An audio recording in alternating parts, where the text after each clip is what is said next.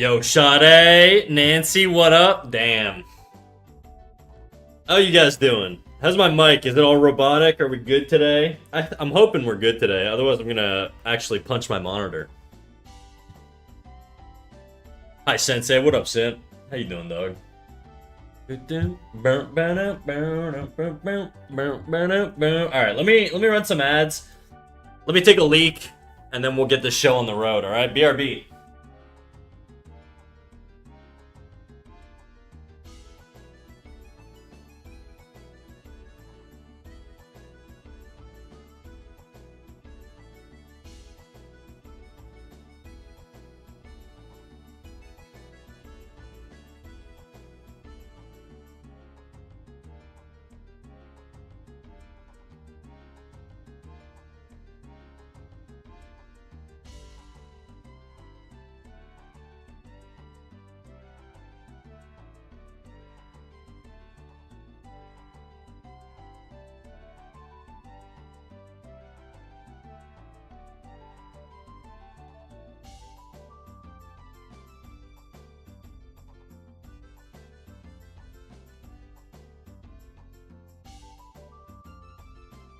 What up, Kimdo? Shit, I forgot I get ads. Oh no. Not the ads. I hate ads. What are you gonna do though? I feel like I'm slowly becoming the only person who calls Kimdo and not Hero. I'm sticking to it though. It's my thing, you know? It's our little special thing. What up, Mr. Snack? There we go. See? See? Not much, dude. I'm trying to figure out the legs on this guy. I kind of want to do like a proper painting, you know? Sade, thank you for the 4 months, dude. Crazy. Appreciate it.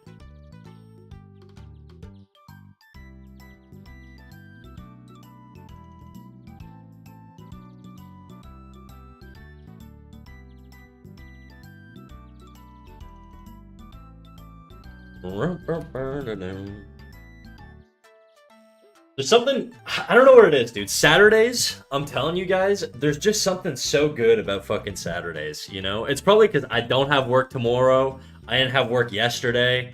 Just, yeah, I don't know. Saturdays are the best day, dude. There were a lot of people yesterday. Did you plug your YouTube channel? Actually, I totally forgot. I think I mentioned that I was like multi-streaming on YouTube for like 5 seconds, but I didn't drop a link or anything. So unfortunately, yesterday's raid, thank you, Nancy, again for that. Did nothing for my YouTube. It did wonders for my channel though. I think I got like 95 followers. I had to turn off my follow notification because it wouldn't shut up.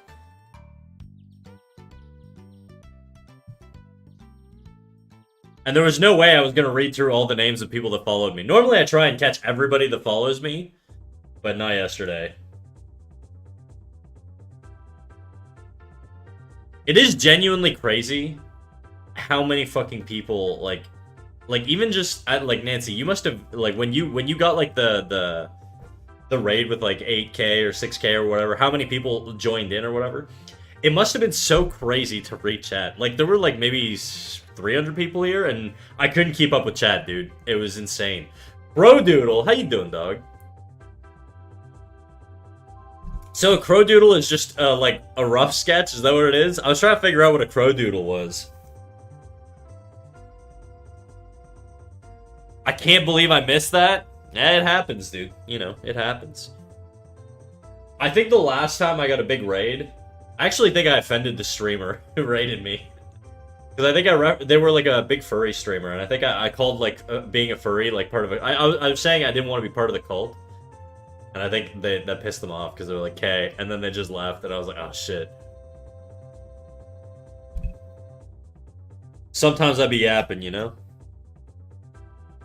It said Vidal's rating.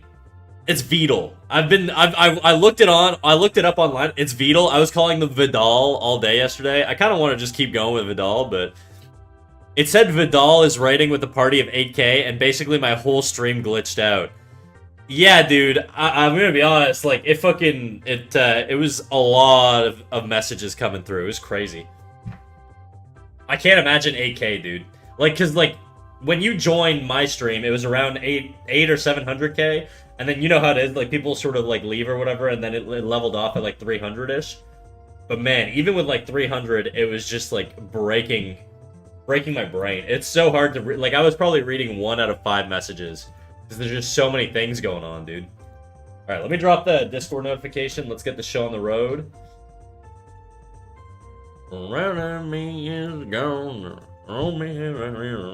Never heard you howl so many times. I had to turn it off, dude. I think it was funny for a little bit.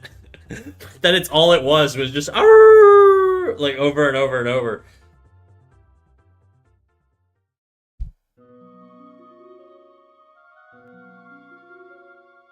Love you when I'm gone.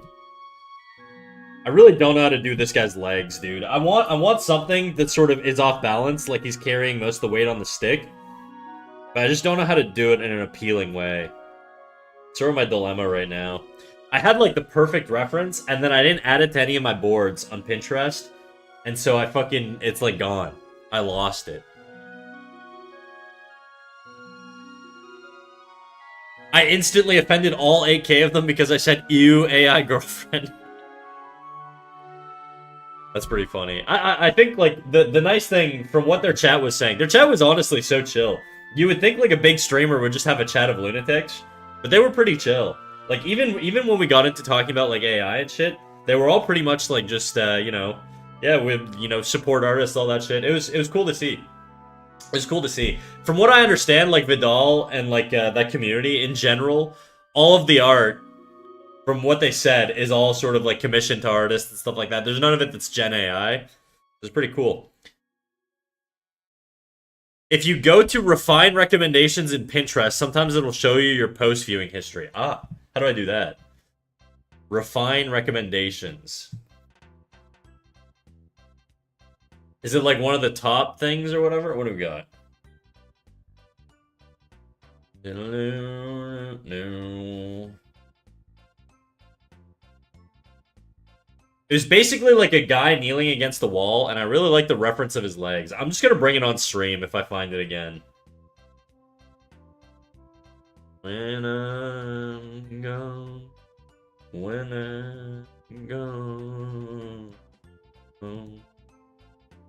It's in settings under profile/account management, all that stuff. Oh damn. Alright, let me go. Settings. Edit board visibility, custom, sort, last pin added, A to Z. I really don't see it, dude. Pins created by you, favorites.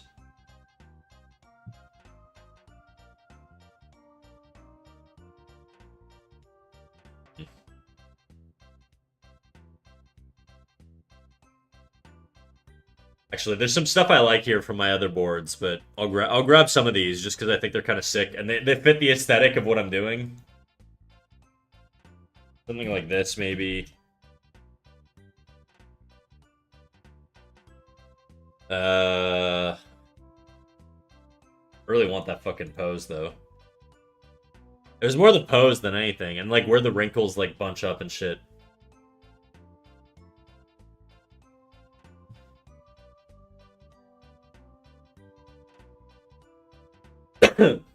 Okay. I can't figure it out, dude. I'm too stupid, I think.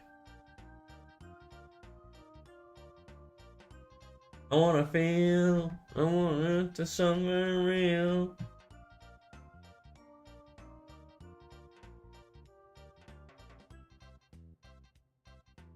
I wanna feel, I want for something real.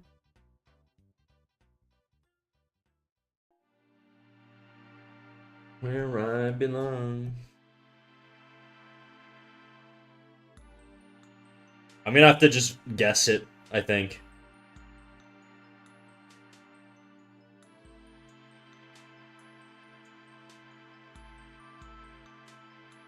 But yeah, how's your Saturday going, everybody?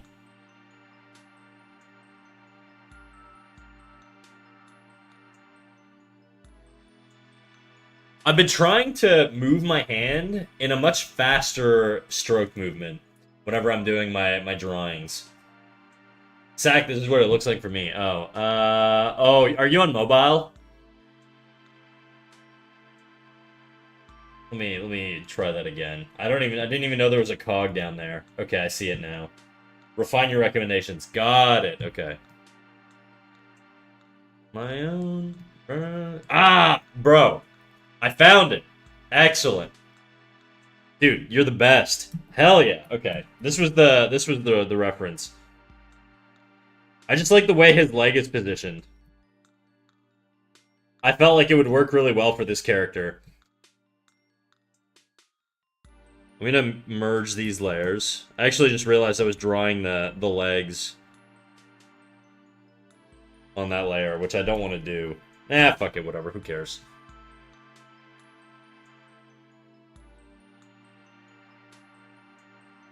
Like, all the tension is on the knee here.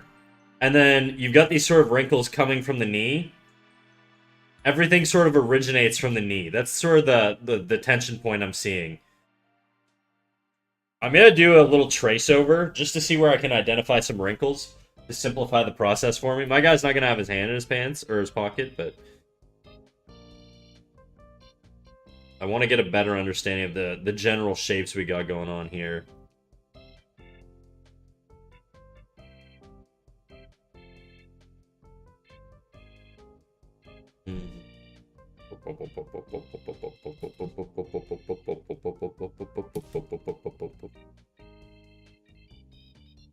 A lonely road, the only one that I have ever known. Okay.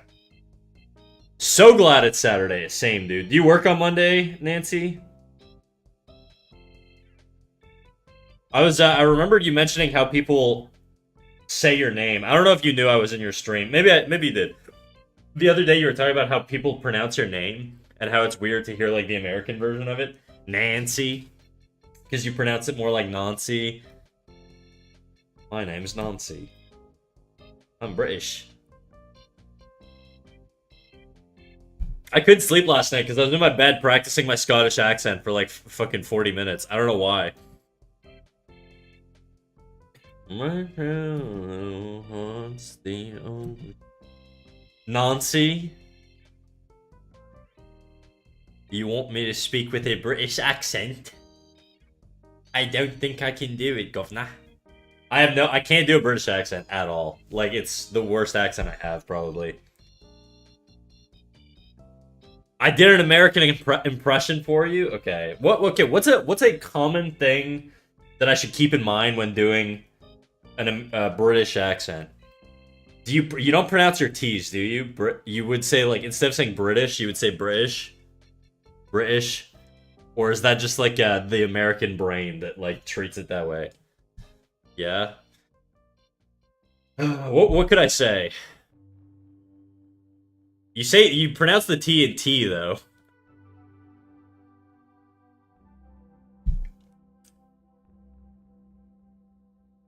I can't do a British accent. I can't do a wee little Scottish one, though. Not very well, but we try. Just be natural about it. Oh, fuck. You say that, but I have absolutely no idea what a natural British accent sounds like. You say that, but I have no idea what a natural British accent sounds like. I have no idea, dude. I can't do it. I have a buddy who could do it really well. I feel like I just gotta listen to, like, the accent more. It's one of those things where you gotta get into character, you know?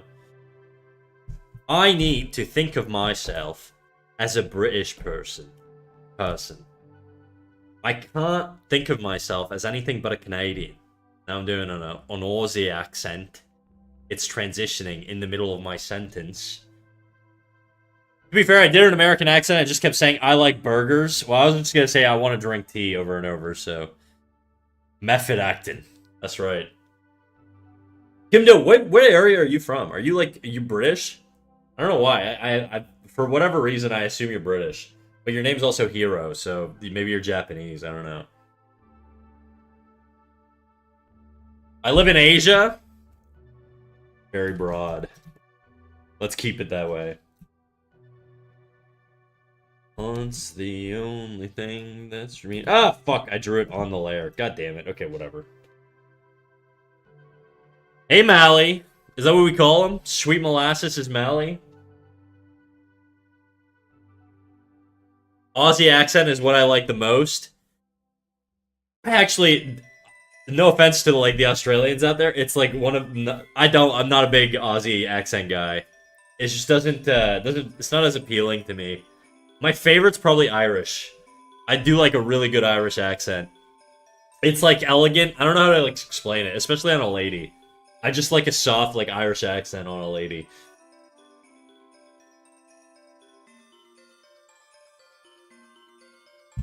If I could do any accent really well, I'd probably choose like New York Italian. You know, like the Sopranos. I would love to do that, especially like Tony's heavy breathing. That'd be like a dream accent.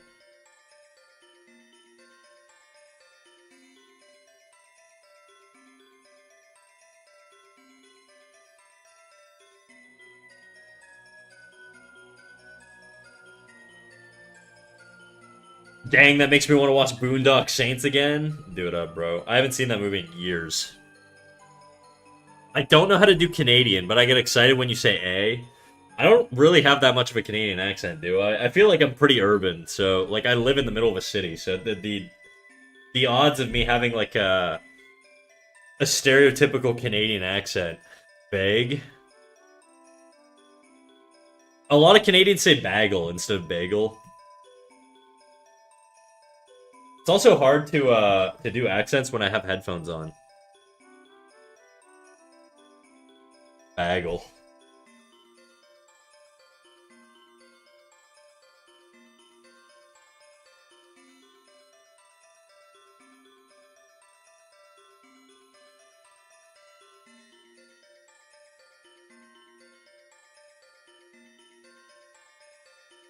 On the way. You most certainly have an accent. It's just very faint. What words do you guys hear it on the most commonly? I know a lot of people say like car is like one that people think that like Canadians have a heavy accent on. Sorry too is another one. Like sorry. Oh, sorry about that.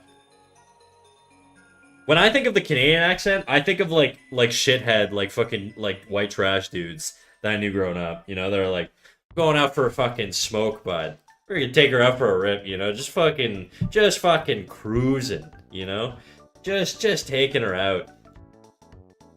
Just fucking ripping. I'm gonna go hack a dart. I'm gonna go fucking... You packing lip, bud? Those guys. I know those guys. Those were basically every guy I played hockey with.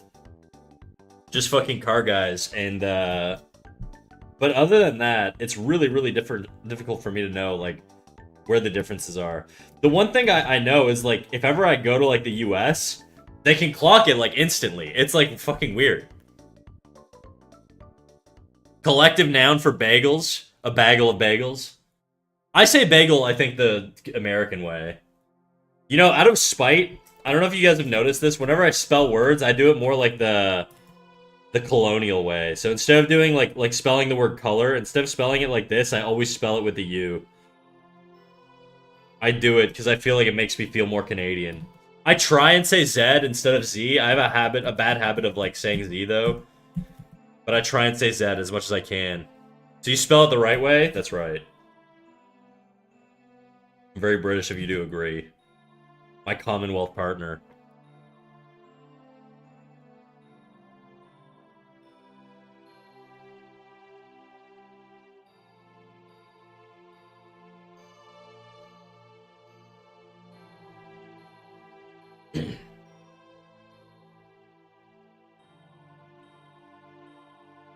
Also, how you doing, Asmir?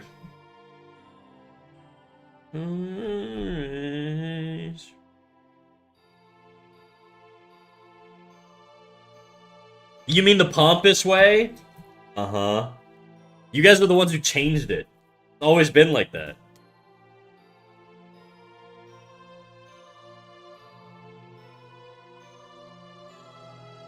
No more Mally for you. You're going back to Sweet M.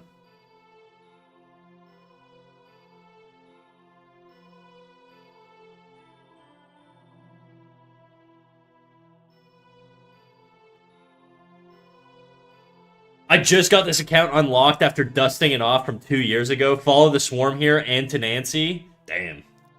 Another swarm enjoyer, dude. We've got so many swarmies. I don't know what the plural of the swarm people are. The hive. I feel like a swarm is already like a plural thing. It's like a flock of birds, a murder of crows, all that good stuff, you know.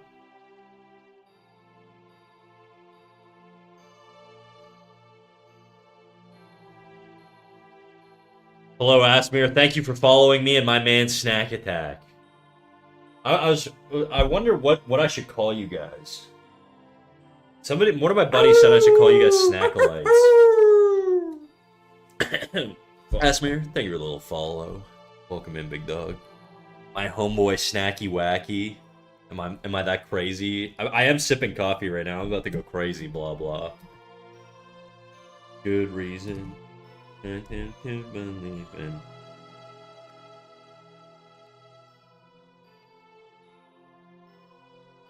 The Munchers? Sounds like a slur, dude. You fucking muncher. Community name The Cats. I mean, you guys are kind of like the cats, and I am kind of like the snack, you know? You all want me. I'm just kidding.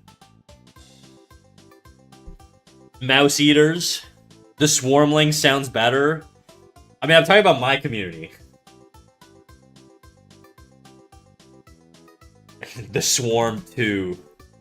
The Swarmquil. The sequel, The Swarm.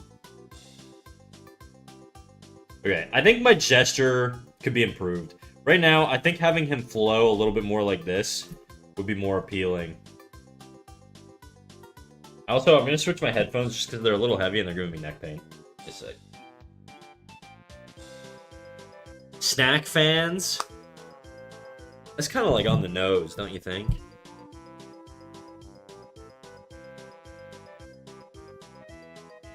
Alright, Bluetooth. Switch over. Blue.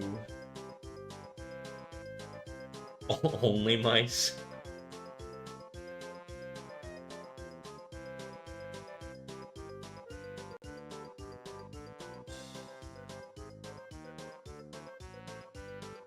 Paused. There we go.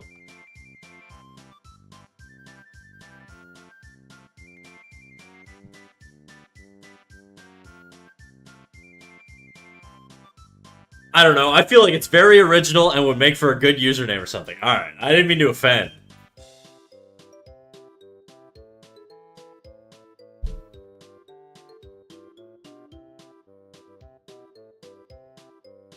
The furries might be fitting. My little furries. I can't keep doubling down on the furry LARPing. I'm gonna start. Eventually, I'm just gonna be known as the, like, fakest furry on the internet, dude.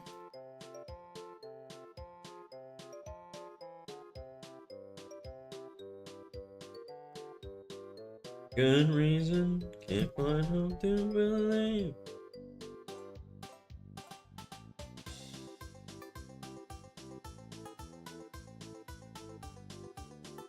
I'm trying to think. The Jerrys. This is not thematic at all. The Mickeys. I'm gonna get sued by Disney if I do that. Snack, I want a cookie for not stinking up the place during my 500-man raid. Honestly, Damon, you could have said the most unhinged shit ever, and I wouldn't have been able to read it. There were so many messages.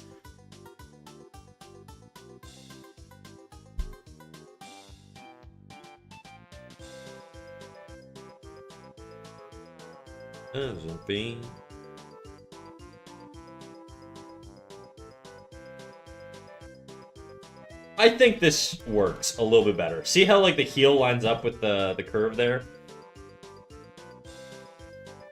I was fighting for my life? Yeah, I can imagine, dude. Like 300 people was hard to read. Fucking 5K sounds crazy. The big rock star, 15 cars.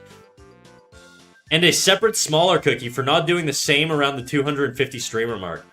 I will say it was a little easier to read. I think once everybody sort of settled, and everybody who wanted to leave the raid left, and the people who hung around, it was definitely easier to keep track there. But it certainly is like a very difficult thing to do. I feel like being a big streamer. Well, I was gonna say it feels like it'd be harder, but it kind of isn't because you can still sort of pinpoint messages from people and shit like that. You have a lot more content to work with. That's the thing. When people are yapping a lot, it's a lot easier to have banter and talk back and forth and all that stuff. It's easier to say dumb shit too if you're me, I guess, because I'm terrible at filtering myself. But generally speaking, I feel like it helps for entertainment. My partner said chat entertains itself when you're big. I wonder. I do think there's a degree of self-sufficiency that comes with size. Like, especially, I notice it on Discord, right? Like, I could be at work all day, and people will be chatting to themselves in the Discord, which is awesome. I want that, right? Because it means I don't have to be as active. And it offloads some of the work from me. Not that I don't like working. But it's, I'm just not a big, I'm not a big text-heavy guy. I don't communicate by text a lot. It's not a thing I enjoy very much.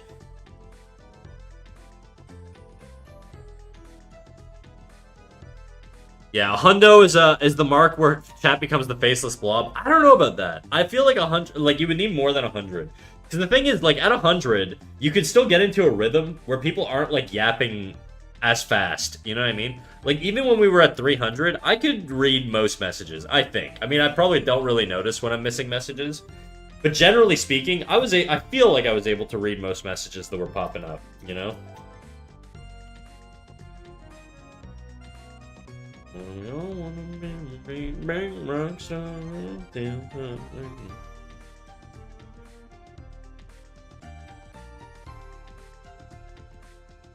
Cause we're just rolling.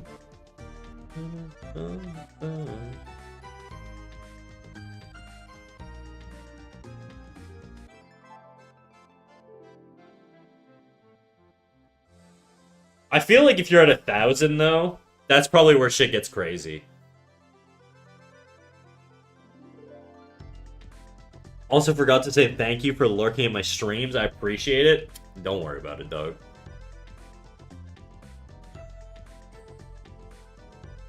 I suppose it's not so much the number and more the amount that general chat personality feels like spamming and talking. Yeah, I think you're right. Like you could have chats with like 500 people that are very quiet. I've seen it before, you know. And then you can have chats with like 10 people that all of them are talking. So it varies. But generally speaking, you know, the larger the number, the more frequency you get with like communication from chat. I enjoyed the chaos, to be honest. It was fun. I did too. It was fun. It was good energy.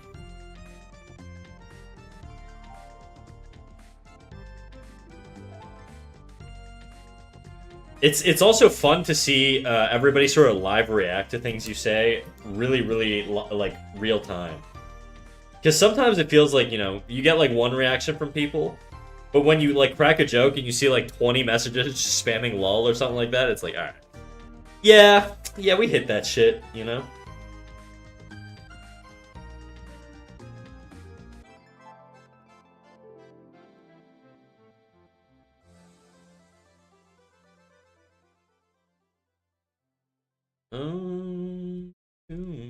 I feel like I'm gonna bend this foot a little bit more. Feels like it's still like really...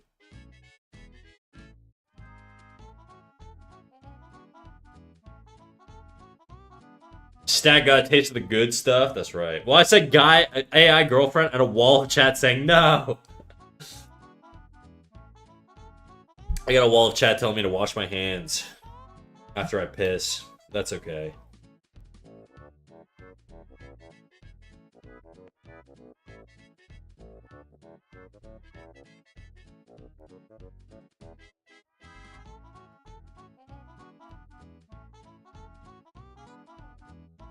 This foot needs to be lower. Yeah, you have stinky piss hand energy. Thank you. Guys, I will say, I wash my hands like 98% of the time. Okay?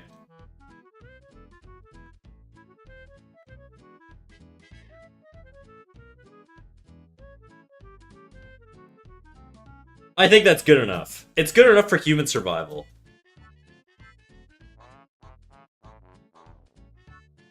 Okay, I really fucking hate these pants, dude.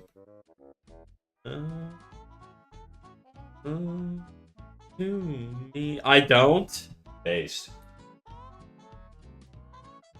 The pisser. AI girlfriend's pretty common misconception lobbied at the swarm. They don't get angry, but they appreciate a more generous interpretation. I mean, I get it. It's kind of like the way I understand the Vidal and fucking Neurosama like relationship is basically like father daughter. You know, that's sort of how I see it. He's the creator. I feel like that's probably a little bit more on brand. I will say I've only really seen their stuff through streams. Or not streams, sorry, clips.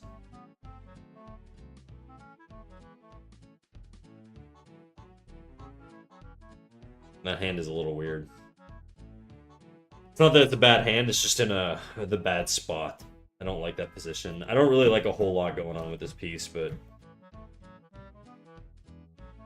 this foot needs to come way back.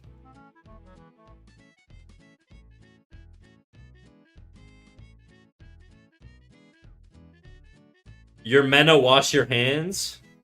Huh.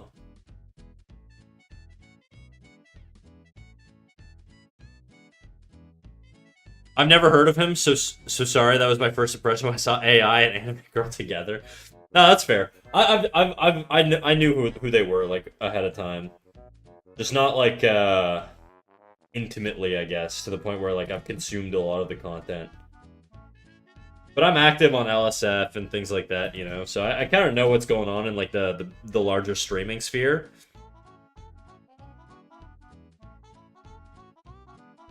Ooh, me.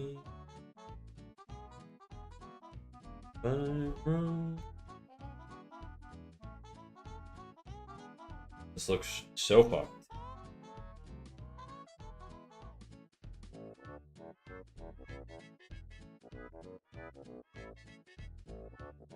What's LSF? Live stream fails. It's kind of just like right now. It's not the greatest like subreddit, but it's essentially a subreddit where you know a lot of like stream content gets posted, and sometimes you'll see like Neurosama and stuff like that in there. I don't really use it that much these days, mostly because it's become like basically just fucking like don't really like the direction that like that Twitch is going, where they tolerate just like the most insane people. There are like good communities that are pretty chill and stuff like that, but I feel like when you get into like the really big guys, stuff that people you've actually would have never heard about, they're kind of insane. Unemployment maxing, ironically, unemployment maxing, but they're way more employed than I am because they make way more than we do. Sextra, I love the old-timey music here. Yeah, it's all like nostalgic Pokemon shit, or Nintendo shit, I think, is what I have right now.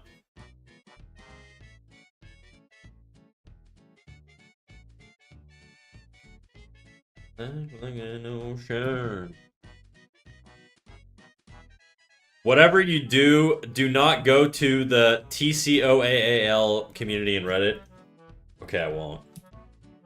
I went there for 2 seconds and got traumatized. I mean it. I mean, when people say this, it sounds like you're telling me to go there.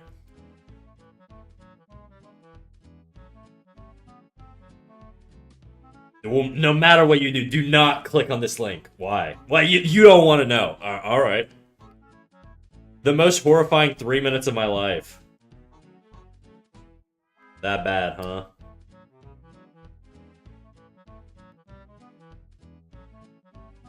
Do not. I won't, dude. I promise I won't.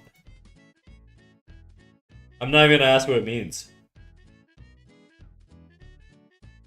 I will? Alright, report back, Nancy.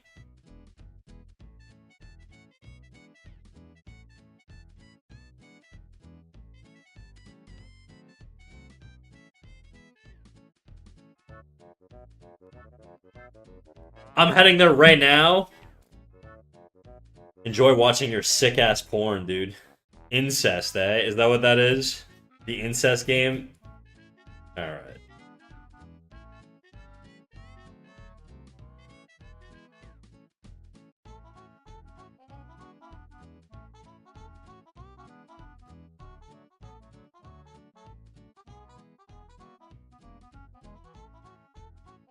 There's a clip of who's this fucking actor? Who's the actor who thinks he like solved math or something? I can't remember what it's called. But there's a clip of him talking about fucking Game of Thrones and how it normalized incest porn. And he was like very clearly talking from the perspective of himself. But he was trying to play it off like it was like, yeah, it's ruining society, dude. Like everybody just wants to watch incest porn now. It's like, huh? I don't think that's how that works, dude. I think you're just talking about you. It's like, yeah, Game of Thrones just normalized incest for everyone.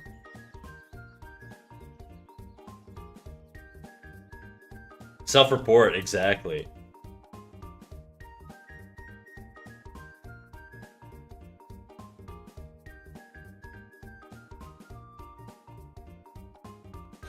Guys, this is my my at this point my daily reminder not to tell me what kind of freaky shit you guys are into. I don't need to know, all right? And if you tell me, just know it's for the sake of mocking you, okay? It's not for the sake of, you know, validation.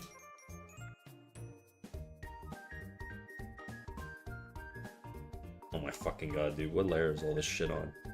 I'm just erasing things off the reference layer. It's pissing me off. Wow, everything was on the reference layer, huh? That's something.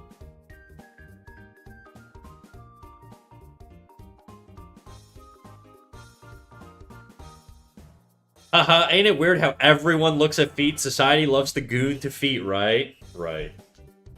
If you want to suckle on some nice French tips, dude, go crazy. Don't let me stop you. That's like entry level freak. I don't even know if you get a freak membership with that.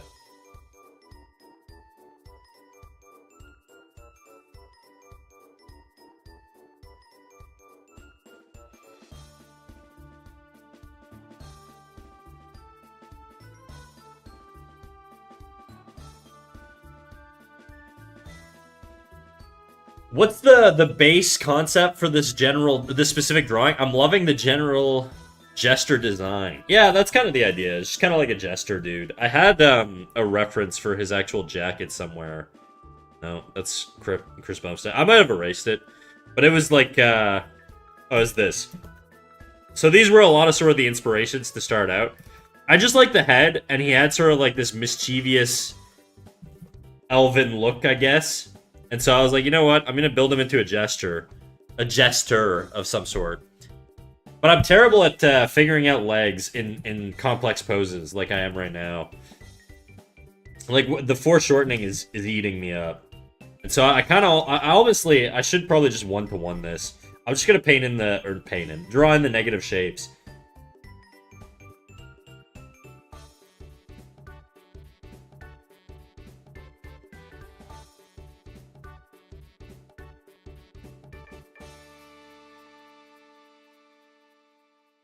Yeah.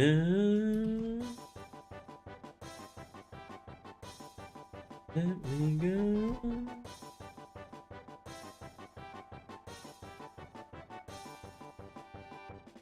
I kind of want to give him like pointy toes or like pointy shoes. You know, more gestury. Because right now he doesn't feel very gestury. Sextra on YouTube says, my go-to point of ref is the kneecap and then I pray. That's kind of what I was doing. But I think for this one, because of the foreshortening, I probably have to be a little bit more literal with my interpretation of the negative space. Just because it's really difficult for your brain, at least mine anyways, with certain things. Certain things I'm better at, like arms, I'm not too bad at foreshortening. Legs, I still really struggle with foreshortening. You could tell because if you watch me like do like this chick or whatever, when I was doing this back leg, I think I spent a solid like 4 hours just on this area. Just because it took me so long to figure that out, you know? Oh, hello, Shireen. How you doing, big dog? Coco says, I have an imaginary urge to kick the stick and watch him fall. Does that make me a bad human? He'd probably love it, considering he's a jester. And I feel like the king would love it too, and then you'd be the new jester. I should make the stick more interesting. Right now, I just kind of want to block him in and then figure all this shit out later, but...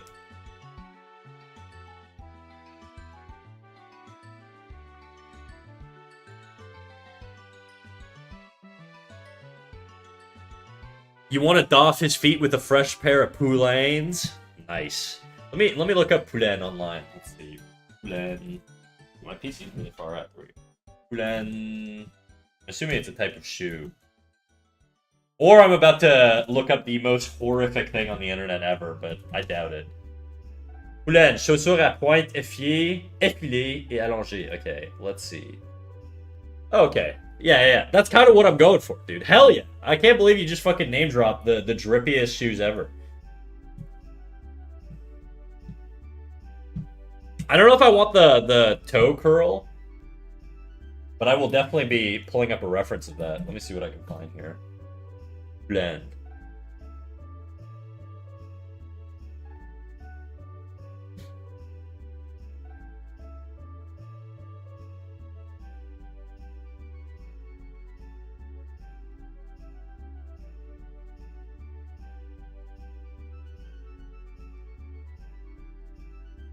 Do I want to do... I kind of want to do it with the over thing or whatever. I don't know what this part is called. Maybe not, just because I don't know if you'd actually see it. There's nicer ones too. Maybe, you know what? I kind of actually want to do one that is like a lot pointier.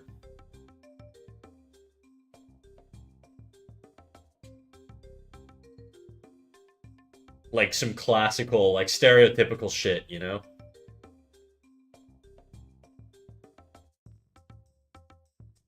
This shit kind of nice, dude. We can make him a bad little bitch. Look at this.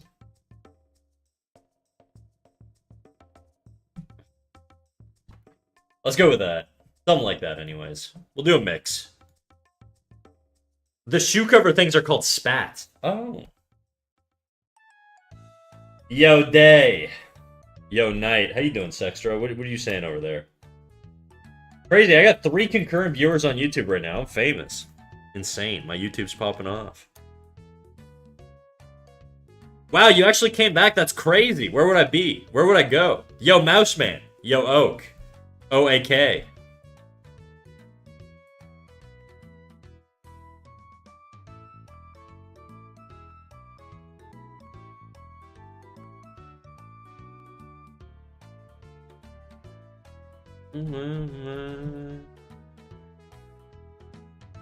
My mom's house? That's true. I was there. She tired me out, though, so I came home early. How's it hanging? Shriveled into the left. How's it going with you?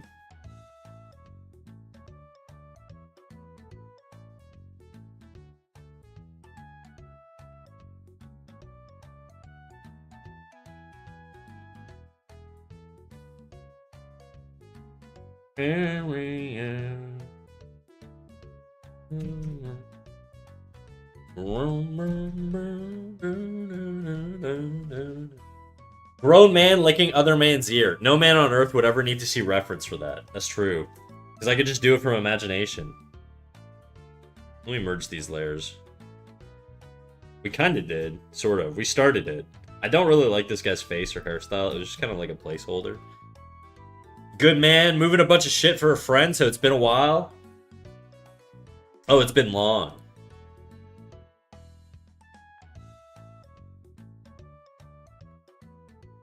Where are you moving to? Your friend's moving? Is that it? And you're just sort of, you're just doing the free labor for pizza or whatever?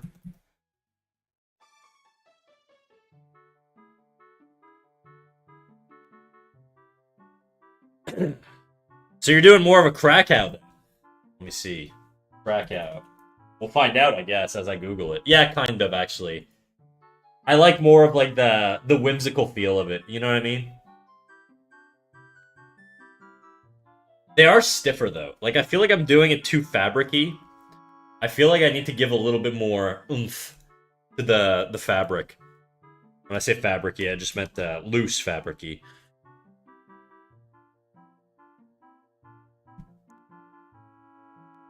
Snack home visits are one of the hidden snack OnlyFans tier options. What? You drawing gators? I'm not. I'm doing like these little elf shoes. What up, Faye? Hey, yo, what up?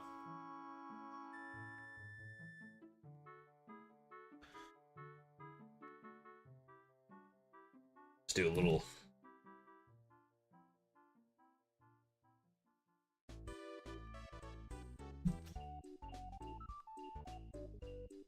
I think these need to be a little thinner still.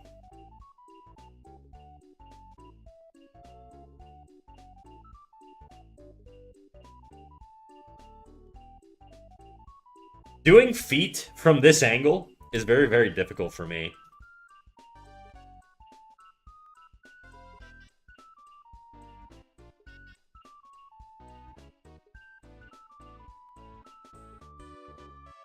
That might be a little weird.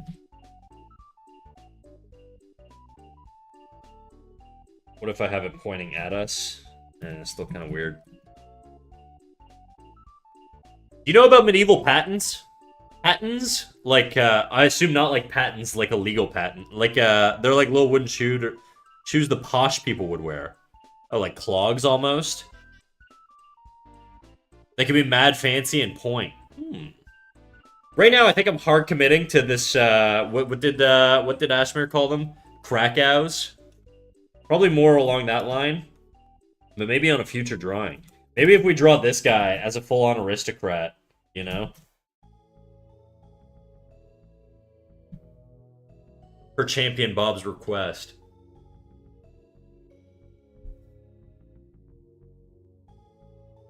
Free labor for pizza requires an attractive hostess. I don't know about that, dude. I feel like I've done a lot of free labor for some homies for some pizza, you know? Or some beer or something. I'm not even a big beer drinker.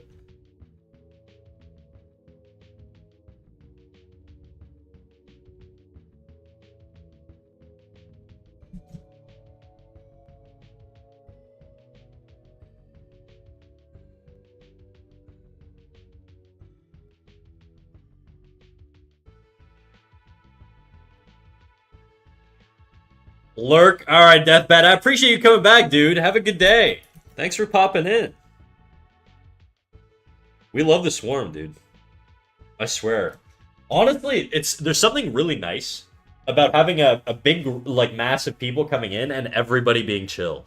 You would think, like, when you get, like, an extra 100 or 200 people showing up, that you're gonna get a bunch of, like, you know, shitheads or whatever trying to troll. But I honestly feel like the reflection of the community just makes me want to actually hang out there. Like, everybody was so nice. Feel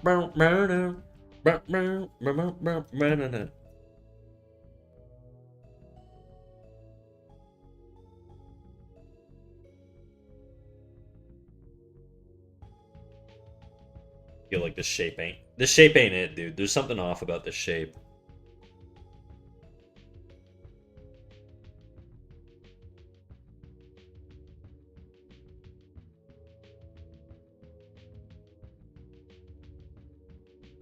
You are of the gays? Thanks, man. I have awful news, the snack. What up, Damon? I'm of the gays. That's not awful news. Imagine 100 people talking, it would be, like, impossible to communicate. Shireen, you weren't here yesterday, eh? We got, Nancy got raided by Neurosama, who then raided me, and we had, like, about... I think at the end of the stream, my average was around, like, 200. It's kind of crazy. And it was kind of impossible at first. When people first raided in, it was impossible to, like, keep track. But as things settled, it got easier.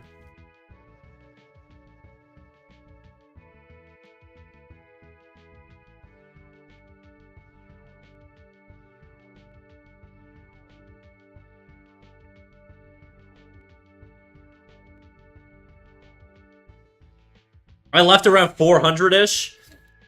When I say my average, I mean for the entire stream. I don't mean, like, I think we were sitting around 300 most of the stream, or between 300 and 400 most of the stream. And I think when the stream ended, like, Twitch will update your stats, but it averages everything from the start to the end, right? So if I'm pulling 30 at the end, and then I get 400 at, like, the last hour or whatever, it averages out to around, like, 200-ish over the 4-hour stream. That's what I meant when I meant 200. But yeah, we were sitting around like 400 roughly most of the end of stream there. Did you get stage fright? I don't think so. I don't think like I don't feel like online internet stuff freaks me out that much. I think you know what's interesting? When you work in like a lot of industries where people are very sort of high profile, and professional, you kind of get to meet everybody and you realize everybody's just kind of like a dude, you know? And I feel like it sort of it removes a lot of the fear. Like the issue with a lot of people and sort of like I don't know, not stage fright, but what is it, like celebrity fright or whatever. I think a lot of it just comes down to pedestalizing people. And I feel like when you work with people that are, you know, really at the top of their game and you realize how chill most people are, it takes away a lot of that anxiety. And I think it's just like an exposure thing. And having worked in animation with some of like the best dudes in like the country, you know, it's like you're like, and then he's just there making like, I don't know. There was this one guy I worked with who's fucking goated, but he would basically just yell all day, and he was like a lunatic. Like I mean in like the funniest, starstruck. That's the term I'm looking for. I mean that in like the funniest way like imaginable. Like he wasn't obnoxious. He was just kind of like, bro, this guy's really like this. You know what I mean? Where you're just like, this guy is like so skilled, so peak at everything he does, and you're like, this guy is acting like a second grader on the playground right now. It's awesome. You know what I mean? Even like directors and stuff were like that.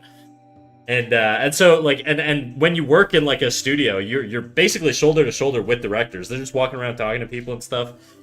And yeah, I don't know. It's interesting.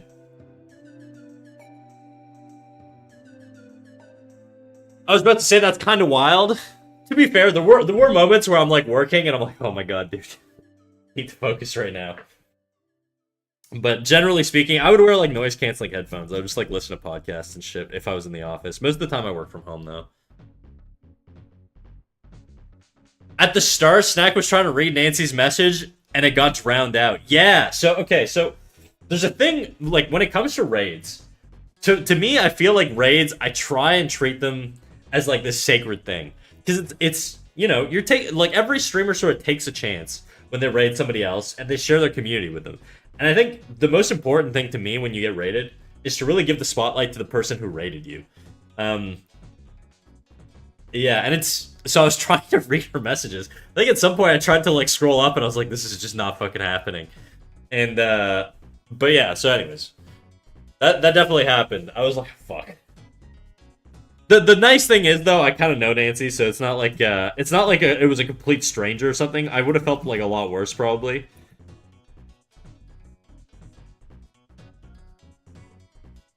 Because you don't want them to assume that you're like malicious or trying to ignore them or taking or ungrateful or whatever, all that shit.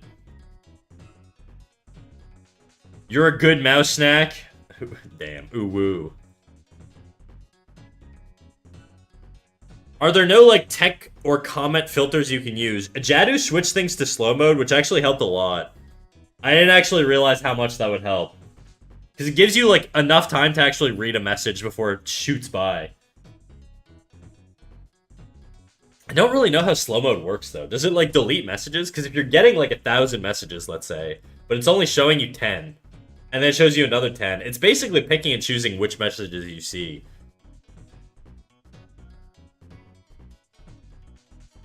Snack needs to invest in the big wig chat filters. I don't think so. I don't think we get enough traffic for that yet.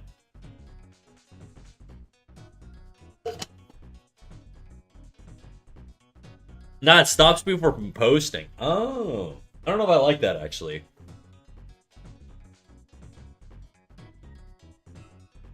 It means you can only send a message every few seconds or so. Oh, okay. But you can still post, like, normally. You just can't, like, spam. Is that what it is? That's fine. I'm fine with that.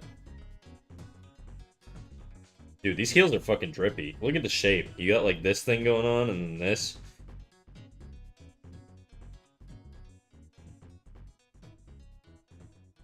I'm gonna try and steal that. Goodbye. Goodbye.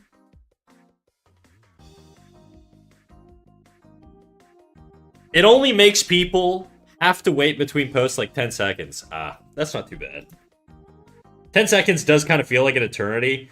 Especially, the one thing I know is, like, if you're talking to, like, a streamer, and you have to wait to post something, or a bunch of people are spam posting, sometimes they'll read your message way after the context window is, like passed. And so they read your message, and they're like, they don't understand what the fuck you're talking about. because they've read like 10 messages since then and the topic's changed. That's always a big concern too. But you make a typo, you gotta wait 10 seconds of people being confused. Yeah, exactly.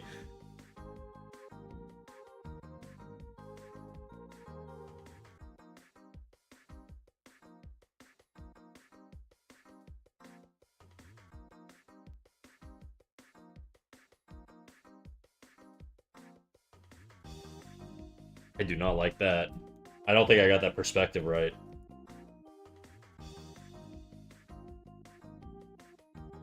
My bedroom now. Hello, Raiders. I was here yesterday, and you, sir, handled it like a pro. Damn, Bloodcore. You got me blushing and shit. I'm kicking my feet. Might even bust a little ooh-woo.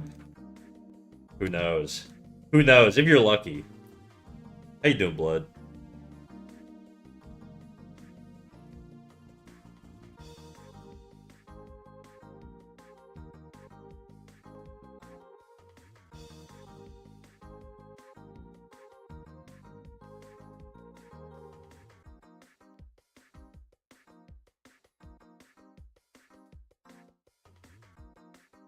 I think the worst thing whenever you're talking to like a streamer and they're getting overwhelmed with messages, or even if they're just like fucking dyslexic and they misread your message and they completely misunderstand your context or what you meant, that sucks. Because you're trying to explain something like very specific sometimes and they just like read it and they like completely misunderstand what you mean, but they run with it as if they understood it as something else. You're like, no, no.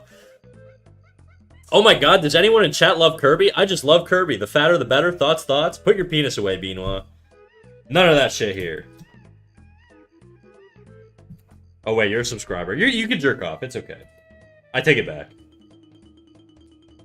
Gooning is for the subs.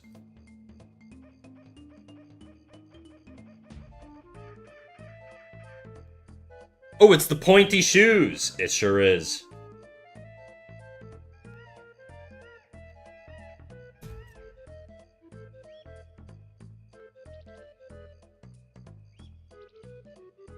That's crazy.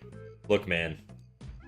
I'm not at the point of desperation where I'm gonna start an OnlyFans, but you know, if we can sell some sex here on Twitch without getting TOS'd, I am mad at it. Let a brother get his bread, you know?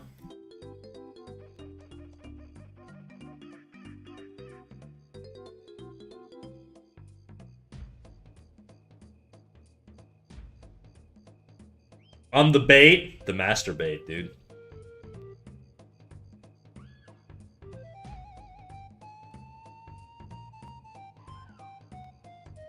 Apologies for breaking your cover. You may continue. Unpause. Unpause the stroke. What if the jester had a pet ferret? Ooh, get me to draw animals. That's you're trying to get me to actually full on become a furry, huh? I see what you're doing. Trying to get me to have a little taste. Hoping I love it.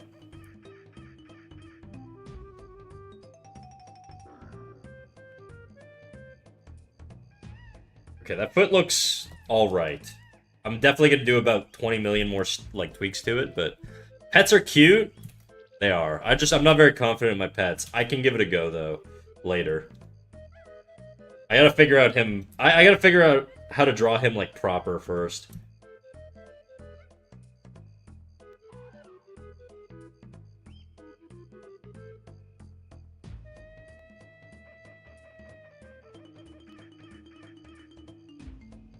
I like the ferret idea. I do too. 7 stream streak. Crazy, dude.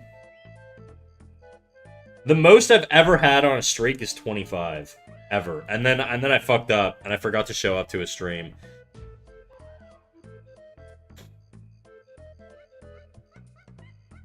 And it sucked. And I'm building it back up. I'm at like 10, I think. I'm on that 1 stream streak. That's the best one, dude. That's where you get a little sample of the streamer. It's how it's basically, it's like when you go to Costco and you have those little sample stands. That's the sample stand. You're having a little sample before you buy the product. I get it. I'll sell myself. I know a group of ferrets are called a business. Is that true? I feel like you're just making that shit up. I'm gonna say it somewhere, and they're gonna be like, "What? What are you talking about, dude?" I'll choose to believe you. All right, you wouldn't do me wrong, Siren. I know you wouldn't do me wrong. It's 100% true. I've been gaslit by chat before. I don't know if I want to buy in yet. You know what? Fine. Ashmere, you've been giving me honest vibes. I'll believe you.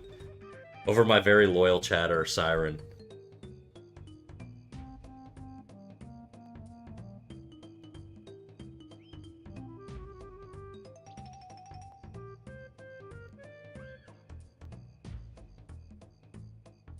Oh my god, I had a 30 stream streak, but their internet died, so they restarted their stream and I lost my watch streak. Oh fuck. Oh yeah, guys, that's the thing to know. I restarted my stream yesterday. So if you guys have streaks, I had a like technical issue. Big warning. You probably have like 5 hours to catch both of the streams I had yesterday. If you miss one, you might actually fuck your streak up. I should probably drop a Discord notification, eh?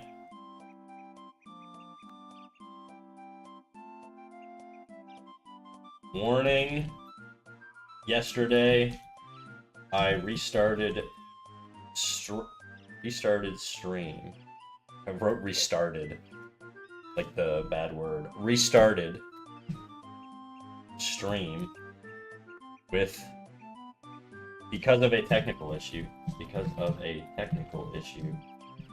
If you have a streak I can't type, dude. Streak to preserve.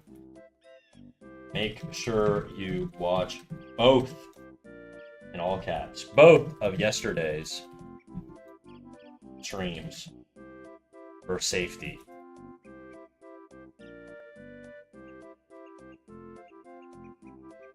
It's fine as you watch a stream within 24 hours. Ah, okay then. I didn't know that. Well, ignore that message then.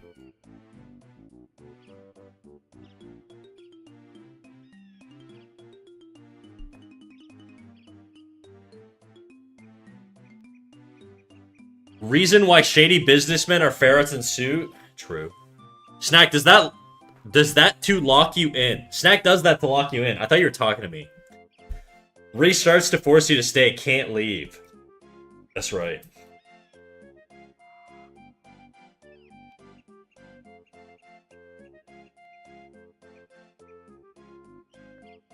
It's too bad I can't make stream watching addicting, you know? I'd sell it to you guys like drugs. I don't know if my ethics would stop me. If I could make my stream as addicting as drugs, it'd be tempting. Maybe I wouldn't, but I'd think about it for sure. Sup? What up, Jadu? How you doing, dog? Your PNG went bye-bye? I might have hit a button. Yeah, no. Yeah, I just hit a button by accident. Let me undo that real quick. Here we go. If I hit the number 1, it gets rid of my PNG tuber, and I might have just accidentally hit it when I was typing. The crows got to him. They murdered me.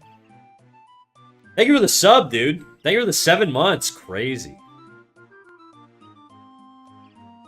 A group of crows is called a murder? Yeah, a group of, like, whales is called a pod, right?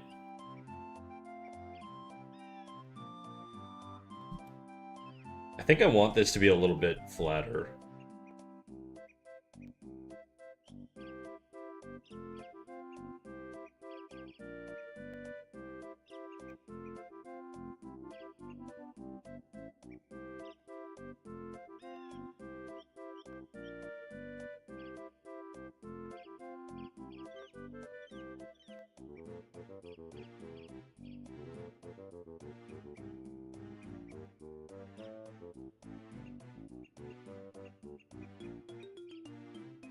A group of me is called pathetic? I don't know if I'd like a group of me, dude. A group of Cocos is called awesome?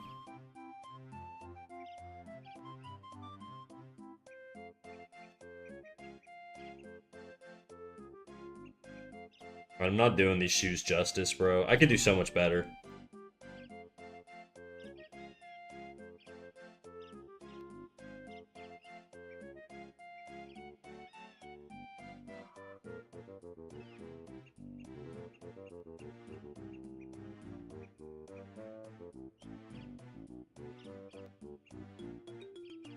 A bundle of sticks is called a basin. Careful, careful, Damon.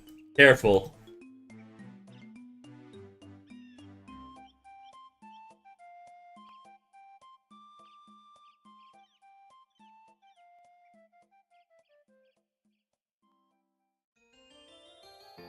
A group of nuts is called clarity.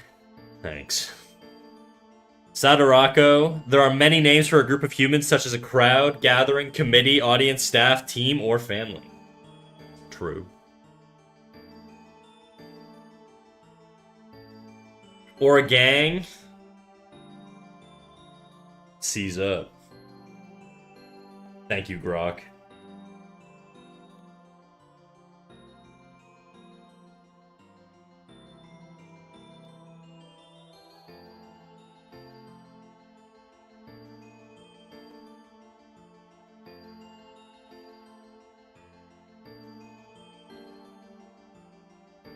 How do I make this work, dude?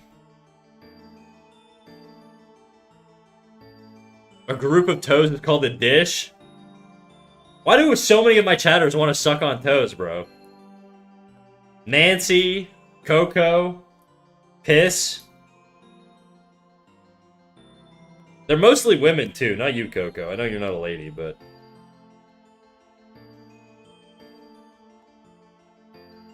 Fake French alert, not pronouncing basin right. Basson.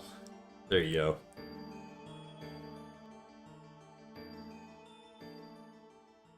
I don't. There you go. Shireen, you're one of the good ones. Stay wholesome. Keep toes out of your mouth. And you'll go far in life, I promise. Sorry, what are you saying? What is that hieroglyph communication?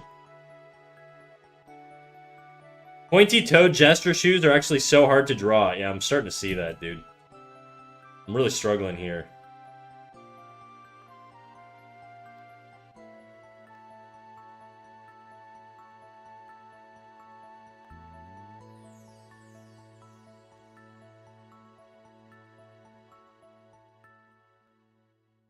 It doesn't help that I'm doing like a pretty strange angle, you know?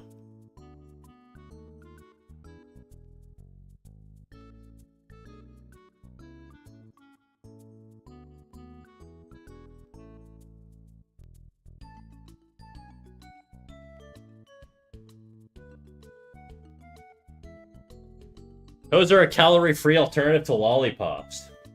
Well, depends on the toe, I think. The perspective on that foot is tricky. I still haven't figured out the shape. I get the shape. It's just... It's where to put the overlapping lines to make it feel, like, appealing. And also, the perspective on the point is difficult. Like, if it's on this foot, the point is, like, front on, basically. Right? The issue is that's not very appealing. So I feel like I have to change the angle a little bit. Don't know.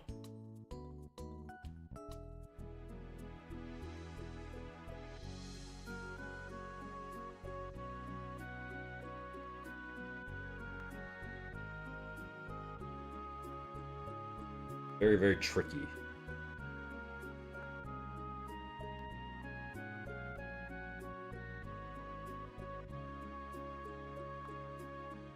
I also don't want it to be too curvy, because if it's too curvy, it's not going to feel like leather.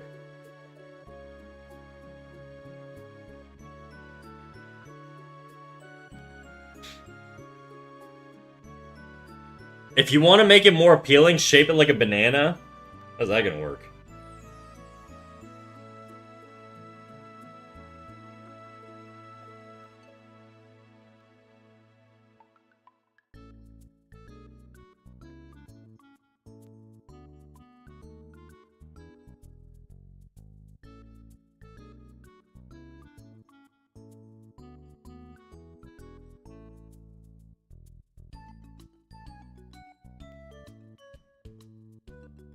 With the right colors, you could claim this guy as Hisoka. Let's avoid that. He's gotta be an OG, dude.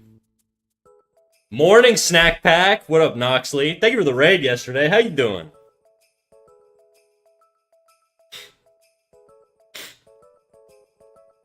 If you want to make it more appealing, shape it like a banana. Oh, I see. Appeal. Like you're peeling the banana. I get it.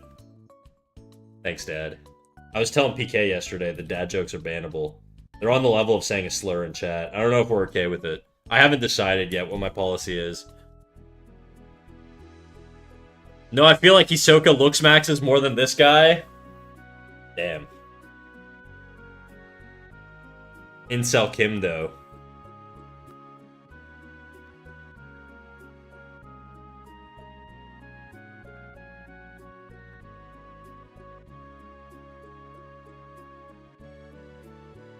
Where's the C-curve in the foot, Mr. C-curve man? Where's your C-curve god now? Damon, I swear to God.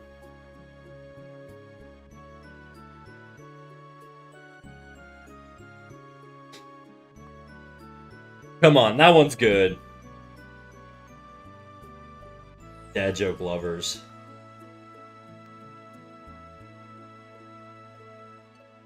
Dude, my pleasure. Getting moving for the day, but slowly but surely. Where are you moving to? Just in general? In your apartment?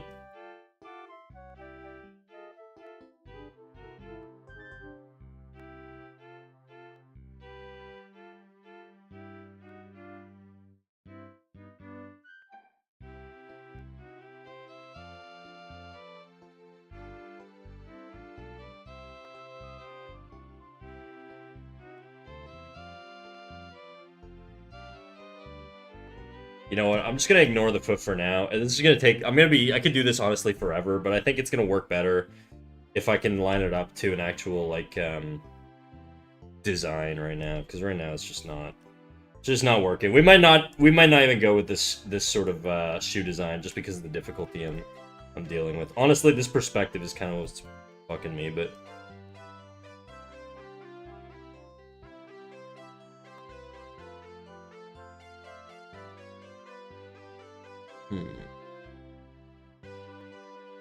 Damn, bro, don't give up. It's not about giving up. It's just about trying again later. You got this, thank you.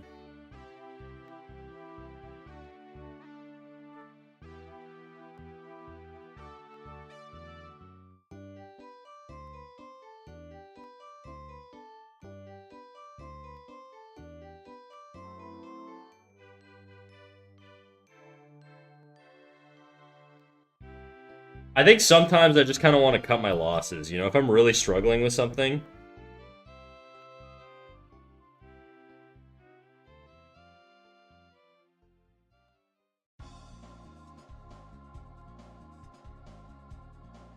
Make them comically large, never surrender, never back down, never what?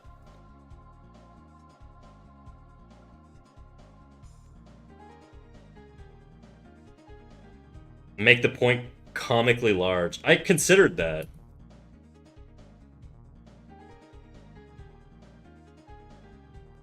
I'm wondering if the legs are just kind of too high right now. Like, his legs should be longer, maybe?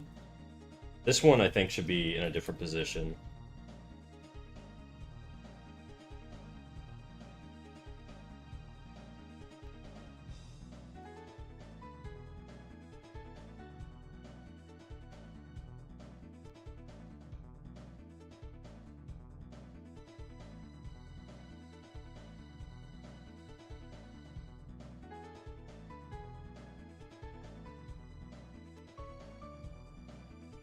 He looks a little short.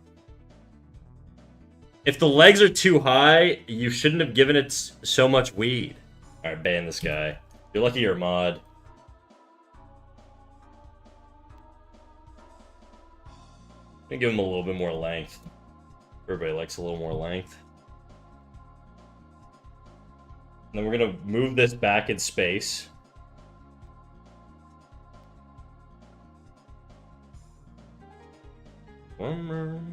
It just looks weird.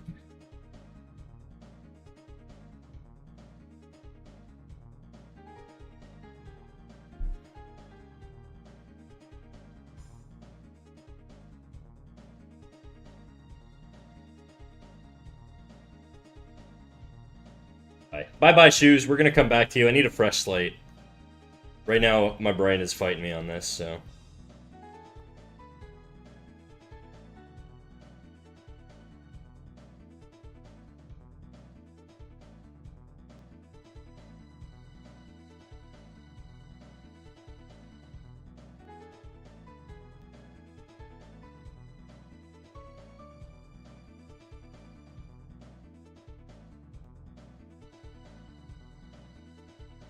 See, the issue is this front foot here can't overlap the other one because it's going farther in space.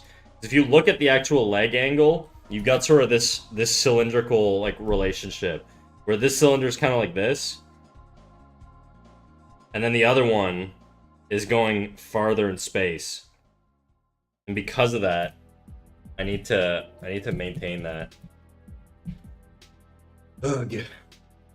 Gatly's currently on a 25 stream streak. So many streaks, bro. You guys are crazy.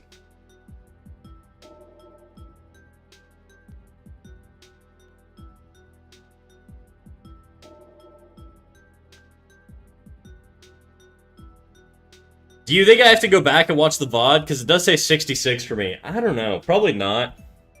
Probably not.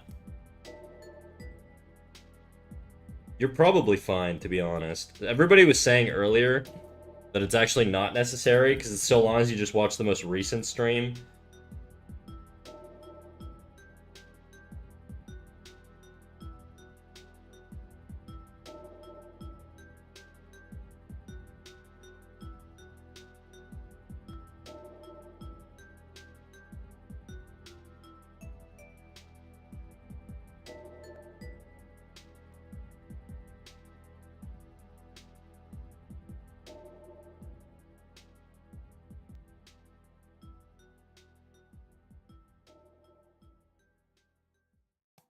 Not gestural enough.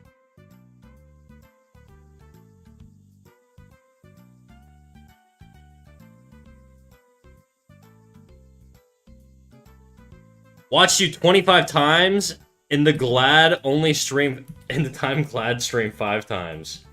Fucked up, dude. Sometimes people just gotta chill though, you know? I will say, it can be exhausting streaming this much, and I only stream 3 days a week. I used to do 4, and that was like way worse. Feeling the dad rock today? I am, yeah. I am feeling the dad rock. I was trying to play it yesterday too, but my playlist was just kind of all over the place because I went off of like an old hockey game, like OST. Watch Snack even when he ain't streaming. Only way to be sure you can't lose your streak. That's right. Are you using the 2025 Cintiq 16 or the old one? Definitely the old one. I bought my shit in like 2018, so I don't know what version of the Cintiq 16 that was back then, but it's old. Streaming can in fact be exhausting. Oh yeah, it can be. I mean, I noticed like my mental health improved just off of not having that extra day. The issue was the goal was to take that day away so I could focus more on Reels, but even that is like exhausting. Being a creator is honestly like a bit of a full-time job. It's not really the most feasible thing in the world to do if you're working already.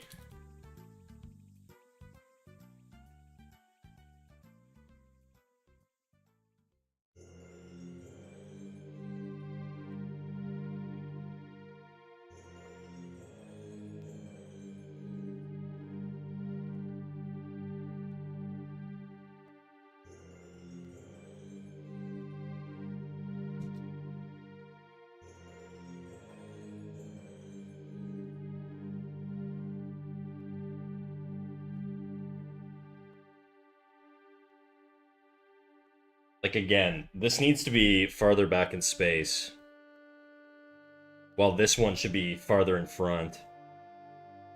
Because most of the weight is being borne on this leg.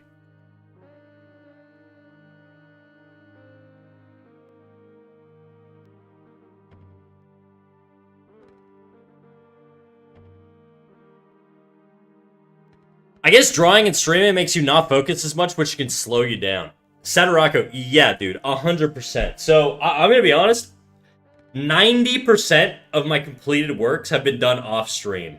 There are certain things I can do okay while I'm live. Doing complete drawings and things I'm not comfortable with, like legs and stuff like that, I really struggle to do that live. Honestly, if I want to work through this in a non-frustrating way, I'd probably have to be offline. It's just, there's a different type of like workflow that I tap into online versus offline, and I just can't replicate it online. Like, I can't get into that focused like flow state where I'm just like fucking on another level. Unless I really get quiet and I just don't talk. But it doesn't make for a very interesting stream, you know? So usually it's based off of like the vibes of your chat. Like if chat is quiet and they're also vibing, because a lot of people on art streams typically will be drawing along, right? I'm gonna take a wild guess and assume that a lot of people here are probably drawing along in some sort of capacity, doing their own things or whatever.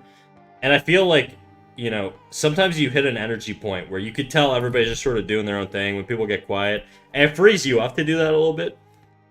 Usually the energy is a little bit more yappy at the start of stream, and then it mellows out as stream goes on. God, I just hate this so much.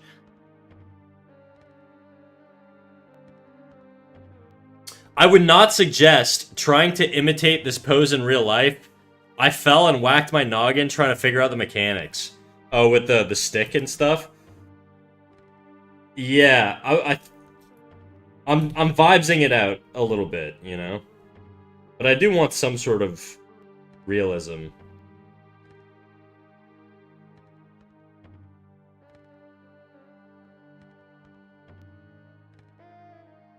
Part of me feels like I should probably just turn this foot out, you know? Like that. I think that actually works better. It creates a stronger gesture going through the pose, too. I'll probably do that instead. Instead of trying to replicate it exactly.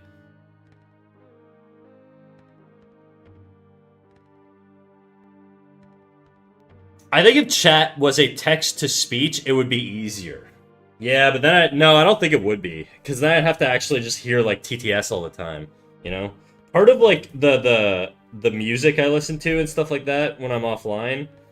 I mean, I would listen probably to the same stuff, but I wouldn't be really focusing on it. But it's just the fact of having to focus on something that makes it a little bit more complex.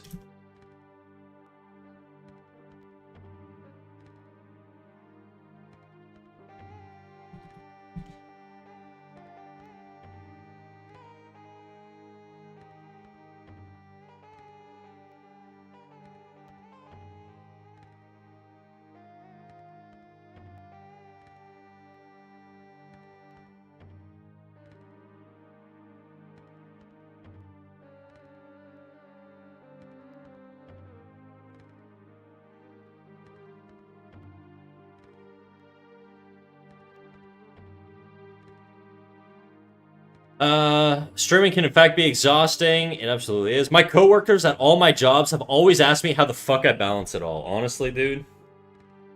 I don't think people... I'm surprised your coworkers are, like, that understanding. I don't think people really understand how tiring it can be. Now, with that said, it's not a difficult job, okay? If I could choose this over my actual job, I would take this every day of the week. I would do this fucking 12 hours a day if it meant I didn't have to do my actual job, okay? Not even joking.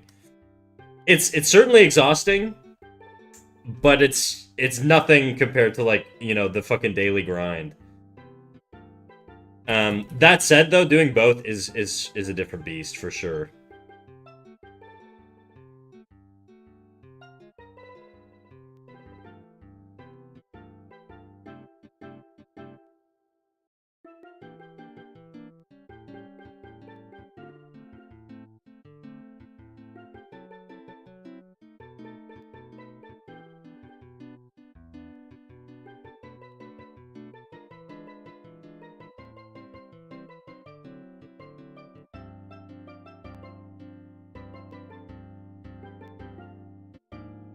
Boom, boom, boom, boom, boom, boom, boom, boom, boom, boom, boom, boom, boom, boom, boom, boom, boom.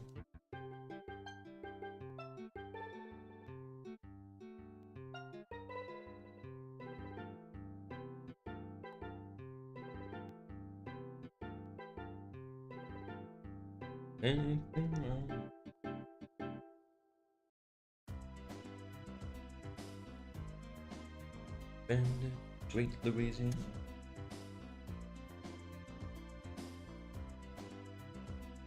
Streaming on Discord. You guys are all hanging out in chat right now. Is that what's going on? I do really like that you guys all get along in chat. It's nice. I feel like a proud father where my kids are playing together. You know what I mean?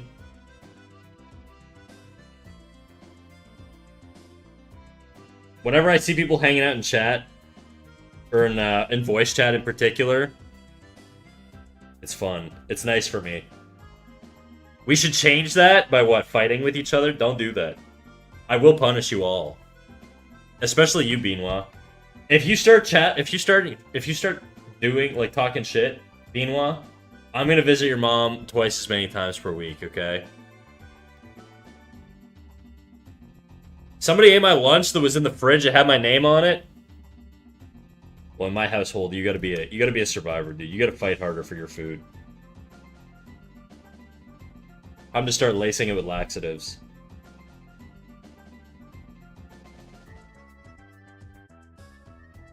What did I miss? I'm back. Literally nothing. We've just been chit-chatting, figuring out these stupid shoes. Glad hates me. Yeah, she hates a lot of people, dude. I wouldn't take it too personal. Definitely unprovoked. Well, is it though? Is it? Definitely someone in this chat. You think it was someone in this chat. Somebody had a little snack on your behalf, is that what you're saying?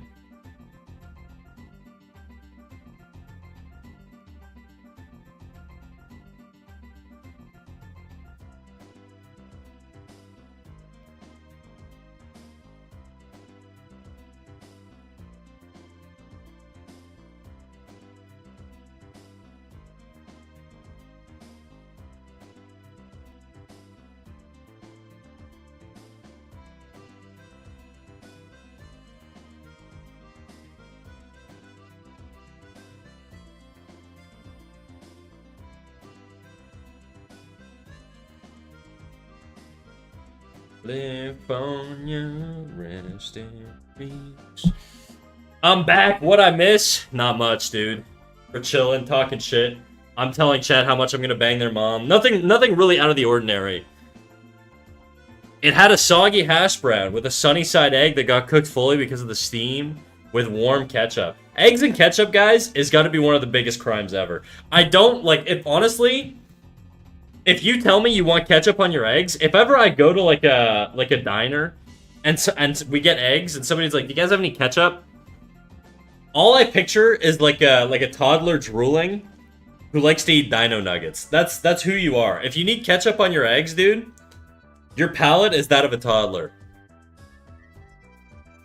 Stay away from my mom's snack. Don't worry, she's safe. She keeps it halal, dude.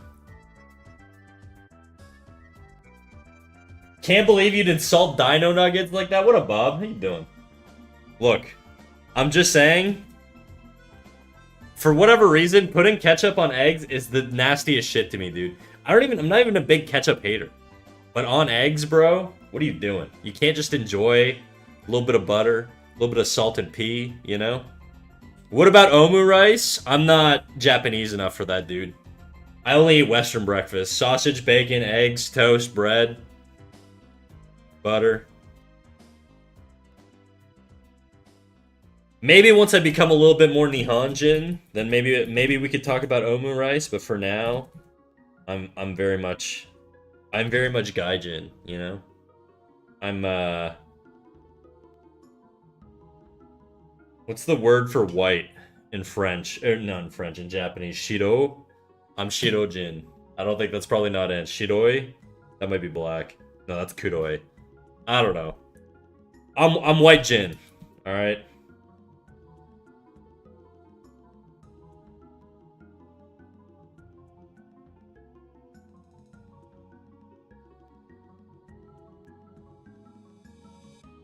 Maple syrup. I do fucks with maple syrup. I'll allow maple syrup. You know what? Maple syrup is a good alternative. Peanut butter, jam, not on eggs, but on toast. I'm thinking toast right now.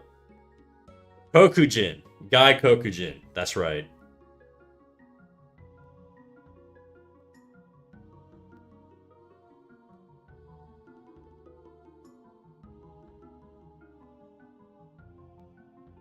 I don't think that means white boy. In Nihon. In Nihongo. Where are my Japanese experts, dude? I know you guys, like, half of you guys watch Neurosama. That's like Anime Core. Surely you guys know what I'm talking about right now. Subs? Subs what?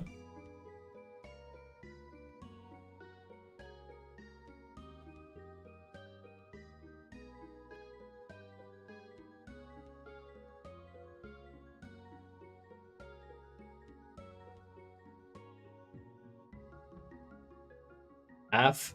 You guys are just saying words at this point. I don't know what you guys are talking about. Stop confusing the streamer. Damon, I'm looking at you. I don't know a lick of Japanese, brother. It's Oni-chan to you, alright? I'm just kidding.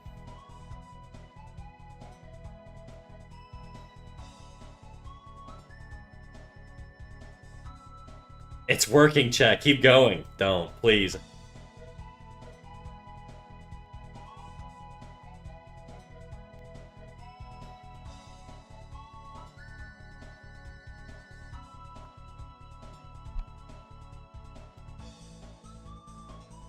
Half is for half white, half Nipponese. Is that what you are? Is that what you're saying? What are we talking about right now? I just asked what white means. I think it's Shiroi. Can somebody look it up for me? You'll have my undying gratitude if you look it up. And spare me the effort.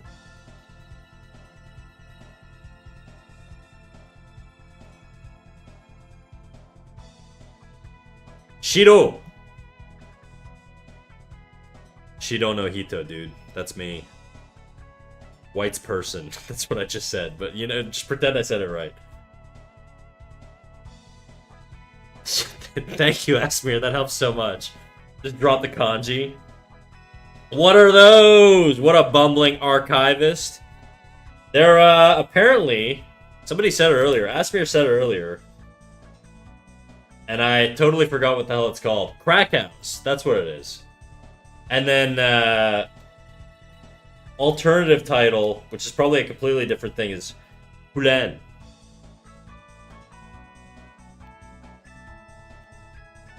Japanese equal opportunity racist. If you're not Japanese, you're one big guy, Kokujin. Right, Damon. Right.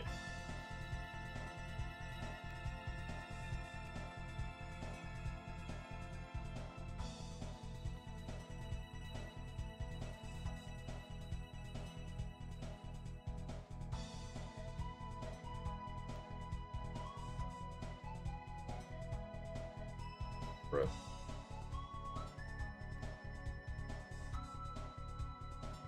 Damn, those shoes, thank you. I'm trying to make them look interesting, you know? Right now, it doesn't feel like they're grounded on the same plane.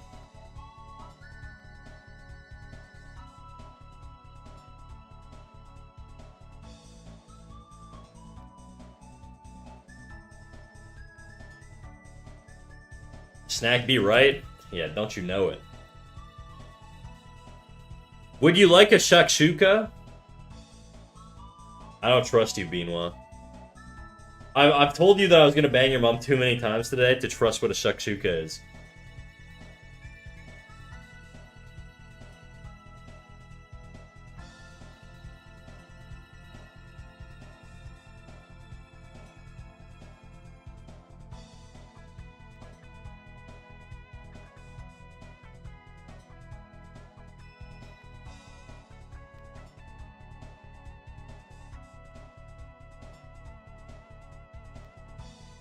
Salad? It's like a sugarless ketchup sauce. So egg and fancy ketchup. Honestly, anything is better than egg and ketchup. I'll allow it.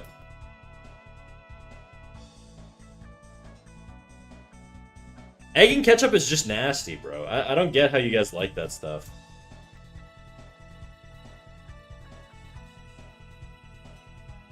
Ketchup independently, honestly, guys, I'm gonna be real. If ketchup, like, didn't go with stuff, I would hate it. I just can't stand the smell of ketchup. It grosses me out.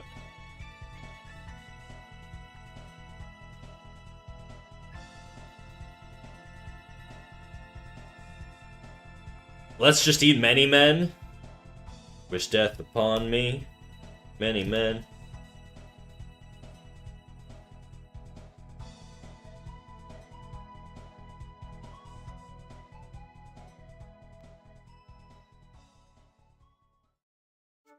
Ketchup goes with stuff. You ain't supposed to eat it by itself. Someone should tell my nephew.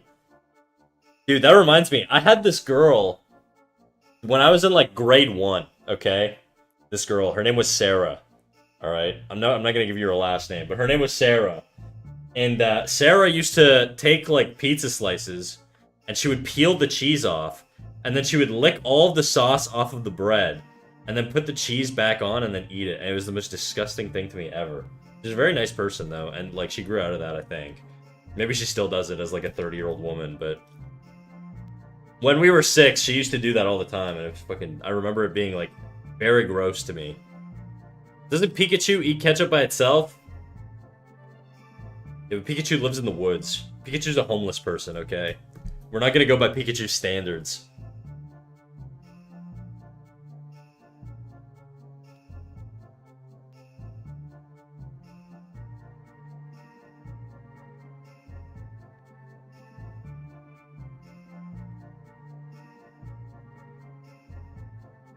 That's like dipping a breadstick in tomato sauce, but with extra steps. It's just, I don't know, it's just nasty.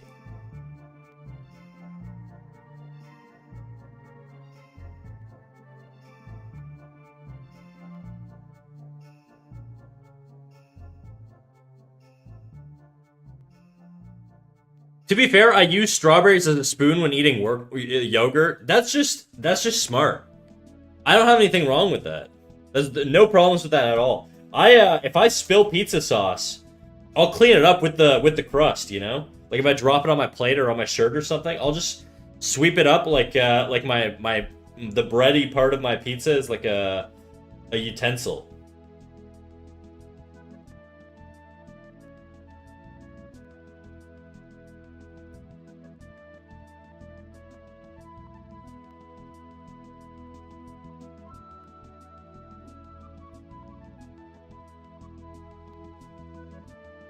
When I eat strawberries, I also eat the leaves. I eat the stem, I won't lie. Just because I'm too lazy to cut them, I just kind of rip the leaves off and I just eat the whole thing.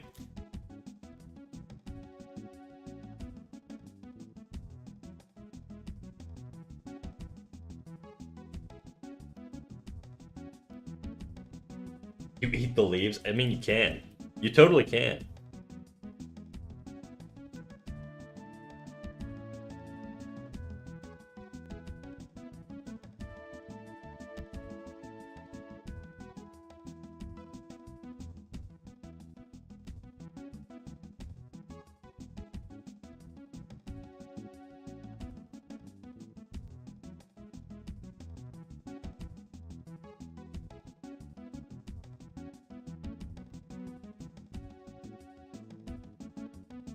Has anyone put ketchup on pizza? That's also a crime, dude. I just... Ketchup on things other than a burger or a hot dog or fries or something, you know, it hurts my North American brain. I don't like it. I don't like it at all.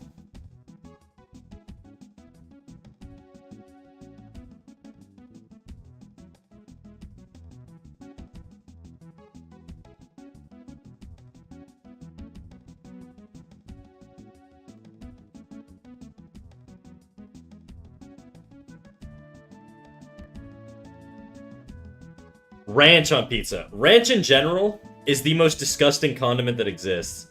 And I'm gonna be honest, guys, I'm not a picky eater, okay? I will eat anything. I'll eat ranch. I just can't stand it, dude. It smells like butt. It smells so bad. I'm very sensitive to smell. I don't know why. Man, fuck you. Hey, dude. Don't hate the play, I hate the game, alright? I'm just honest.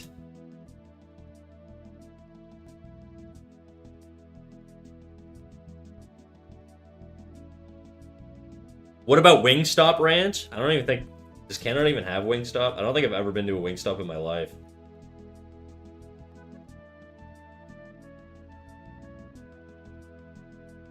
I care too much. My scars remind me. Past is real. You know how I got into this song? I was on Tinder like 4 years ago or 3 years ago or something like that. And this girl in her bio had this song as like her anthem. And then I was like, you know what? I'm gonna listen to it. And I mean, I listened to it when I was younger, but it got me back into Papa Roach. Sorry, Snack. I gotta go watch TADC new episode. Smell you later. I don't know what that is. Enjoy your thing. Canada does have Wingstop. Not many though. It's just not like a cultural phenomenon here, you know? I feel like in the US, Wingstop is like a lot more like of a thing. It's not that big here.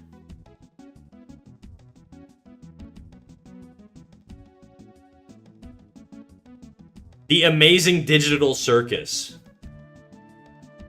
I still don't know what that is. Is it the thing with that little clown chick that everybody's like the goons for or whatever?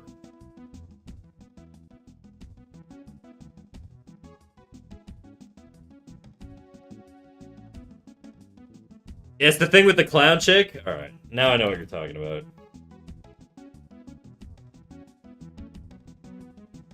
Oh, I didn't know people were doing all that. I did not know people goon for her. Come on, bro. Don't lie to me. Stop lying to me. You try to fool right now. It's the internet.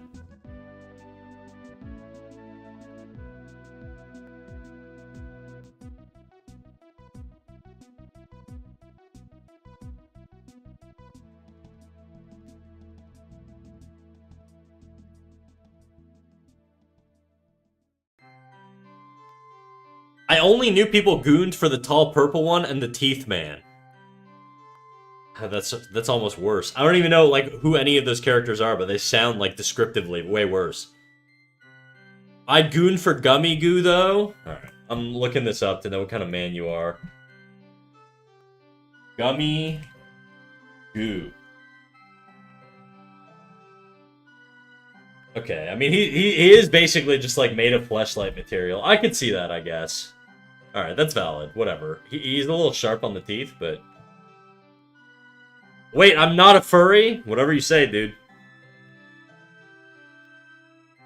He has an Australian accent? Well, that just kind of killed it for me.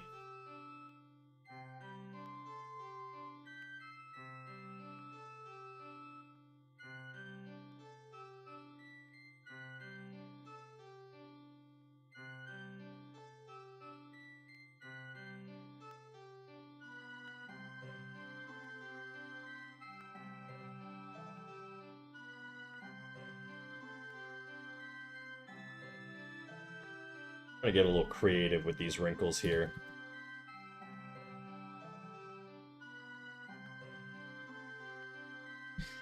Snack just a real stickler, it seems. Look, I have a refined palate for goon material and for food, clearly.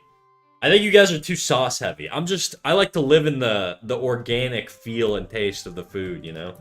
I'm more of a purist. I do like sauces, but I'm more of a spicy sauce guy, you know? I'll stop yucking your yum, okay? Cat very judgy. Oh, you guys all call me Cat. I'm not judgy, okay? Cat is my alter ego, that's what it is. Like my Slim Shady.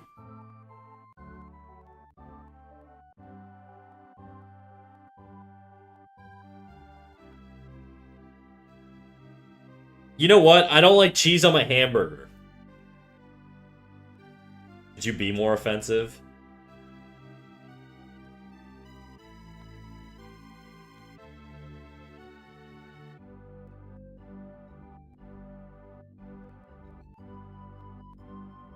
How do you guys feel about smash burgers? They seem to be really popular these days.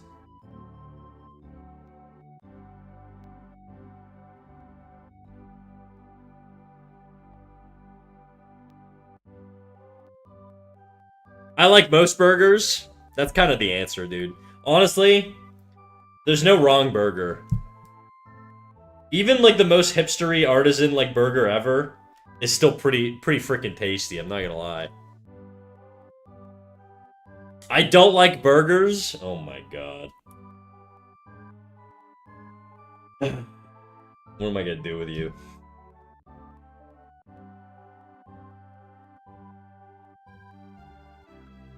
I think we're being rage baited. You're in luck, Beanwa. If it has cheese, it's not called a hamburger, it's called a cheeseburger. True, cheeseburger. A peak burger is a bacon cheese with caramelized onions and a little AI. Little Gen AI burger. I think you mean A1, right?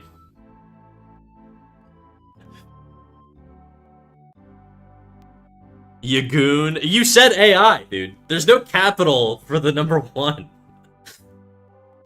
You're like the healthcare, like Secretary of Healthcare or whatever. When she was talking about, she was like, yeah, we're putting A1 into schools.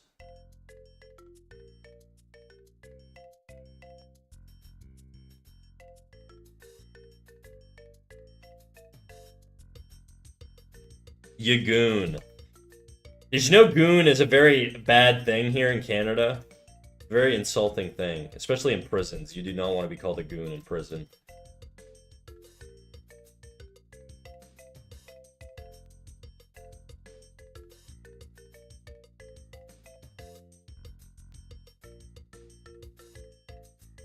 Actually, goof. I'm thinking of goof. Goon is also not great, but goon is more of like a hockey thing. I'm thinking of goof. Ignore me. My Italian friend decided to teach me an Italian slur and I can't unlearn it. Look, I don't speak Italian, so you're more than welcome to drop it in chat. I'm curious. Unless it's something that's reminiscent of English slurs. But I'm gonna take my mom's approach, and my mom used to say, you could curse so long as it's not in French. Because my mom's French. It's not even an Italian word. Okay. Just like an English slur Italians use.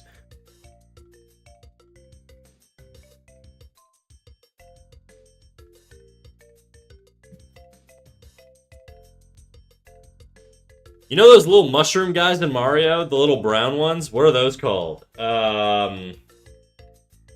I know this. Goombas. That's what it is.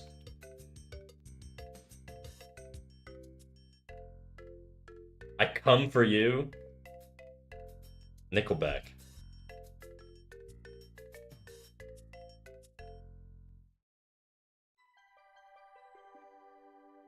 Congrats, now you all know an Italian slur. I mean, Mario is like Italian themed, right? I mean, obviously it's made by Japanese people.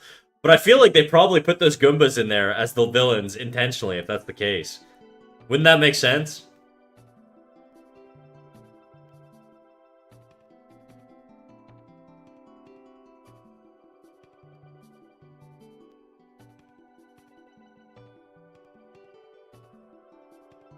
I don't know if we're gonna do the heal.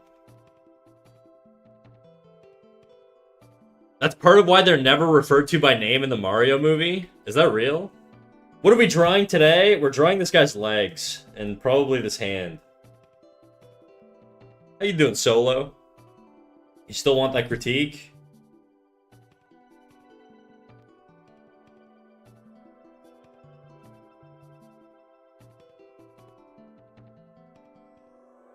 We're gonna have to figure that hand out later.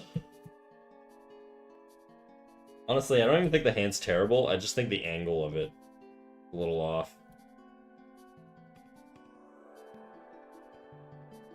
I come for you guys.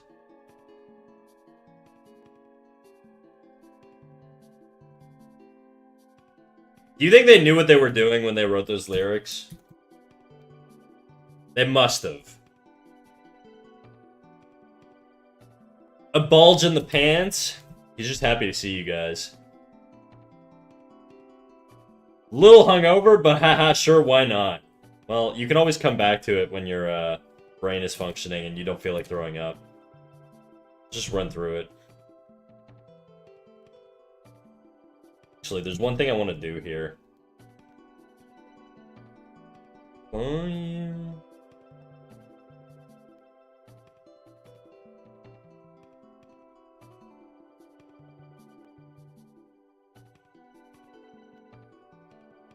I come for you. For you.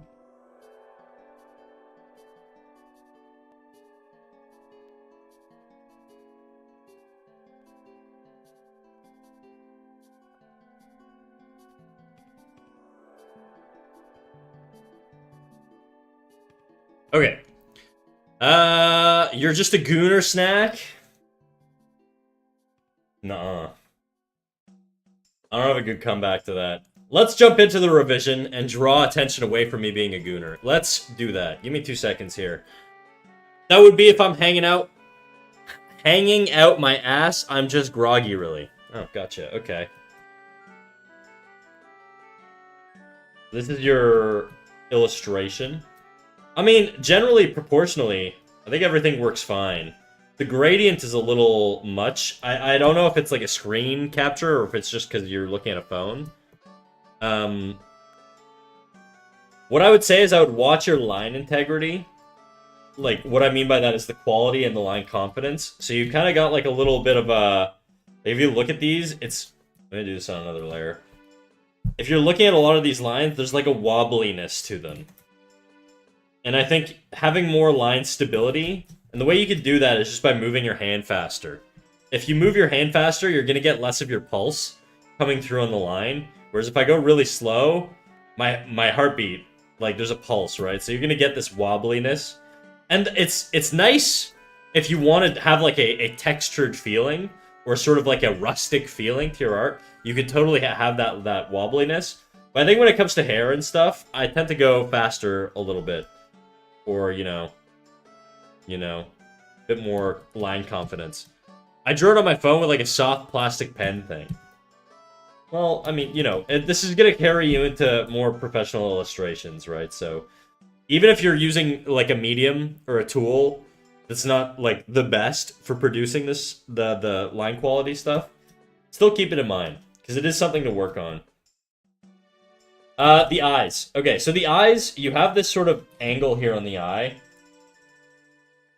This angle here, normally, this little dip is, it's sort of like informing a couple things. It could be like eyelashes. It can be the form of the eyeball. Having this hard angle tilt on it, like where you go like this and then tilt that way, I've seen it done a lot in anime. But I feel like if I want an eye like that, typically what I'll do is, I'm trying to think, how would I do this?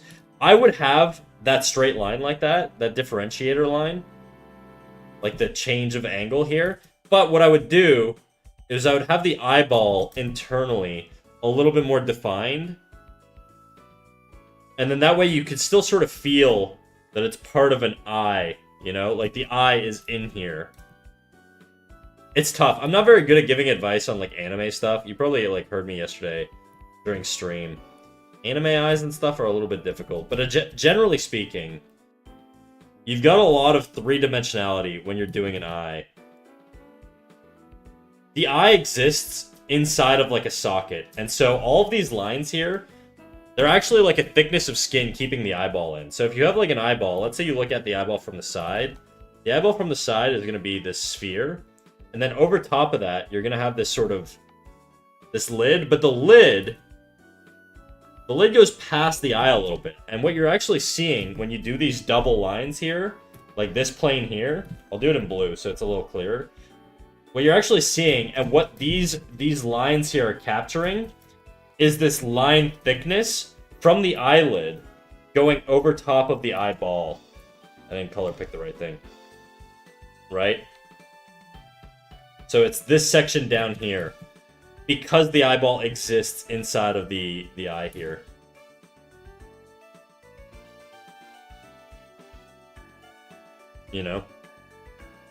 And so what you want to do is, if you want to make it a little bit more appealing, I would vary your line weight a little bit more. And the way I would do that is, let's say I'm doing an eye. You can make the inner eye here a little thicker, and then thinner across the eye, and then maybe a little thicker on the outer eye. And I feel like you kind of did that, but it's a bit too even across. I would vary it up just a little bit more,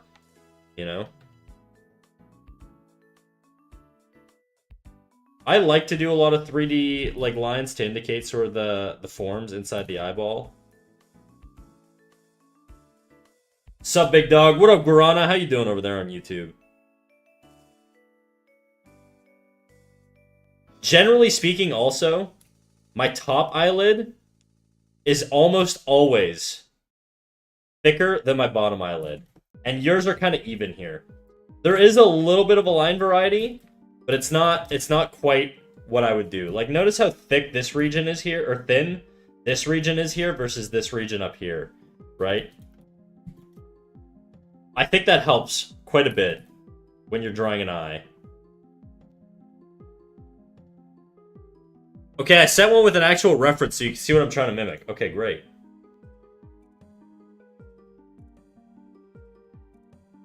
Yeah, it's very scratchy. I guess this is from a manga or something. I would probably critique like the original manga source also, to be quite honest. Let's pull this up. The Gaara eye. This is your drawing, I assume. I'll move this layer up. This is your drawing, and then this is the reference, right? Yeah, it's a Korean manhwa. Okay. Send the complete drawing you critique. I will. I think there's still to this, it's a little too messy for me. Like, honestly, I don't want to... This person didn't submit their art for critique, but I would say just as a reference source, I would just watch out, because there's a lot of like areas where the lines are just not very clear. It is appealing, but I think it's a little messy still. I think another thing I'm seeing on your reference, like if you look at this general shape here versus this general shape here, like it looks like this is a bunch of little shapes, but it's actually one big shape. And then this one here is a separate shape. And there's a lot of size variety between these two. Look at how small this shape is versus how large this shape is. Whereas yours they're different sizes, but they're relatively similar to each other. Snack, you don't gotta force yourself. We can hear it in your voice. No, I think there is some appeal to it.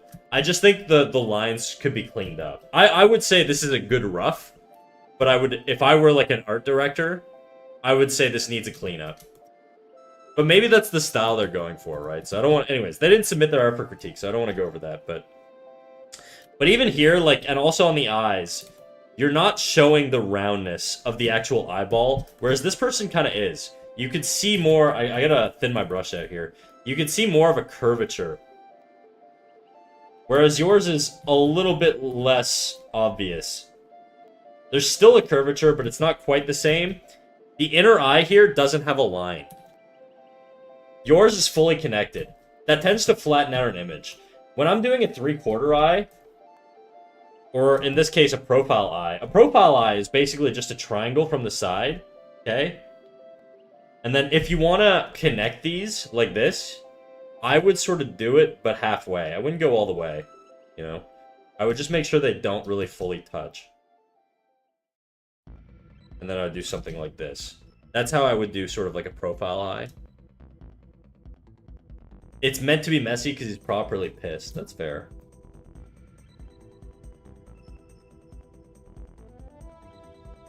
You know. If you want to make him pissed, I would do it in the brows. I'd probably... Anyways. This is sort of like stuff I would keep in mind. Keep in mind that the eyeball is always, always, always round. And you have to indicate that somehow. You have it here with like that subtle curve. But you have to really sort of, if you're doing like a profile eye or something, you don't want to have like straight lines connecting this because you're basically saying it's over top of a straight triangle. And I'm seeing this line in here and it sort of flattens out the image, right? Like I know you have this curve here, but the second you add this, you're indicating to the viewer that this form is now flat. Snack would be willing to just give some light advice. Snack, would you be willing to just give some light advice on a gesture sketch? I've been practicing action poses a lot lately and I'm struggling with chest. Absolutely, dude. Drop in the crits channel and I'll take a look right after this. There's a lot of stuff here in terms of like muscle anatomy to watch out for. Trying to think. The mouth here, your mouth doesn't come very far out. You have these muscles when you're doing these facial expressions. You can feel it. If you like solo, if you're sitting at home right now and nobody's watching you and you're not gonna look like a weirdo, do a little grunt face, go like, you know, like flex your teeth to like flare your teeth, you know? And what you'll notice is your lips have these muscles that tense up and pull back. And so pushing that a little bit more is gonna get a better sense of aggression in a character. You can really push an expression by exaggerating it a little bit, right? So if I drag this back,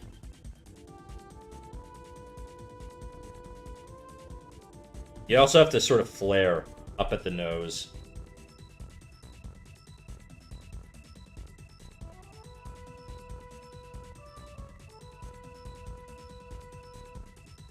I would also watch out on having this full line connecting here. Normally, what I like to do is sort of like, there's this concept called the Gestalt principle, where you don't actually connect lines fully. You leave them partly connected, right? So something a little bit more like that. And you have elements of it here, but your line weight to me is still too thick. And if I'm looking at this guy here, it's very, very disjointed and disconnected. Again, still a little sketchy for my taste, but it's not not terrible.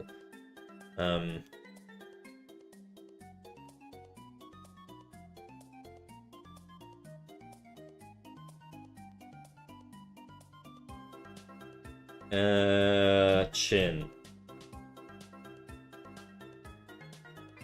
I'd point the chin personally, like have it pointed out instead of having it rounded like this. You can have it rounded. I just find it more appealing when the chin sort of points out a little bit.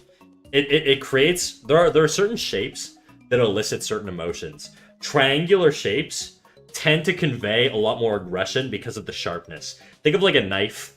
Think of like a spike, a rock with a jagged edge. You know, all of these shapes organically exist in nature, and they symbolize danger to humans, typically. And so having more angularity in your aggressive faces, whether it be in the point of the eyebrow, the corner of the eyes, you know, all of these things are really going to sell the aggression of your character. And if they're pissed off, also, there's another thing you can do that the artist didn't really do here. They kind of did, but they kind of didn't. And I'll show you what I mean. You see how the pupil here, or I guess would it be the iris? The pupil. The pupil here is really, really, really tiny. Okay? Your pupil is very big. It's almost like a normal eye. The reason you want to have a narrow pupil is because when you're pumped full of adrenaline as a human being, you get sort of dilation in your pupil. And you get this sort of, you know, hyper-focused response to combat and anger and all that shit. Drugs do it too, obviously. But generally speaking, if you have, like, a really dilated pupil, it's going to come off a lot more aggressive. Widened eyes also. I would personally, if I'm doing an aggressive face, widen the eyes a little bit.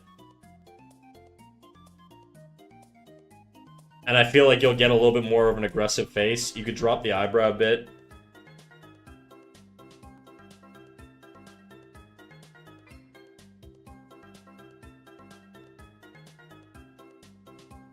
And I feel like it comes off a little bit more aggressive. I think right now the eye's in a weird spot, but...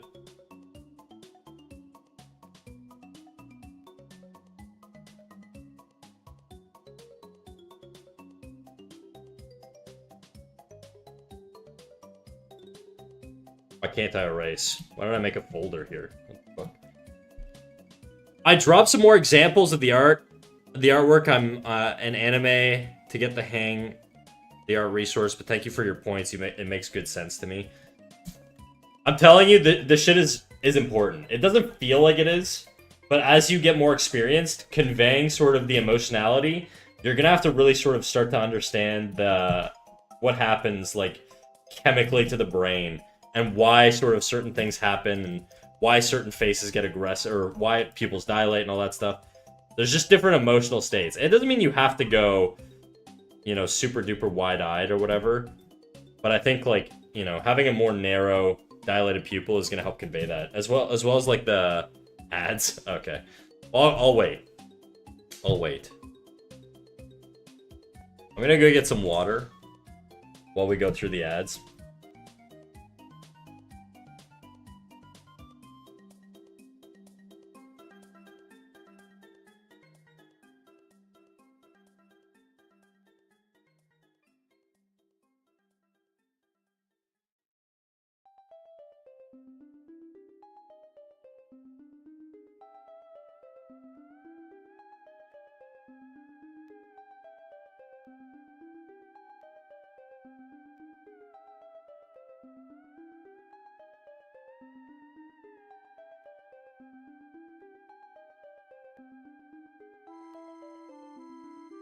I'm back. All right, hell yeah. Okay. So what I think the artist meant, or what the intention was, with the sort of like scritchy scratchy lines, is to show sort of the aggressive energy, and that's totally a way to do it. I saw that. Art resources. What is this?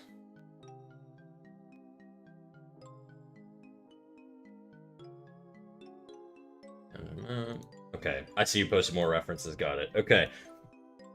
Yeah, I mean, stylistically, I get what they're going for. But I was just saying, like, I want to point out, I'll give you a little bullet list, okay? So, first things first is the hair. That's sort of the big thing that draws my attention. Hair. Hair shape variety. Like Guarana said on YouTube, it is sort of a large, medium, small thing. Having more shape variety between your hair chunks, and the artist here does it. They've got like these sort of chunks that split things up a little bit and create a little bit more appeal. And notice how the curve on this hair here is wrapping the form of the face.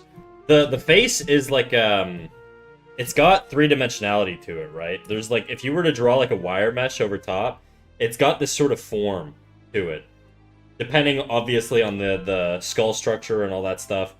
But because of that, you're gonna get sort of different effects when hair falls over top of it, and one of them is that the curve is going to follow the form of that wire mesh here with the hair, because hair follows gravity and it's very thin, so it's going to conform the shape of the skull. So inversing this curve here is going to help sell that a little bit. Varying up those shapes is also going to sell that. So if I do like some hair like this, let's say, you know, and then another chunk here, maybe I make this chunk a little smaller. And you see how that shape variety, having this large chunk here versus the small one, it creates a more appealing contrast. Right now, they're both the same height. They're not the same width, but they're pretty close. Whereas, like, mine are very different heights, and their width is drastic enough to identify them as large and small shapes, and that contrast really helps to sell the appeal.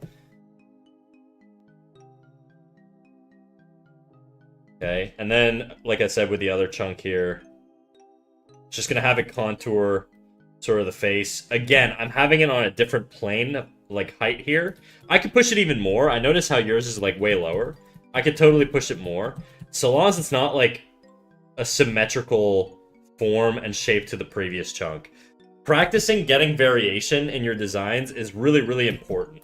It's gonna help you sort of create more appealing designs. Right, so hair shape being the big one. Eyeball form is the other one. Understanding that the eyeball is round, even in anime, eyeballs are round, okay? The anime is... The reason a lot of art teachers don't like anime is not... Well, it is because they're boomers a lot of the time, and they don't respect the art form. And I'm not that way at all. I totally respect the art form. But I think stylistically, there are definitely areas where anime tends to flatten out things that human anatomy actually has. And it's totally It's valid to do that, and it's appealing to do that. But I feel like the people who do it well still understand the form underneath, and they're able to execute on that. And so, you know, even like with this eye here, there's a lot of curvature and there's a lot of understanding of the anatomy going on here. You know, like I think that stuff is very, very, very important. So what I would say is practice drawing like a little eyeball here, and put an eyelid over top of it, and make sure your eyelid is curving over top of that ball. It doesn't have to be like crazy, you know. If you're doing something like this, you're gonna get more of like like a Naruto eye or whatever. Naruto eyes tend to do this, where they're almost like cat eye-esque. I watched a lot of Naruto growing up, so to me, like, this is almost muscle memory. But eyeballs have that roundness to them, and if you have that roundness, you're gonna get a more appealing eye out of it. Even if it's a like sullen flat eye, kind of like this, you know, where it's just sort of like, notice how I'm still curving the line. I typically also will do a thinner bottom lid, and I don't always connect my bottom lid. If you look at a lot of the eyes I draw, the bottom lid is usually, there's going to be a lot of disjointedness where it's not connecting. Okay, that's intentional. Because it's on the bottom, and because the light is typically coming from the top, the light is going to clip this bottom lid a lot more than it is the top lid, because light can't bend, okay? If you have an eyeball from the side, and you have a top lid like this, and a bottom lid like this, and the light is coming straight down, the light can't do this and then catch this area here, but it can catch this bottom lid, right? Because of that, you're gonna get exposure. Exposure meaning, if you've ever taken a picture and you know when it's like super bright and there's just a big white spot, that's exposure, okay? You're gonna get a lot of light exposure on the bottom lid, and so you can thin out your lines there to indicate that. Thinning out your lines is a way to sort of show where a light source is hitting. There's a bunch of different ways that you can use line weight, but one of them is to indicate, you know, light sources. And typically, light sources come from the top, so you can thin out the bottom lid, you know? I do it everywhere. Like, almost every single one of these. Obviously, on this one, he's got a little bit more of a brow going on, so you're going to get a bit more of a shadow down there. That's not intentional, it's just sort of like an appeal thing. But you're almost always going to have a lot of disjointedness, thinner lines on the bottom lid. And I think I've done that with probably every single like character I've drawn, or most of them anyways. There are exceptions, but typically. And so it's going to be the same thing here.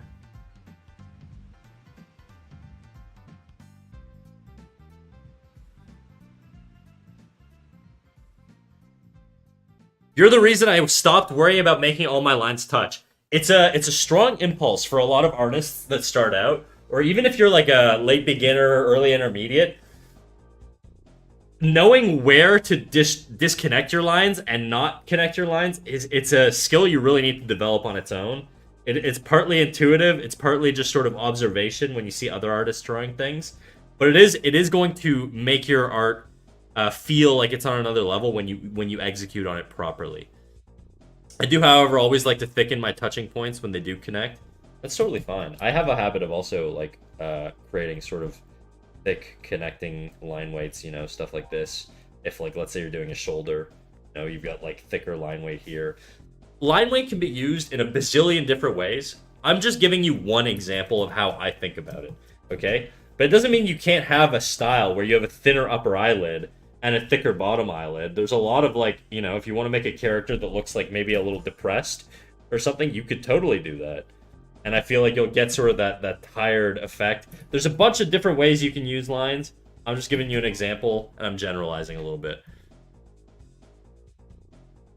Kind of like how wrinkles fold over each other to show age. Yeah, for sure. That's another thing, right? Is like adding wrinkles. You can add more detail to a character or whatever. Anyways, the point is, all I'm saying, I would like you to, when you do an eyeball, mentally track the fact that it's sitting over top, the lids are sitting over top of a round shape.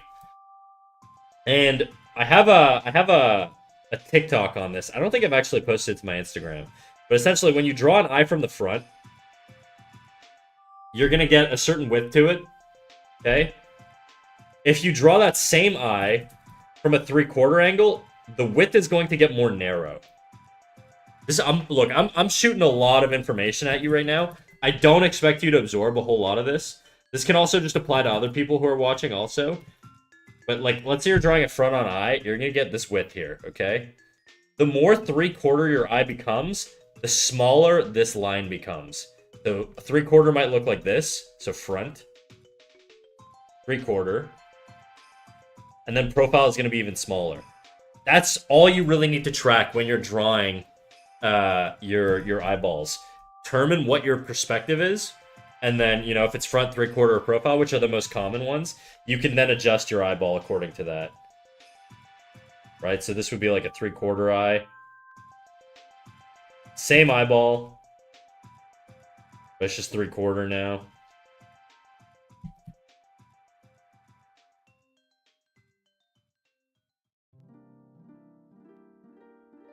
And then profile.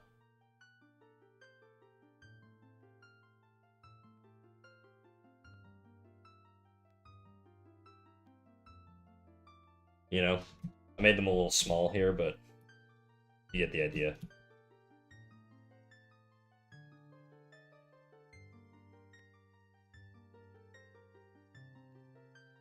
I'm okay, I get you, it makes perfect sense. I'm just, like, things like this, I feel like they help you double check your stuff. And the reason I say this is because I think the width on your eye here is a little wide. So I would narrow it out. Also, when you have a profile eye, because the way the eyeball is positioned, remember, right? The eyeball is here, and then the sort of, the iris, I guess, is pretty close to the front. Not fully at the front, but it's pretty damn close to the front. And because of that, when you're looking at the eye, the iris and the pupil and all this shit, they're all going to be pushed really close to the edge of the eyeball on a profile view. This guy's eyeball is basically touching the front of the eye here, okay? Yours has a lot of scleral show here. You've got a lot more extra space. That's going to make it feel like he's looking off to the side, or he's like cross-eyed or something. If you bring the eye forward like this, it's going to feel a lot more like he's looking forward. Now, you could totally have your eye looking off to the side like that, but it's just going to feel like he's looking off to the side. Whereas if you bring the eye forward, it'll feel like he's looking more in this direction. What it do, everybody? How we doing, gang? We doing good. Anyways, I've given you a lot here. I think the eye, the hair, and the corner of the mouth here are probably the most important. And then I'll give you one last thing. So we'll go hair shape, eyeball, mouth. These are going to be your bullets. And then the last thing I want to focus on, because I do this a lot, okay? I like to do cross-hatching and stuff. When you cross-hatch, I'm trying to think of like a good example where I've done a lot of cross-hatching. When you cross-hatch, you could do these chaotic lines and stuff, but generally speaking, you want your hatching to follow the contour and the form of the face. Do you see how these are just sort of like these straight lines, and then you've got these other lines going this way? What you're saying by doing that is you're saying the eyeball, the mass underneath it is flat. When you cross-hatch an eyeball, you actually kind of want to show the roundness of the form underneath here, right? So your cross-hatching is probably going to look a little bit more like this, right? If I'm doing cross-hatching, I'm doing it in the direction of the curvature of the eye. If I do like this, you can do like this, even now I'm not doing it properly. If I do like this, and I just do it straight, it might be okay, but it's not going to have the same effect as if you're contouring it. You're not going to... Detail work, like cross-hatching, shading, all of that stuff, it's information, okay? And you need to be deliberate with the information that you're trying to convey when you apply details. So, like, wrinkles or scrunch up cloth. Yeah, exactly. So, like, if you look at the wrinkles on, I don't know. I'll take a character that I've drawn or fleshed out. I've done it on these guys. If you look at where these wrinkles bunch up, they're bunching up here. And it's for a reason, right? Or the lines are coming from here. It's for a reason. These lines are not just randomly placed in these spots. They're placed in tension points. When the arm bends, okay, you get this sort of pinch in this tension point here. So that's going to be the origin of where a lot of these wrinkles come from. Another point, so that's just one example of a tension point. Another one could be a seam line. So if you're stitching clothing together, you're going to get these sort of seams, and they're also going to create tension points where two pieces of fabric meet. And that's going to pull along with gravity. And so you're going to get these lines coming out from there. You can get creative with how you display these lines and how you stylistically interpret them. But it is important to still respect the origin of those tension points because you're using it to convey information. So anyways, I know there's no wrinkles in this, but you asked about wrinkles, so I just sort of want to bring that up. So mouth and then hatching direction.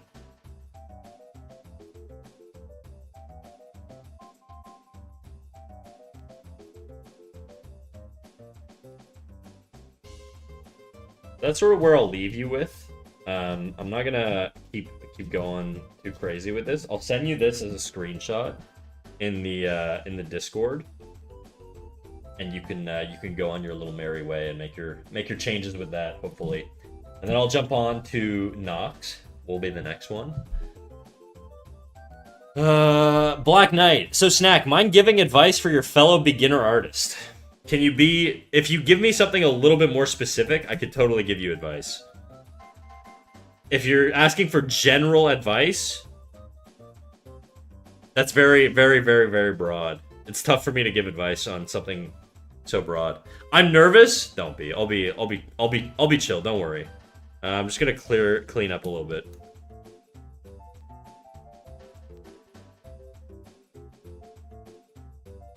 Delete.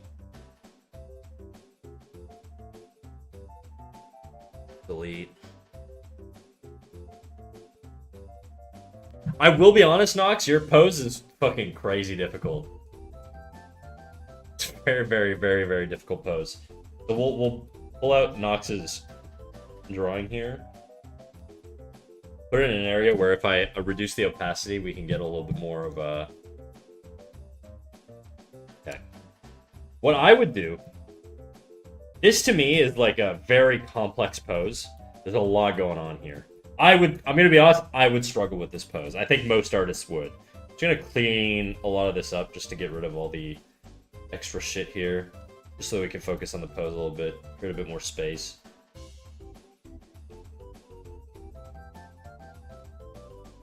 But what I'm looking for in these poses, first things first, gesture. What's the main axis line going through this pose, okay? What do I mean by axis line? I just mean, like, think of something rotating on an axis. It's basically a central line that moves through a figure. And so what I'm looking for is the main axis line, because that's going to indicate to me what I need to stick to maintain the flow and the movement of the pose. The shin. That's probably one of the central axis lines, or part of it. So there are several gestures in a pose. Okay? There's not just one gesture. You could probably find endless flows and endless gestures. What I think is most important when you're looking at to draw a gesture is to find the largest axis line. And so what that's going to be is it's going to be the largest line through the pose. And it can be different for different artists. Some people might emphasize different things, okay? So it's very, very subjective. So when I'm saying, like, you need to do this one way or another one, these aren't absolute laws that you have to follow. They're suggestions based on how I would interpret it, okay? So I just want to give that big disclaimer before I start talking about gestures, because gestures can be interpreted very differently depending on who's looking at a thing. I've been feeling like my poses are too stiff. I'm practicing more dynamic, active movement. I struggle to remember to put the breasts on top of the chest instead of inside the chest. Yeah, so you've got a few things that are really, really well done, okay? And I want to point them out before we get into more critique stuff. The first one, on your drawing here, I'm going to reduce the opacity, is you've got this curve coming through here. Black Knight. Yeah, I was gonna say, what if I'm unable to observe a reference? For example, my reference contains a particular shape or part which I'm not able to observe properly before. Therefore, I cannot copy it properly at all. Do I just stick to art I'm able to observe and copy properly? Now, I'll show you a trick how to find art in a more objective sense, or how to identify shapes in a more objective sense. I'm just gonna run through real quickly. We're gonna jump back and forth, and we'll cover a little bit of everything here. But the first thing I want to point out on Nox's drawing is that they did a very, very good job conveying sort of the curvature here. And they got that information from this line here on the shirt. Clothing can convey a lot of information really, really, really well. Okay? And you can also see, remember what we just talked about with tension points on clothing? See how these lines here are all converging into this point? All these tension lines are converging in this direction. That means there's a lot of tension being put here, which means there's probably some sort of pinch happening in this area, okay? And there's probably going to be more of a stretch on the other side. So right there, we've got our pinch and our stretch. So these are sort of like little landmarks you can think of when you're trying to identify regions on a pose. Now, when I'm looking at your pose here, I'm seeing a pinch here, good, but I'm not seeing enough of a stretch on this side. I think of, like, in terms of, like, female torsos, I typically will think of, like, a pinch and stretch relationship. So if you have a pinch on one side, you're usually going to have a stretch or a C-curve on the other side, okay? And that's going to help sell a lot of female... Like, these two simple lines are going to apply, I'm going to say, to, like, 80% of lady torsos. And if you look at the way I've drawn ladies... There's also, like, there's clothing here, so it's not as obvious. But there is sort of this pinch and stretch relationship. And it varies depending on the pose. Like, this girl also has it. This sort of pinch and stretch. Pinch, right? Stretch. There's other little lines here. We can ignore those for now. But if you're simplifying it, you've sort of got this pinch and stretch relationship going through here. So if you apply that, you're going to make things a little bit easier for yourself. And this applies mostly to three-quarter poses. If you're going front on, you might get a little bit more symmetry. But her torso here is very three-quarter. How can you tell? Well, you've just got one side. If you draw a middle line, the belly button is a good track for the middle line. There's more of one side than there is of the other. That's how you know there's a rotation there. So this is what I mean by learning to observe. All of these things are things that you have to keep in mind when you're trying to interpret a reference. Whereas I feel like, you know, it's not pushed as much as it could be on yours. So if I were to do this, I'd probably go in here. I would throw in my pinch, and then I'd throw in my curve. Okay, just start off like this, real big. The central axis line, going back to everything, to me, is probably running through, like, the leg here into the toe. This is sort of what I picture as sort of the gesture line. Doesn't mean it's the gesture line. Doesn't mean that you can't see a different gesture line. But this is what I'm going to use to anchor myself in this pose, okay? So I'm going to have a line going from the top of the head, out the side of the ear here, across the knee, and then down to the toe, okay? And this is what I'm going to use as my central axis.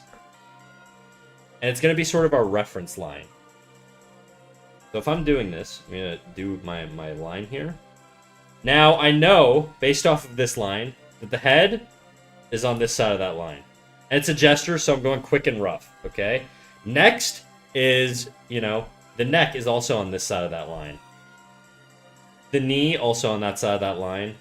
And we've got, this is where Black Knight's question is going to be answered. Black Knight asks, what do you do if you have a hard time observing? You observe the shapes that are not in the subject. These are called negative shapes. And they can also exist in the subject, but generally speaking, when people say negative shapes, they're talking about the space that is absent of the subject. So if I draw a character here, and I'm having a hard time understanding sort of, you know, the overlap and all that stuff, what I can do is I can look at the negative shapes, and I can use that to inform... I'm going to erase this just for now for simplicity, to inform my character. So instead of looking at this and being like, I need to draw this, and then there's this line in here, and then this overlaps here, and then this goes over top of this, and this goes over top of that, and then you've got the shadow in here, and you've got all this stuff in there, and then blah, blah, blah, blah, blah, blah, blah. If, instead of doing all that, why don't I just look at this? Why don't I just go, I've got this shape. This is my negative shape. All of this, it's just a very simple shape, the negative shape, okay? This is also a shape I can use to guide my reference and to double check my work. Here's another negative shape, right? If I make sure that my drawing has these, it's going to be a lot easier to make sure that I'm on track. It doesn't mean I'm going to be 100% perfect, but it's a good way to tell yourself how far off you are, right?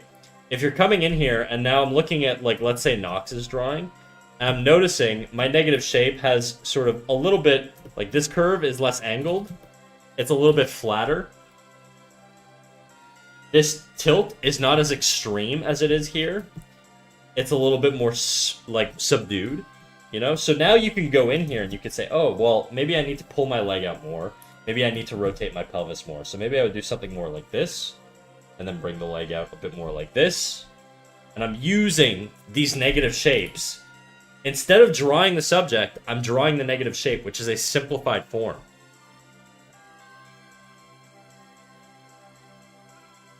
I'd like to add real quick that this was a 15-minute sketch that got inked after the fact as a further study. No worries, dude, for sure. Those were really good help with finding out how to position the feet. Yeah.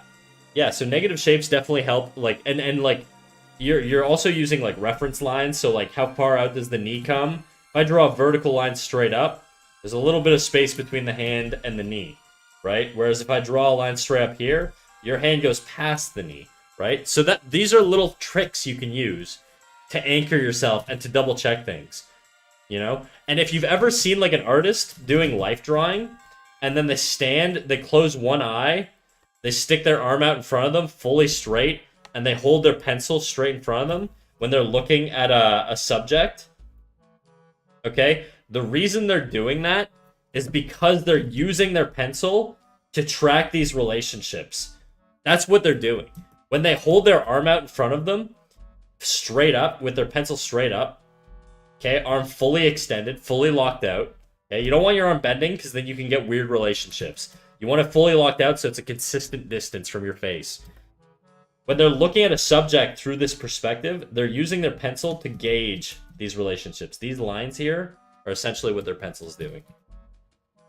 Okay, and they're checking. They're checking, is the hand on this side of that pencil or this side of that pencil, right? That's sort of what you can do. So we're going in here, checking our major axis. I'm going to redraw my major axis in here. And now I'm going in, and I'm sketching real quick, real loose, you know, sketching, looking for those negative shapes as well, blah, blah, blah. Rib cage, what's the relationship on the height of the head versus the knee? We're basically 1.5 heads difference. So if this is the head, you've got kind of like 1 3/4 of a head here. So 1 3/4 of the head is where the knee is going to go. So if this is her head, 1 3/4 of this. So 1 3/4. I'm going to bring the knee up a little bit. This is what you're doing, and it doesn't feel like you're learning, but you're building sort of like an understanding of the relationships of things in this position. And what happens is over time, you'll be able to look at your thing, and you'll be able to go, oh, it feels like my torso is too short. I know in the past, I've drawn about 20 drawings in this exact perspective, where the head was basically like 2.5 heads away from the pelvis line or whatever. So you can double check stuff that way. You build up your intuitive knowledge of proportion, right? So now if I'm taking your head position here and we double that, you're pretty much in the right spot. You're more or less in the right spot. Maybe it could be a little bit higher, but it's really not enough to worry about. I really think the angle here is what's throwing things off. Oops.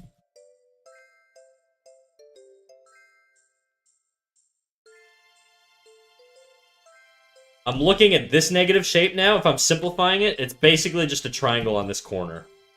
If I'm simplifying yours, though, we've got a little bit of an angle tilt here, and then it changes direction. So these are things that we want to track, right? So now we know the arm would be a little bit more like this, or the clothing will be a bit more like this. And this kind of indicates our pinch, too. True, I need to push my lines way harder. Go fast, go loose, draw from your shoulder, right? That's sort of what you're doing. You're trying to break things and trying to see how much you can break things before they become unappealing. And sometimes you can break things and it doesn't really make any sense logically, but it still maintains its appeal. Now I'm tracking, again, this negative shape here. Now, you were talking about the breasts earlier. So on her ribcage here, the reason it feels weird is because you notice how the clothing has this rotation upwards? Well, the breasts are going to follow that. So if you have this upwards rotation, the breasts, these bottom lines, are also going to track that. So it's going to be more like this. So you're going to have one breast here, and then the other one's going to be a little bit more elevated like this. The reason being is because the breasts exist on the rib cage, okay? And the rib cage is round. So the rib cage is kind of like this egg shape. And, you know, I'm not a lady, so I can't really double check. But if you're a lady, you can take a little look in the mirror. If you got big boobies, just lift them up. And what you'll see is that typically when your boobs sit on your rib cage, they wrap the form because breasts are soft tissue. They're basically fat deposits. And so they're gonna conform a lot more to the shape of the rib cage and the angle of the rib cage. And so you kind of get, I'm exaggerating here, you don't get this like upwards curve like this, but I just sort of want to show that if you sort of lifted up the fat and the attachment, you'll see the way that the breast attaches. And so you get this upward relationship throughout the whole thing. So if your clothing is doing that, you're basically saying the angle of the rib cage is tilted back and away, and because of that, the breasts are going to sort of follow that angle. If the rib cage was tilted forward, it'd be a little bit different.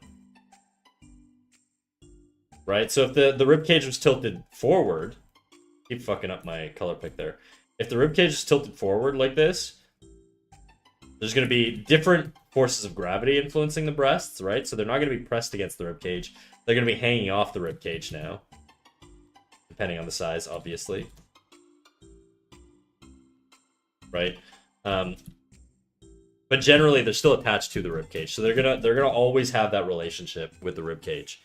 I did read a forum pointer lately that was talking about the breasts in relation to the armpit, which has helped a lot to reframe my perspective. Yeah, the breasts also will sort of attach over to the armpit. I mean, it's because they're on the pec, and the pec sort of inserts on the humerus bone, which is over basically where your armpit is.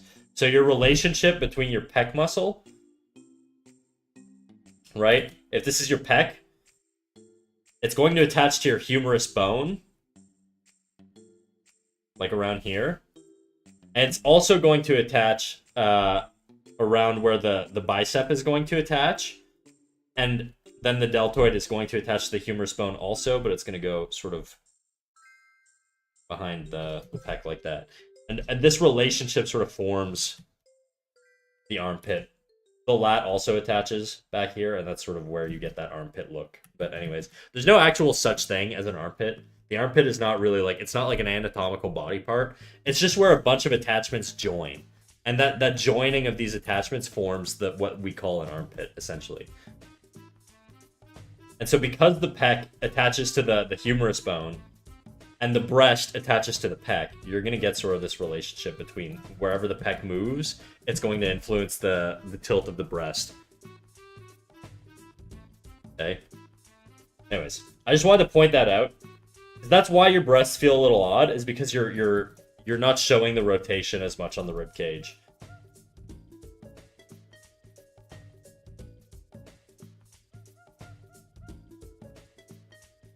And even if I look at hers, her ribcage is tilted also like away from us. So her ribcage is more like this. It's covered by the knee, so you can't really see the other like crest on the ribcage. If you don't mind me being more specific about my question, I don't. I love more specific questions. All right.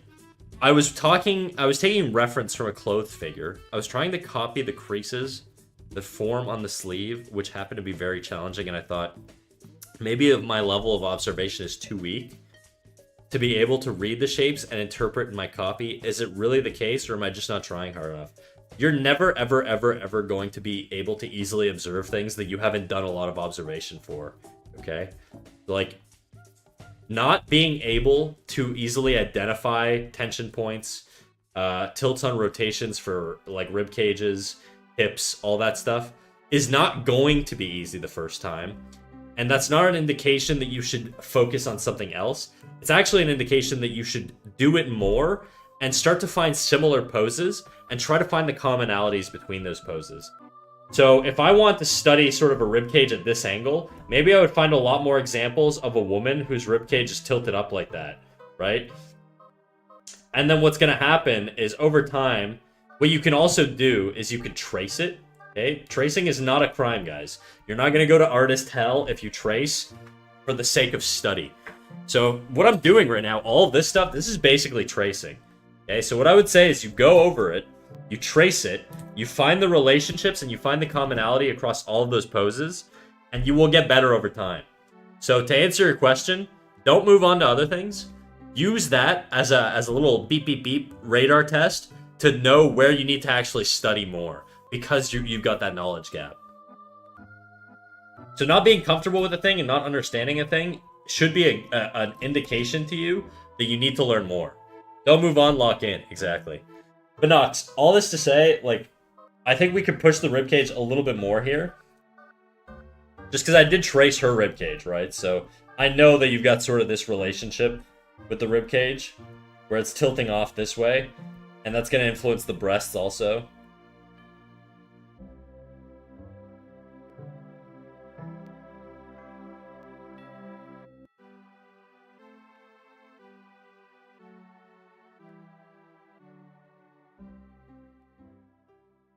We've got a bunch of tension points coming out here for the knees, roughly. I'm gonna reduce the opacity here.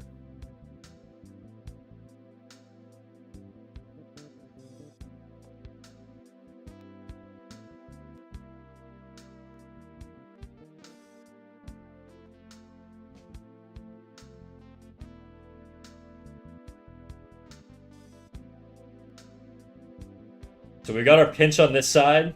I'm going to do my straight on this side. And it's going to curve into this hip here.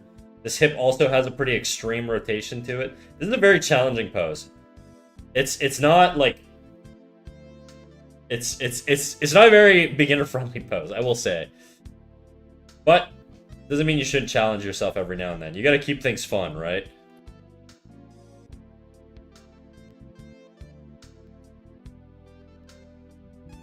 Like, I'm tracking now. I'm thinking, where does this angle go relative to everything else? My instinct is to have it be here. I think it's actually a little bit farther in. So I think the foot would be a little bit more like here.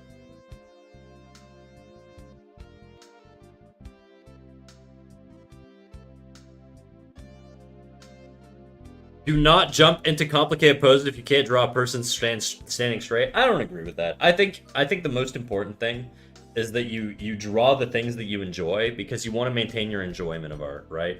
If you don't like drawing stiff, boring front-on poses, you're gonna fall off, and that's more detrimental than, you know, focusing on the things that you actually like doing. If you like crazy dynamic stuff, I think you should focus on it. That being said, if you're really struggling, then you probably need to, like Shireen says, move back to the fundamentals a little bit, and sort of tone down the complexity and build on it instead.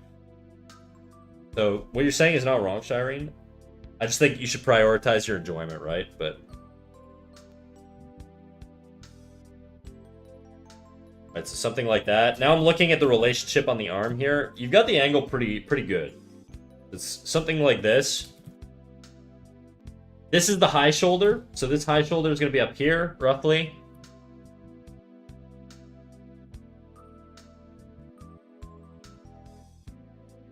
And then this is the low shoulder. And it's going to be pretty covered by the rib cage here. So you're not going to see a whole lot of the shoulder. I think you actually have too much of the shoulder showing.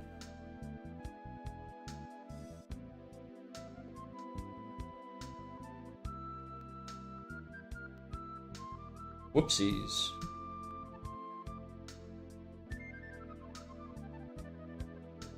And you look how quick and scratchy I'm going. I'm trying to sort of still add like construction in here because I want to help my brain understand what the geometry of the poses would be doing in this exact like perspective. Right? But all I did, you know, was just track sort of my negative space or my negative shapes. Check for tilts, use clothing as reference lines, measure with vertical lines, you know, check if the hand is on the outside or inside of the knee. I still think my knee should come out a little bit more, just based off of this.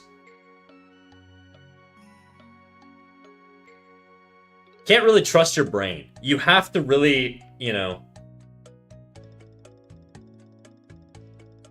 you have to sort of do a little bit of manual work here to figure things out. I'm not really going to draw the hair, but... like, even this, I think the leg needs to come out even more.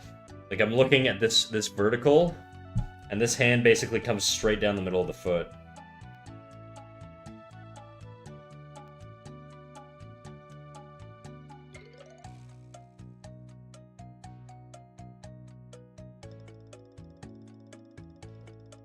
Right.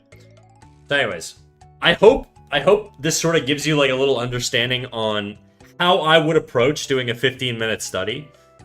Now, I think I took a little bit more than 15 minutes, but that's because we took time to talk and all that stuff. But 15 minutes is a lot of time, and the point of having a 15-minute study like this is to really break it down and try and understand all of these relationships. Because the more you do this, the easier it'll become, and the more you'll recognize these patterns, and it'll be easier to be a little bit more accurate. When you're doing a 15-minute life drawing study, the goal should not be to do a complete finished piece. The goal of life drawing in general is to learn and to extract as much information as you can from the subject. That's really what you're doing. You're studying, right? You're not necessarily making pretty pictures. If you look at my sketchbooks with like my life drawing studies, it's full of ugly pictures, okay? And it's just because I'm just trying to get the information out.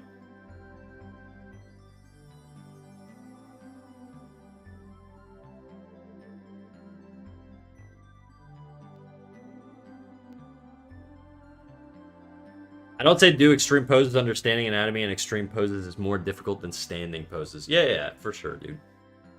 What I was trying to say is when you draw a person standing, you can see the mistakes you make more so you can fix them.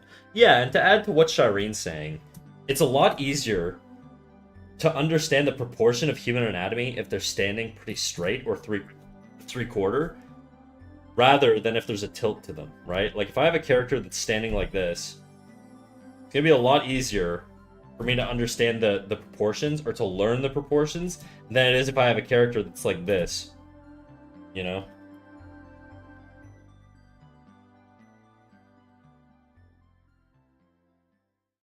Might be cooler, it might be more fun to do a pose that's like really foreshortened like this and all that stuff, but it's not gonna help you learn as much. It'll help you how to learn these proportions, but 80% of drawings are gonna be in these proportions. So if your goal is like fast advancement in your ability, you want to really focus on the things that are going to be a lot more commonly used. That's why I always say like three-quarter heads, three-quarter front on, not even front on. Three-quarter and profile are probably more common than front on in illustration. But those three poses are kind of going to be your bread and butter anyways. So I'm going to send you this. I know there's no, like, bullet notes or anything like that, but I hope that, like, you know, seeing all of these little lines here are going to remind you of little techniques that you can use, like, verticals, negative space, with an egg, you know, major axis lines. All of these things are just tools that you can use.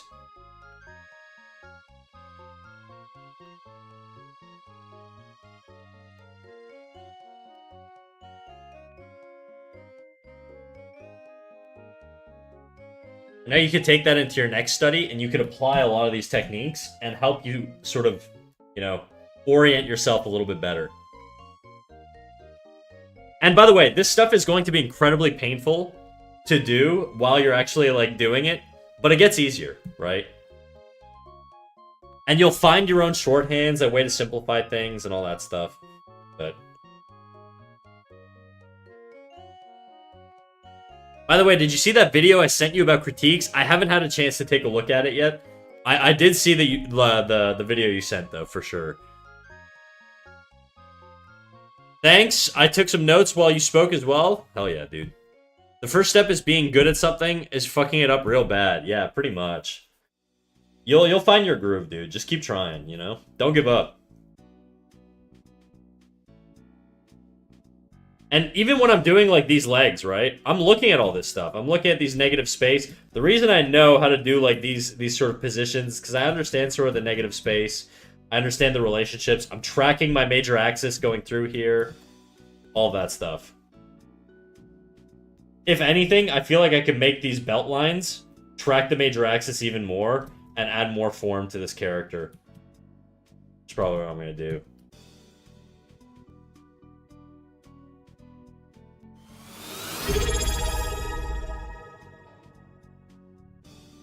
Nox, thank you for the prime. Thanks for the prime, dude. Take my primer as a thanks. I'll take it. Grabbed and put into my pocket. I'm gonna go spend it on drugs. Just kidding. If you're the police, that was a joke.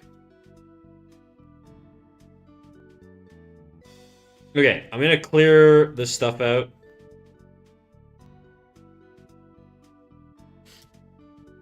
Avenge Sevenfold. Guys, I gotta piss again. I drank coffee like the first like hour of stream. I was just sipping on caffeine.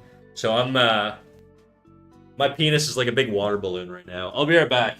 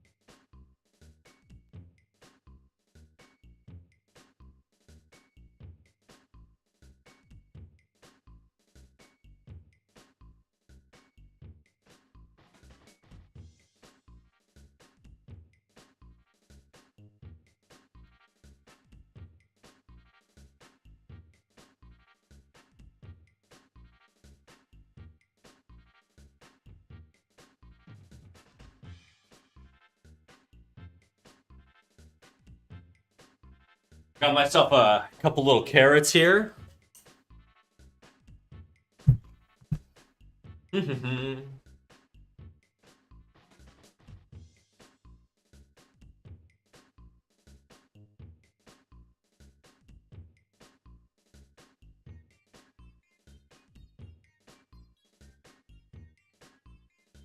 While the rat's away, here's my advice to you as chatters. If you hear me say something super succinct and helpful that you want to reference clip it, making clips of Sneap helps Snack publish things like shorts and reels. Without having to burn through a bunch of extra effort, you may not have the energy for it. That's true. I don't have that energy. Usually his descriptions go over a minute, though. That's true. I do yap a lot. That's sort of the downside. They're not really, like, bite-sized, you know? I feel like it's almost more like class lectures a little bit.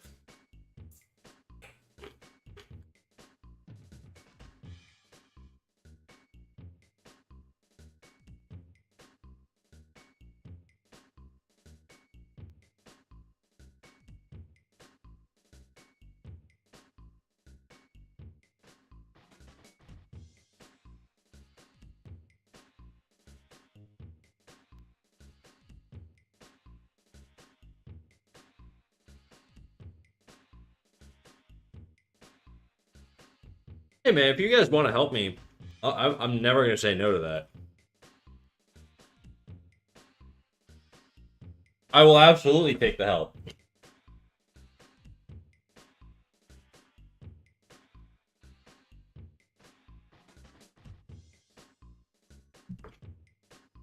I'm gonna be eating carrots for the next 10 minutes because these are fucking massive, dude. I'm gonna get the biggest tummy ache. Crazy. I'm gonna be farting something crazy later. By the way, how many followers did you get from that raid yesterday? 95. I checked after stream.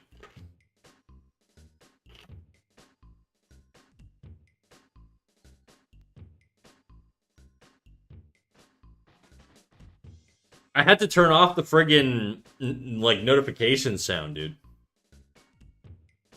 Snack's a big boy now. Thanks, King. I try. Ooh! Fuck.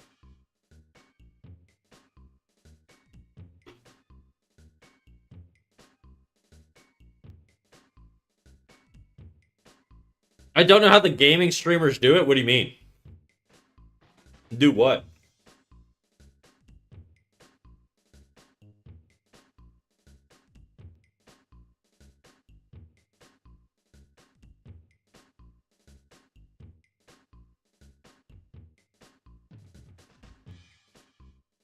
If you want some super simple short edits, hit me up. I'm not a pro, so I'm not gonna charge you some super ridiculous rate, but I'm amenable to bartering. Yeah, man, for sure. For sure. I don't mind paying you. I have an editor right now who I really like. I just have... It's just the quality of the reels I like to produce is just so much effort. I don't know if I've ever shown you... I've shown you guys my scripts like a long time ago, but they're fucking annoying. And then like the whole package that comes with it, just brutal. Like when I send my I'll show you guys what they look like. If I make a video,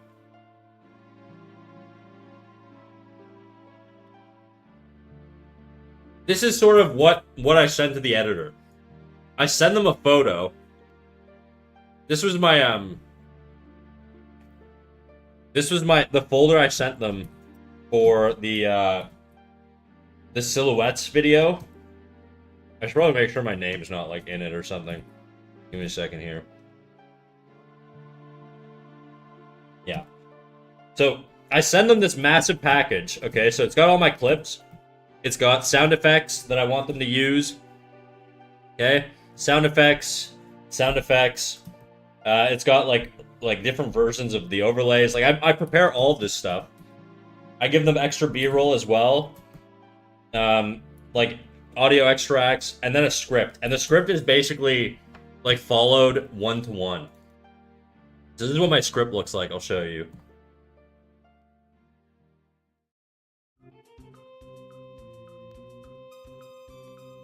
So everything in red here is an edit beat that I want my editor to hit on.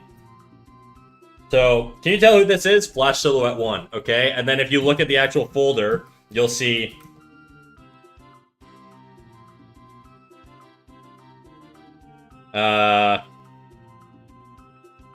You should see Silhouette 1. I don't know where the fuck I think I added a note.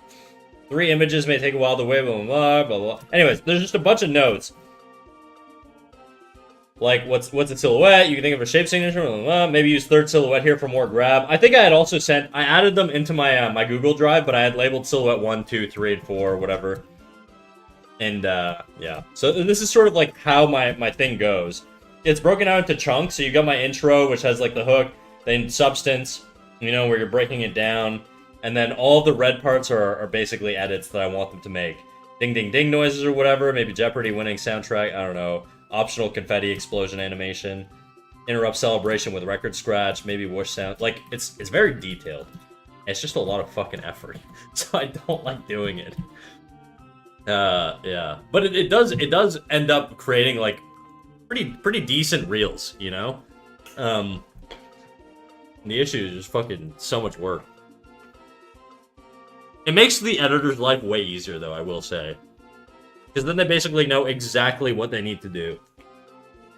And then I usually do about 2 or 3 rounds of revision. I pay hourly, so I just keep doing revisions till I'm happy with it. And I'll be like, oh, you know, move the position on this reel here, like, or this scene here, or actually I don't like this scene, so let's switch this or whatever. It's kind of just like being a director. It's fun, just a lot of energy.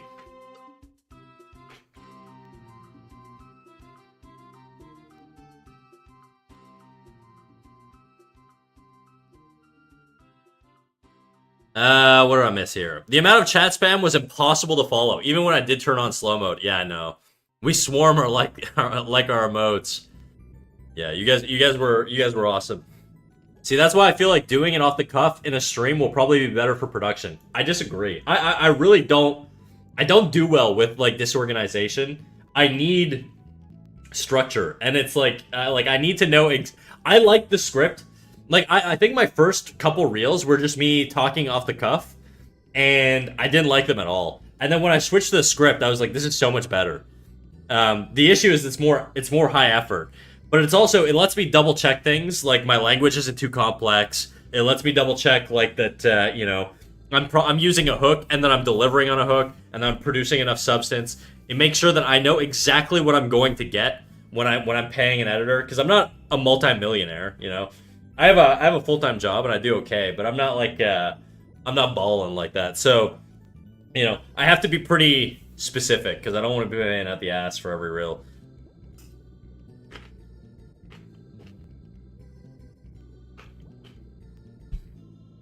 Some people follow just to troll. Sometimes it's necessary. What, follower only chat? Follower only chat is also a thing.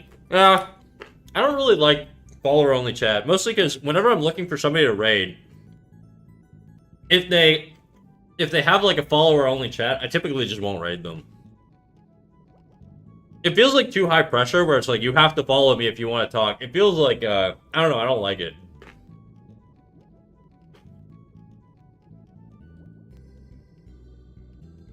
I'm gonna boop you later on with a content idea I have for you based on our last chit-chat. Sure, dude. Yeah, no wonder it's stressful for you. You're putting in a lot of production effort, big dog. I know. But the thing is, like, if I could do this as a job, I think I would really enjoy it. Honestly, I think I'd probably be a decent social media manager, but I just don't want to... I don't know how to make that jump. We'll see. I don't know. I don't know. I have another one scripted. I haven't filmed my scenes for it yet. Or set up my, my CSP shot with all my breakdowns and stuff yet, but...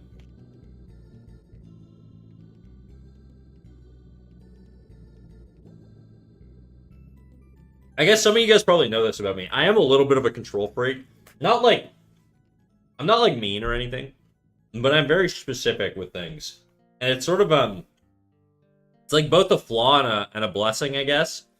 Because it means, like, you know, whenever my goal is to do a thing, I do it well. But if everything's not in place, I flounder and I don't do anything. And that's sort of a bit of a problem, too. Like with the streaming thing. Before I actually started streaming... I spent 2 years. Like, I knew what I was going to be called. I knew it was going to be Cat Snack. I knew what the idea was going to be. I knew what my character was going to be, all this stuff. I knew this 2 years before I actually went live. And I thought about it, and I was like, in my head, I was like, I got to get all this. I got to get a good mic. I got to get a proper setup. I got to get a PNG tuber. I got to get all these things, you know. And then one day, I don't know why, out of the blue, I was just like, you know what, fuck it, let's go live. I went live, no mic, no nothing. And then I just built on it. And honestly, that's what I should be doing. Is just start things and then build on them over time. But it's very difficult. Like, I feel like there's something deep down inside of me that just wants everything to be perfect. And I'm sure a lot of you guys can relate to that. Because I've had a lot of questions where people are like, I want to stream. What's your advice? My advice is always going to be like, just press go live. Don't worry about anything else. Just fucking go live and figure it all out later. You're going to just never do it if you try and get everything perfect from the get-go. Small steps, they say. Exactly.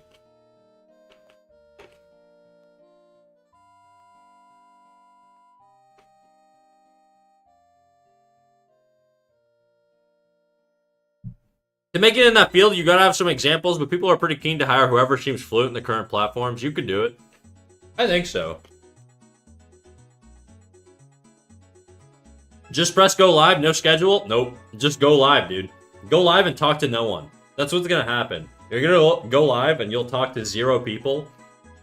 Probably for a while. And that's just the way it is. And then you'll get one guy every now and then... Like, my first year... I think it took me 6 months to get 50 followers, you know? It's just the way it is sometimes. I had... 3 minutes, I'll hear you again. Alright, I'll wait. I'll wait, guys. I'm gonna keep eating my carrot.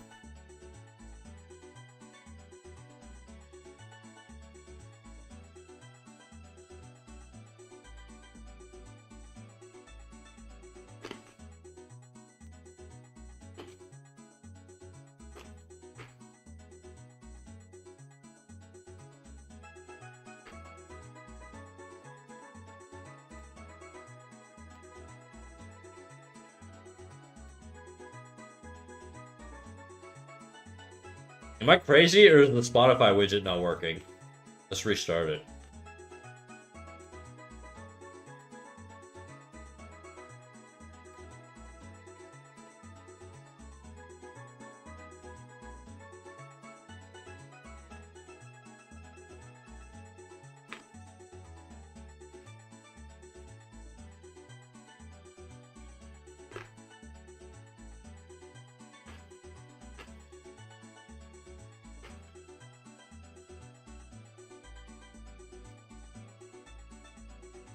I can stream, and because I have a more consistent work schedule, I can make a stream schedule. The problem is my laptop's scuffed. Yeah. I mean, I will say, your internet is probably more important than your laptop when it comes to streaming.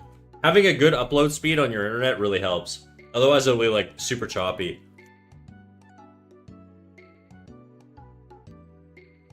I want to stream, but I don't really have time, and I can't be alone. Yeah, if your family's chill, it's probably fine. Like, when I started streaming... I lived in my dad's basement. I only bought my place in like September of 2014 or 2024, sorry. And I lived in my dad's basement when I started streaming in May of 2024. So for like 6 months I was in my dad's basement. And he totally like made fun of me. He was like, "I hear you talking about the most nonsense stuff ever." And I was like, "Yeah. It is what it is, you know? It's the price of fame, baby." You wouldn't get it, Dad. You wouldn't get it. You wouldn't get what I have to do to make it out in these streets. But my family's chill, so they don't really give a fuck what insane shit I say. But if you have a very, like, conservative or, like, traditional family, having a stream where you talk about cum and piss and shit all the time is probably not a good idea.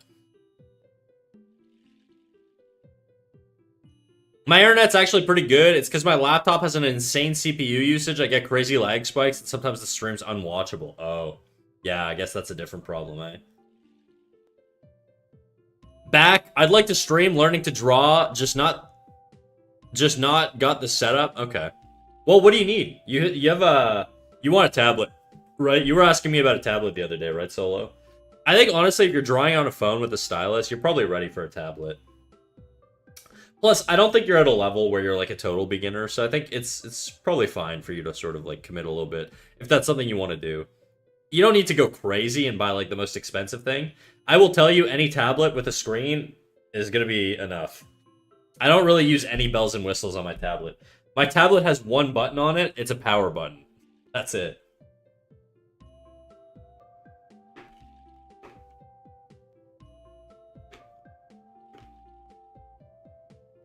Okay, we back. I missed you guys.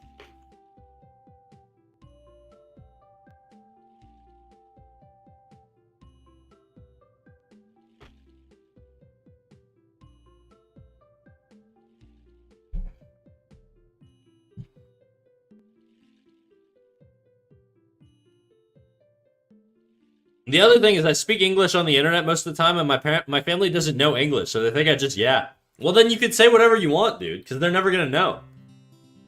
That's such a perk. I got one of those screenless Hawaii, I don't know, Huey, whatever, 1080 something. Gotcha, dude. So you bought a tablet? Hell yeah.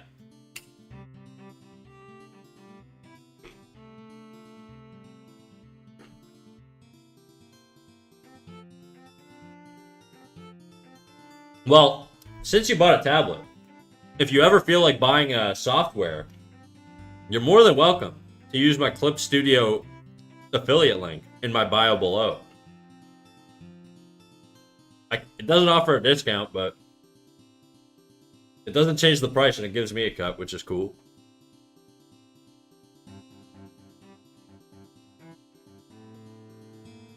I don't think there's a command for it, unfortunately. I also feel like the link expires every like 30 days, which is annoying. Yeah, boy, self-promote like a king. That's right. I did spam the swarm yesterday with all my self-promo bullshit. I did shout out the Discord a few times, though.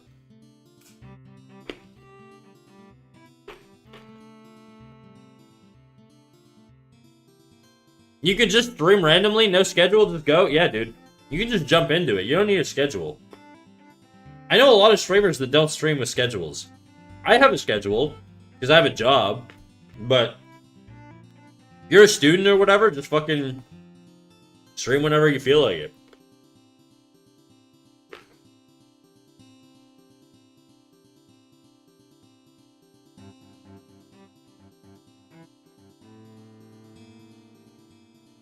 I'm almost done with this carrot, guys.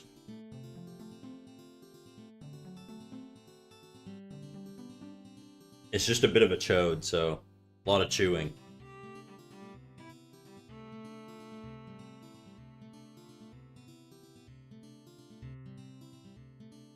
Siren, I didn't have a schedule, I think, for like 6 months. I just kind of streamed whenever. But what I found was I would just like not stream. Like because I didn't have the habit, I would just sort of not stream, you know? Joseph, nice hats. Thanks, dog. I appreciate it. We're doing this guy down here.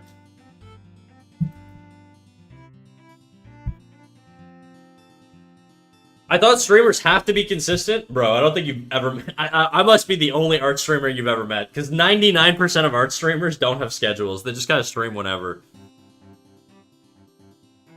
Or they stream, like, every day. That's kind of what I've noticed. Is, like, in the VTuber category or the art category, they either have incredibly inconsistent schedules or they just know live streaming, and that's all they do.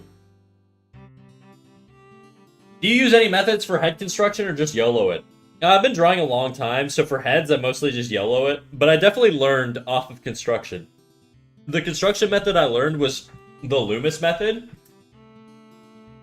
and then I used the, I basically simplified it. I'll draw, like, a head like this, and then I'll do, like, a crosshair. Like, I'll do the general head shape, and then I'll just do a crosshair for where I want to put, like, the brows or eyes roughly. And this is sort of how I'll start a head. Something like that. And then it lets me play with the angle and stuff. Like, you know, you practice drawing this from different angles. And you'll get pretty good at, you know, drawing the head from any angle. Generally speaking, though, these days, I just kind of wing it. Just because I've been doing it a while. But when I started, for sure, I used construction. You can't really get to a point where you do things for imagination without training yourself, at least in some sort of structured way.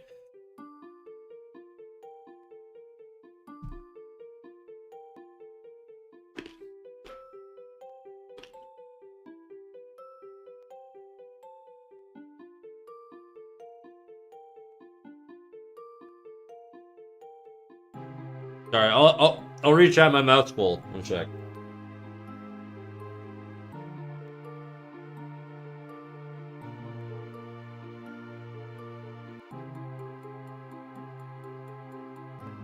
Almost every streamer I watch has a schedule.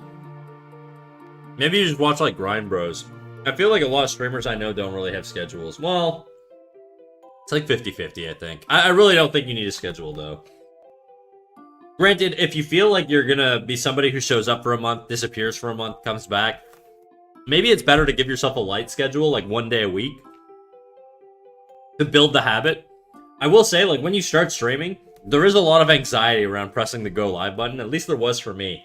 And having it become a habit just completely eliminated that. Now going live is, like, brainless. Doesn't bother me at all. It's like muscle memory, you know? But when I first was started with no schedule, there's this sort of, like, inertia where you're about to click go live and you're like, wow, if I do this, I now have to commit to 3 hours of streaming or 2 hours of streaming or whatever it is you want to do as a minimum. And if I don't do this, I could just hang out tonight and not stream. But if you have that schedule and you say, look, no matter what, I'm sticking to this schedule, I'm going live with the exception of like maybe injury, pain, whatever, I'll cancel a stream here and there. But generally speaking, if I don't have a good excuse, I'm going live. If you do that, it becomes so frictionless because it becomes muscle memory. It's like ingrained habit, you know? So I feel like schedules are good for that. Consistency is important if you want to grow quickly. Being able to niche yourself is helpful if you're grinding. I will say, I find, I don't know if it's just because like I'm in the art category. I do think there's limits in the art category. I think if you're an artist and your goal is to be the next IShowSpeed or whatever, I think we need to be a little realistic that we just don't have the same sort of viewership pool that the broader Twitch audience does. If you want to be a gamer or whatever, then sure, go for it, dude. You know, maybe you'll pop off, but I do think it's a little bit of a lottery on Twitch. It's hard to say, really, what makes... Like, there are things you can do that objectively improve your ability to draw, or your ability to retain viewers. But, like, getting, like, huge, I think is probably maybe luck. I don't know. It's hard to say. It's really hard to say. I think it's a bit of both. Thanks, that's very helpful. I've seen other skilled people approach it this way. No worries, Joseph. I appreciate you, dog. I do like it, but I just need to get a new pen for it as I have the pen plugged in to use. Oh, I see. You mentioned a lot of stuff earlier about studying. I guess my question would be, how do you know when you've properly grasped a concept or when you should keep working on it? I mean, the answer is it easy for you to draw, and do you execute with appeal? If the answer is no, keep working on it. That's it.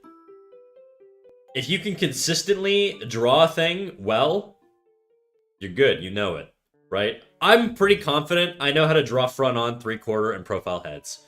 It's my bread and butter, dude. It's the thing I'm the strongest at. I could probably almost execute it. I would say with 95% of the time, I could probably execute it with some degree of appeal. Now, if you start telling me things within that domain that are a little bit more niche, like, hey, draw an animal head 3/4, draw a cute anime girl head 3/4, these are things I'm going to struggle with a little bit more because I don't have a strong grasp over it. And there's always going to be blind spots in your ability. You're never going to be fully rounded at everything. Maybe if I lived 100 years and I was able to practice every fucking thing that exists in the material world, then I'd be really cracked across the board. But generally speaking, you only live so long. There's only so much you can learn. You're not going to become a domain expert on everything. And so just know you're going to be as good as the things you study.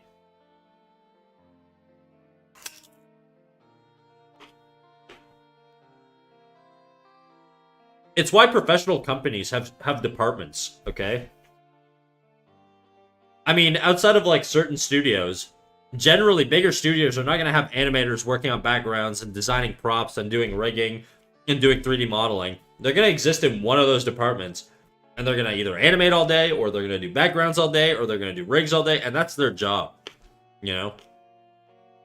It's better to have a guy who's really fucking cracked at one thing than a guy who's okay at a bunch of things. You're going to get a much more high-quality, like, product from the dude who's cracked at one thing, you know?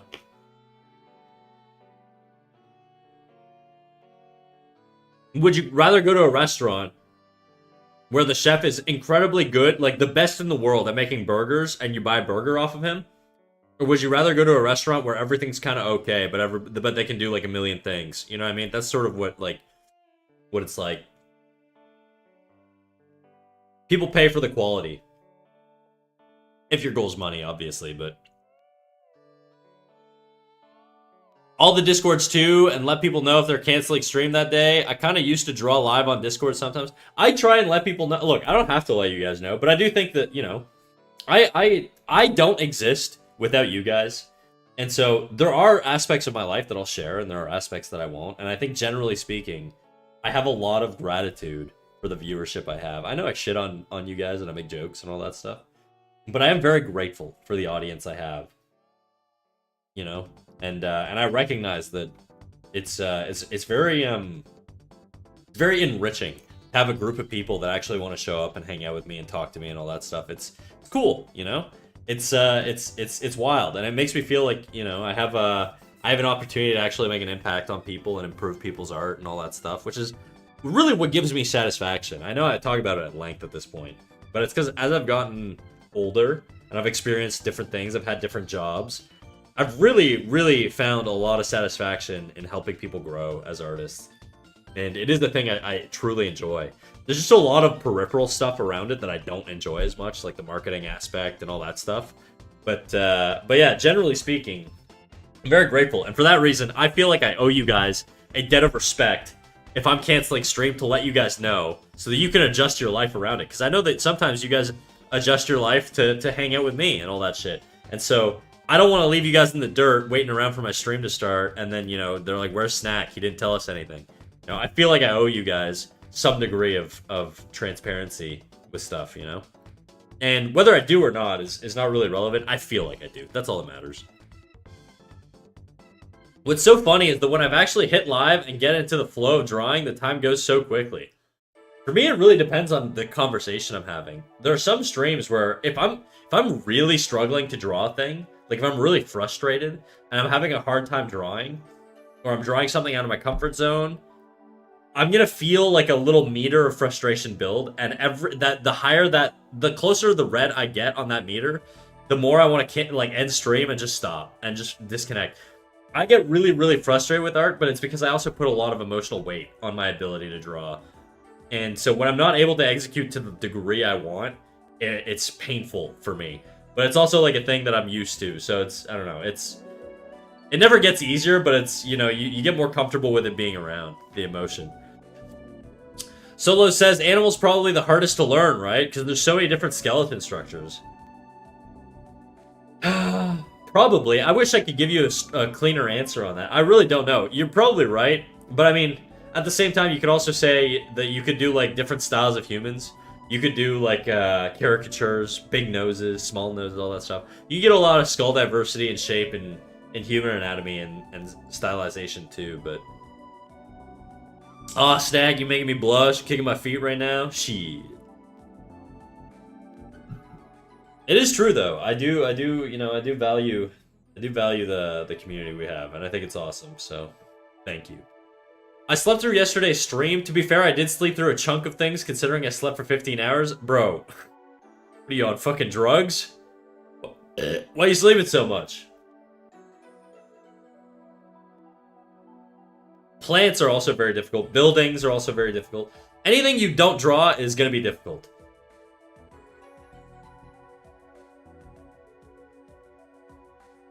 I was tired? No kidding.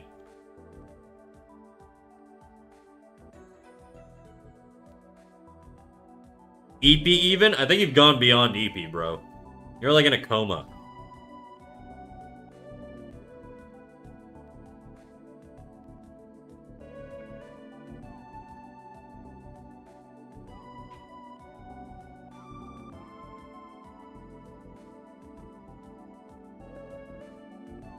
I was in a silly, goofy mood. You were having fucking zoomies, and then you went to bed.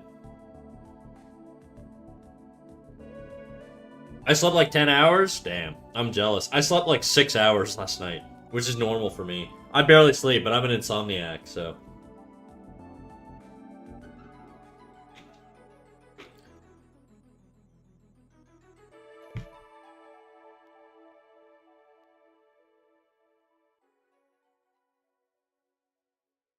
I'm almost done with this fat-ass carrot, dude. 6 to 8 hours is recommended. I feel like for me, anything under 7, I feel it pretty hard. Anything below 6, I'm definitely feeling it. Like, I'm functional, but I'm not very well functional. I'm also a lot more prone to, like, emotional irregularity. I don't have, like, outbursts or anything. I'm not, like, a fucking psycho. But I can definitely tell myself being a little bit more testy when I'm under 6 hours. 7.5, I'm usually good.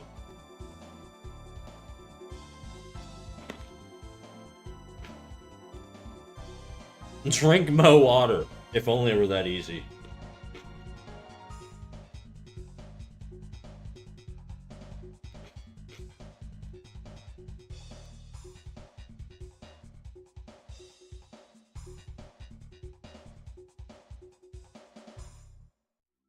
Water? Ha!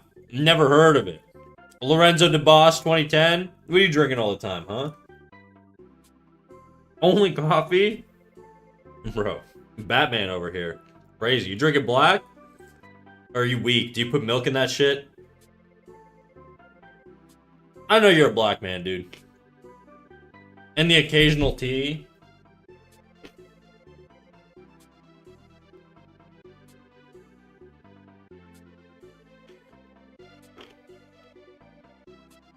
I'm almost done with the carrot. We're getting there.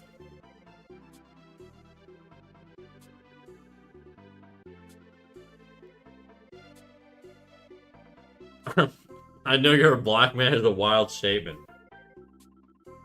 Look, I know you guys heard the context. I'm not apologizing for shit, alright?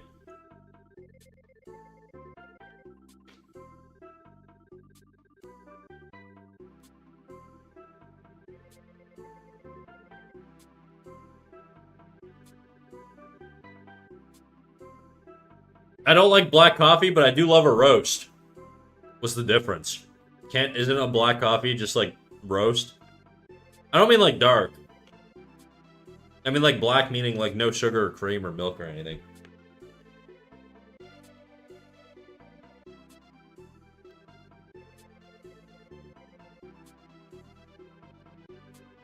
Coffee acts as a diuretic? Oh boy, don't I know. Every time I stream, like whenever I'm streaming, it's like right after I've drank like a crap ton of coffee, and I'm always pissing, constantly. Oh, laxative as well? Yeah, it makes you poop.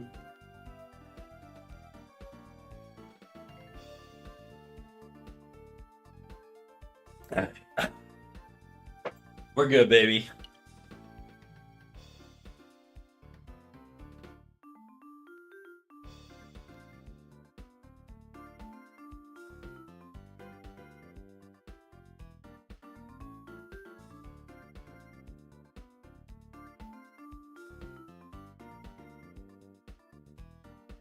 Since I work night shifts in the office I work in, I add a secret coffee maker. My boss doesn't know. Are you sneaking coffees, bro? That's the most villainous shit ever. Why do you have to hide your coffee maker, dude?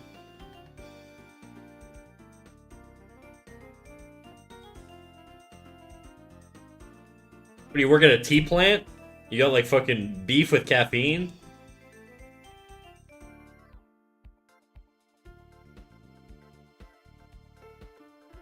Speaking of caffeine, I obviously didn't have enough because I fell asleep. You always fall asleep with my stream on, dude. I'm honored. I'm basically lulling you to sleep every day now. If you really need a good go, eat some plums/prunes. Siren, the poop expert, dude. Thank you for the advice.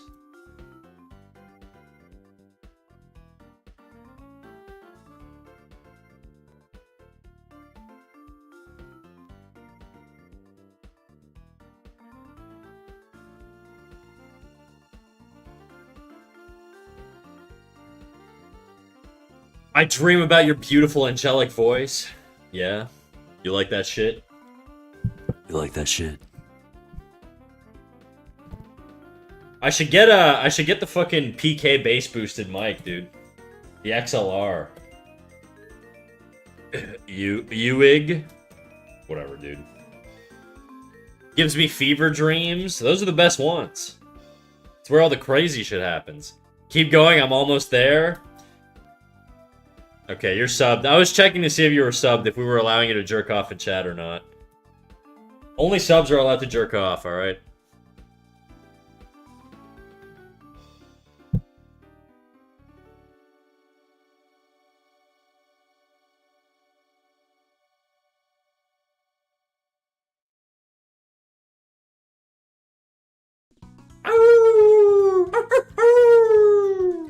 Sucrose? Damn. Speaking of sucrose, we were just talking about coffee and the shit you put in it. You should get the ASMR mic that's 2 ears, so you guys can just hear me fucking licking my mic.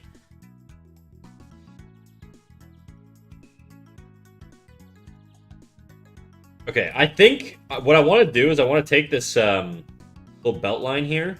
or this whatever the fuck this flap is, and I want to have it conform a little bit more to the gesture of the pose. So I want to sell the information a little bit better.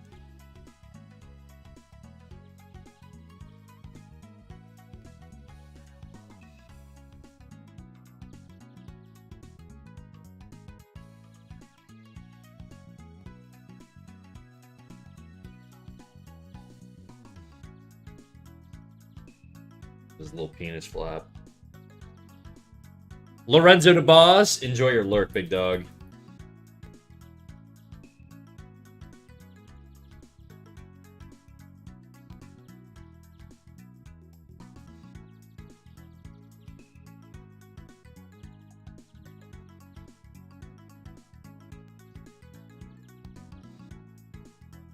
Actions.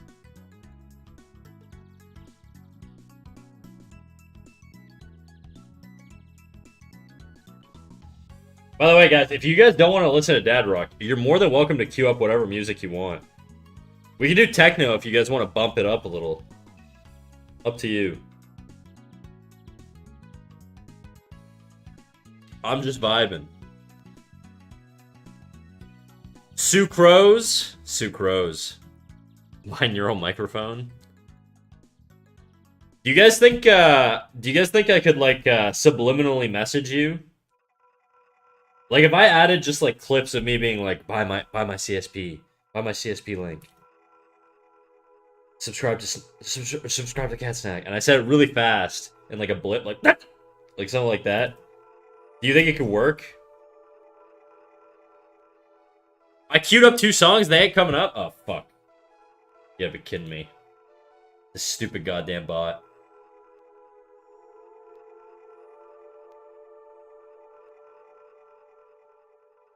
Well, I'd have to know what a CSP link is. It's my Clip Studio affiliate link. It's the only money source I have outside of subs and ads.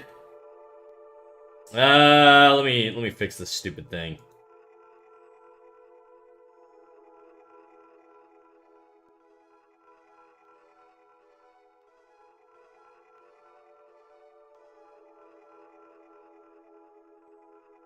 Doesn't seem like it's working solos. I'll queue it up manually. But I think my bot's shitting itself right now, which is pretty typical of my bot.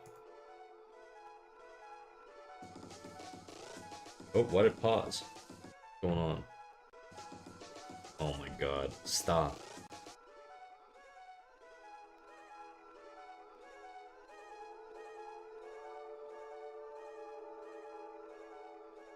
Is this the song you wanted? I'm restarting my Songify bot. Give me 2 seconds. Earlier, there was a weird Spotify pop-up on screen. 2 of them was the same, though. Was there really?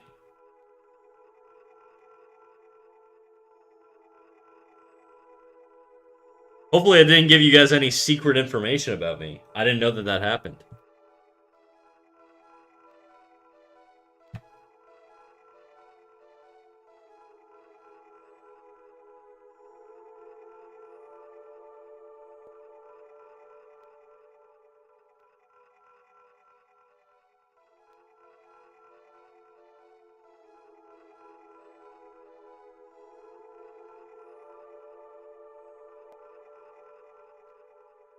Okay, I'm just gonna see if the bot works now. I just restarted it.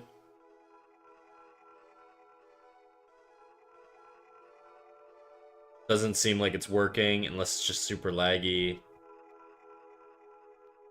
Give me a second.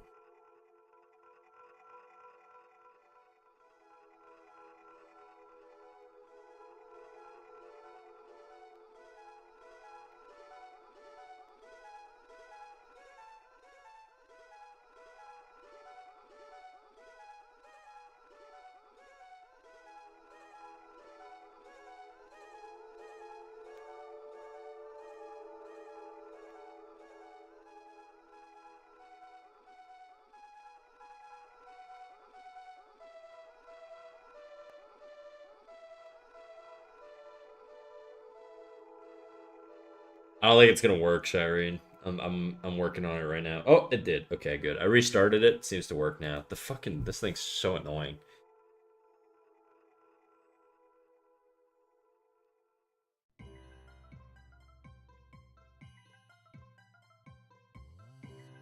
Okay, songs are working now. This guy needs more of a butt, I think.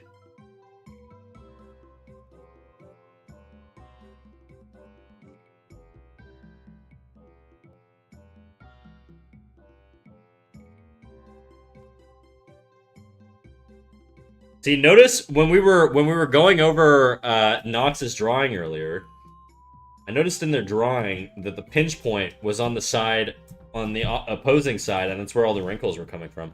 I've noticed my wrinkles are kind of coming on the other side here, and so, see, that's an indication to me that I need to tweak my wrinkles.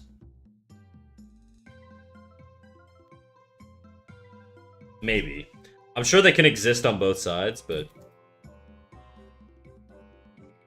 just a little example of how you can sort of use your life drawing as a reference source. And now I've committed it to memory. So now I'm gonna remember that a little bit better. Hopefully. But if you do that over the course of years and months or whatever, you'll develop a lot of skill.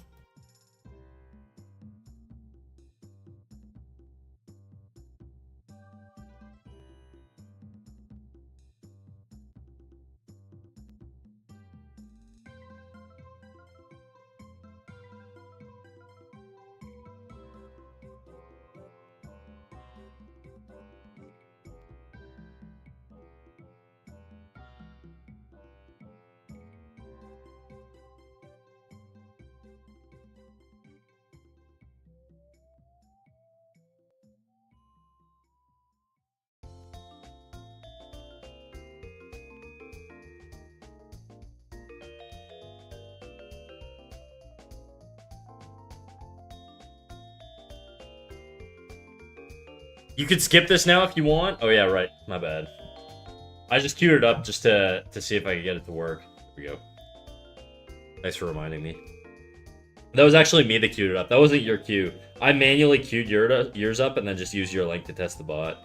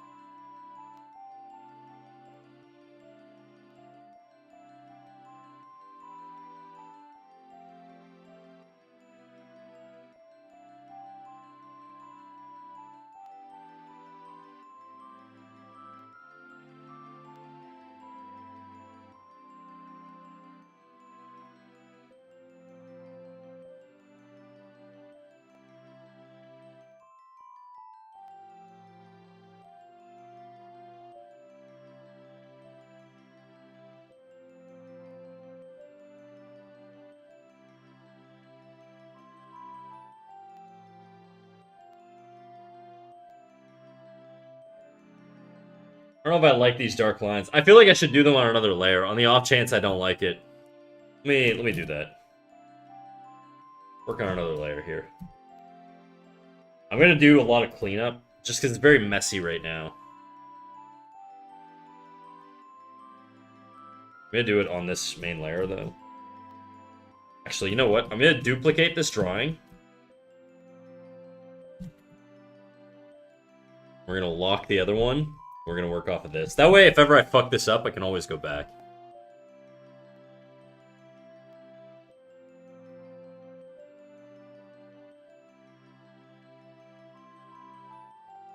I kind of want to try doing these, like, black...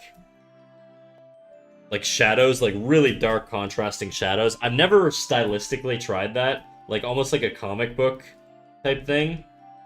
I don't know if it'll work well, but...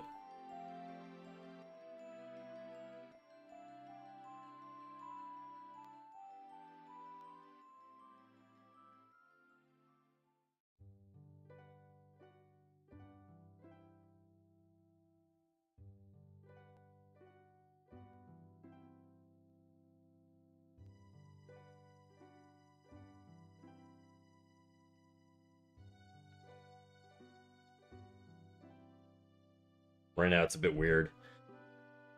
This character somehow fits the song really well. What up, Rosie? Damn, we got another Swarmy coming back.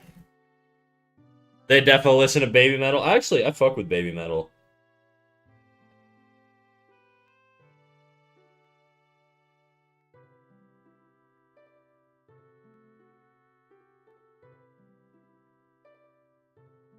How you doing, Rosie?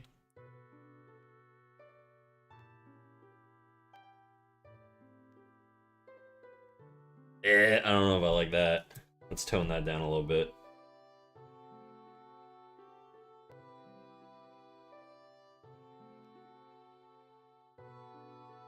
I was gonna ask if anyone else was here. Oh yeah, we got a few people here. We got a lot of people coming back from yesterday. Super awesome.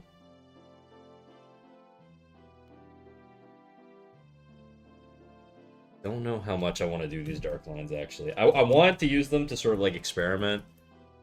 I am here. Sorry, not what I meant. You're a regular here. You've been here for, like, 2 years.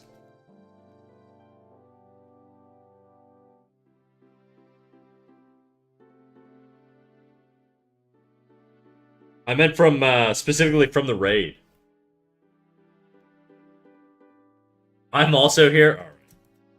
Alright, guys. I know you're here.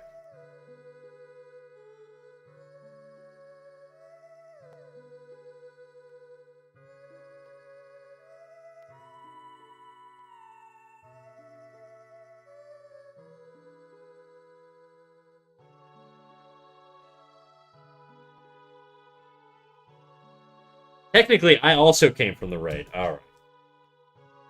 Dad, if you want attention, just say so. I'll give it to you.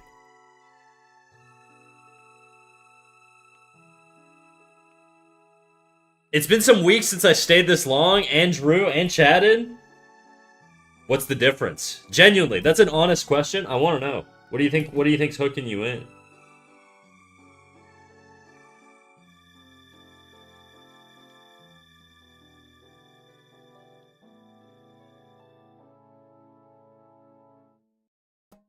I don't know how I feel about all this.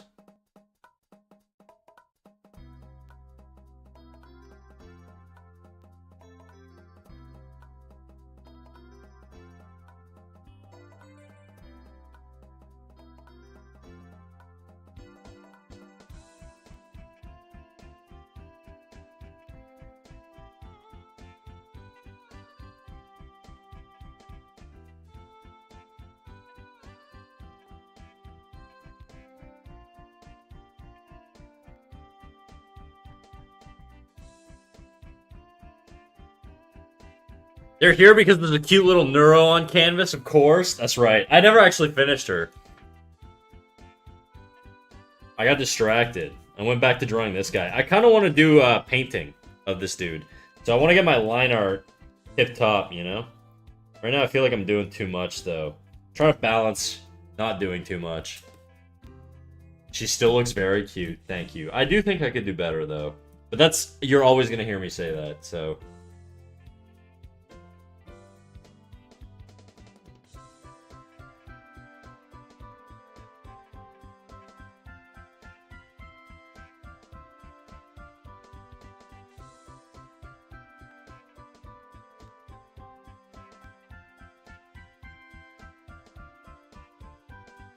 I really didn't have the motivation to draw. I see. So if you don't want to draw, you don't want to show up, huh? Is that how it is? Is that what you're saying, Shireen? It's okay.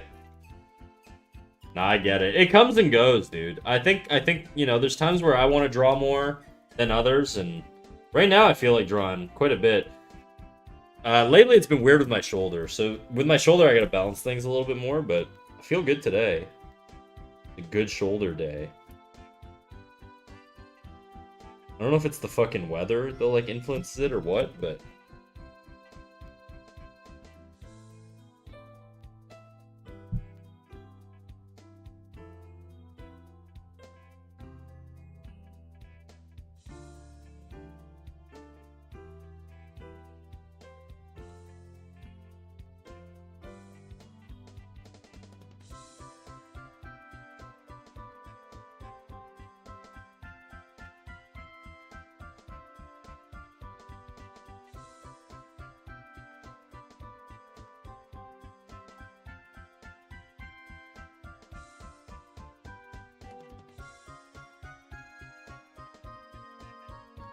So I know there's a tension point up here. I think I'm gonna give him sort of like a, almost like a poncho thing.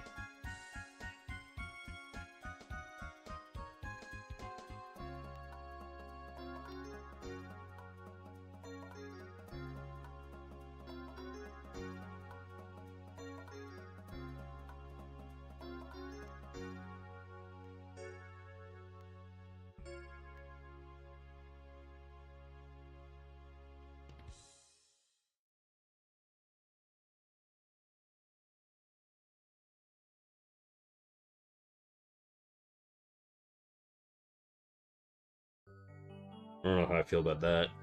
I don't know how I feel about that. Maybe we just keep it like standard fabric-y, you know?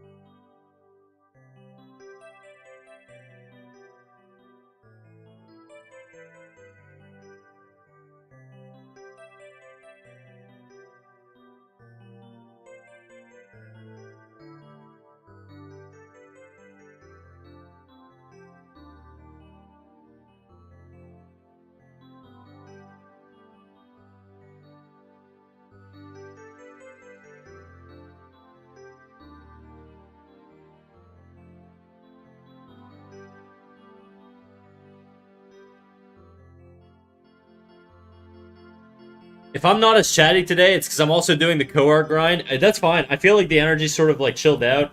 We've been yapping all day. I'm kind of like locking in a little bit right now, so you're more than welcome to join me. Don't feel pressured to chit-chat. You're more than welcome to just sort of draw and hang out. That's what a lot of people are doing right now, so...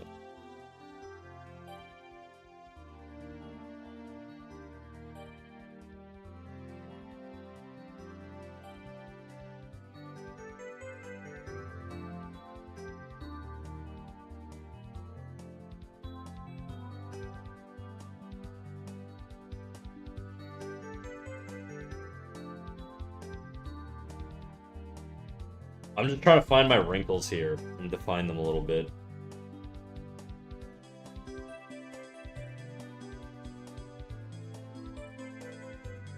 If you time traveled into the future to see the finished version of a piece of art or a future version you created and then went back in time to create it, where do you think the idea for the drawing came from?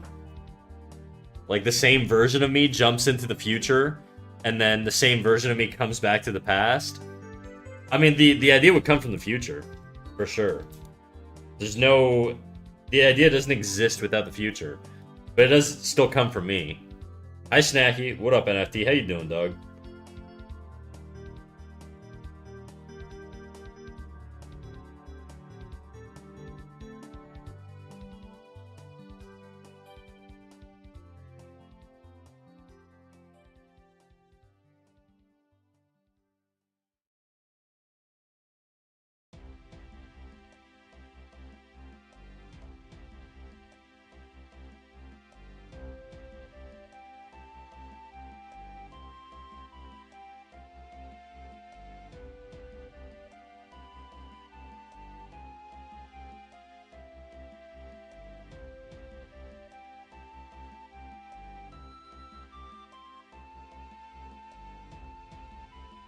I came with the raid and stayed for the art, and yes, I'm still here. Bloodcore, I love you for it, dude. Welcome in, dude.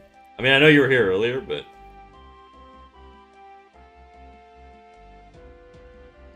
You like to draw, Blood?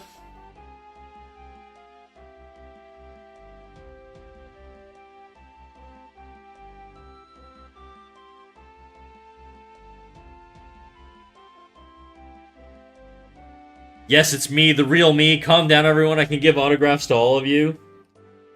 This is our community furry artist. He's very popular around here. He's not joking. He's a big deal.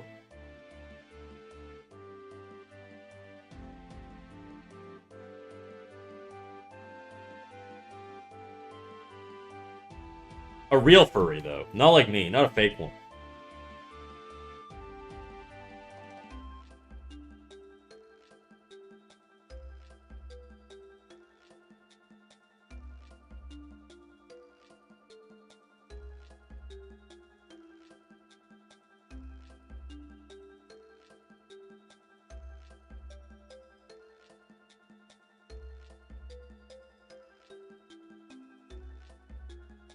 I'd like to change my title. Well, you don't want to be a VIP anymore?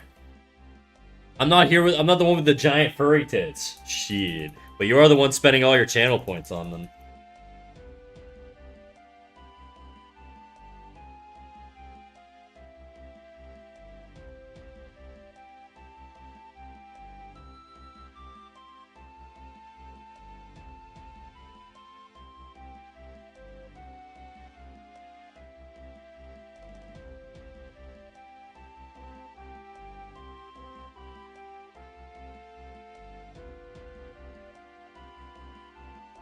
Aw, man, this stream was gonna be tits free. They're never free. No, I'm just kidding. I know what you mean. NFT, you blew it. What'd you do, bro? We were about to have a wholesome stream. I didn't even swear once.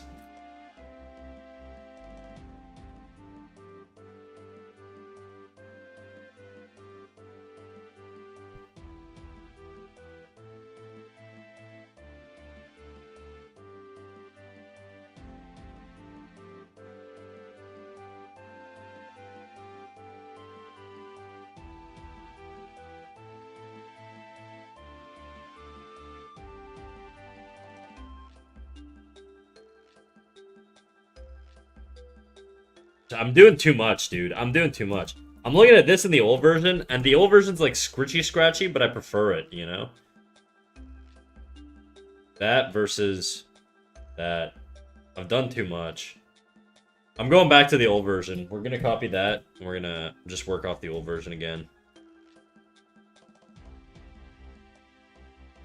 Snack, do you remember when they were making us do stippling? I do. I do remember when they were making you do stippling. Are you still doing stippling? I think my brush size needs to be a bit bigger.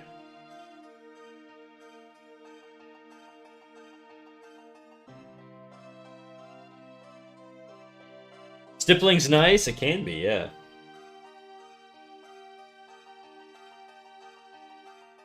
Now they're making us paint with gouache. It just sounds like you're in like a general arts program, dude. Where they're getting you to experiment with a bunch of shit. When I was in school, all I really used was like Polaris pencils to do like animations and stuff.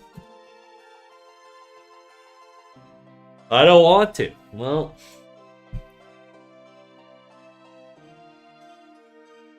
sometimes we gotta do the stuff we don't want to do, you know?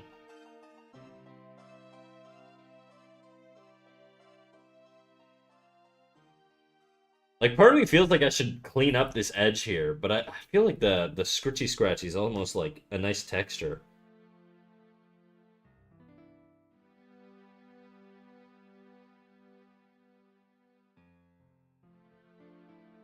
You need a redeem to draw with your other hand for 5 minutes? That would be torture, dude. Alright, let me try to draw left-handed here. It's weird, because my Control-Z is on the other side of my canvas. And I move my keyboard over. We're gonna go left-handed for the next... what time is it now? 3:55? Till 4 p.m. I don't even know how to do Control-Z here. Okay, let me try with a head. Oh, this is weird.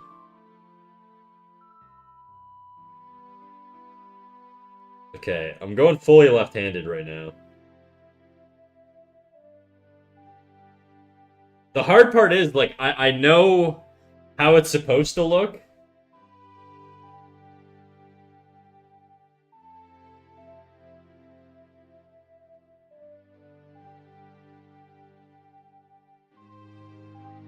I put Control-Z on a button on my stylus, I would fat finger that all day long, dude.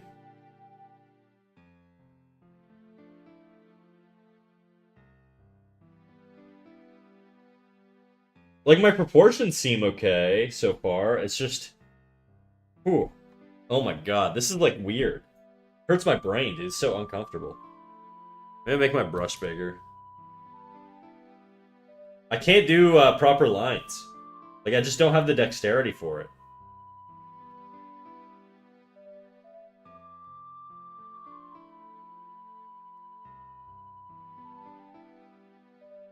Fuck. Okay, let me try a face from scratch here. I gotta... How the hell do I zoom in? I think. How would I zoom in on my canvas normally?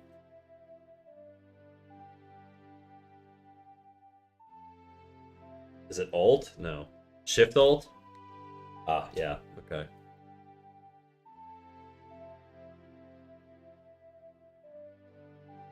SP.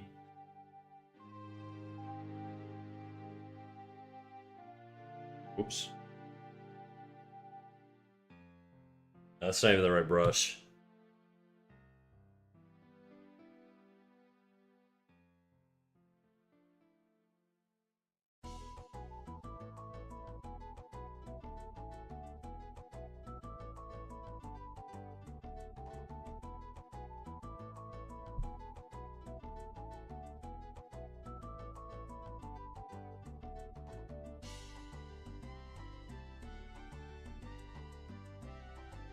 It's just the dexterity I don't have. It's also hard because I'm used to looking at the other side of my hand.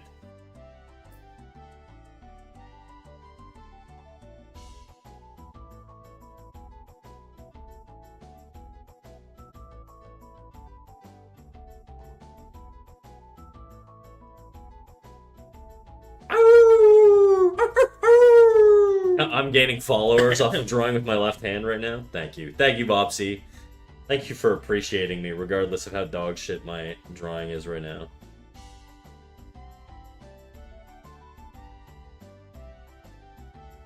Fuck, I can't do a skull.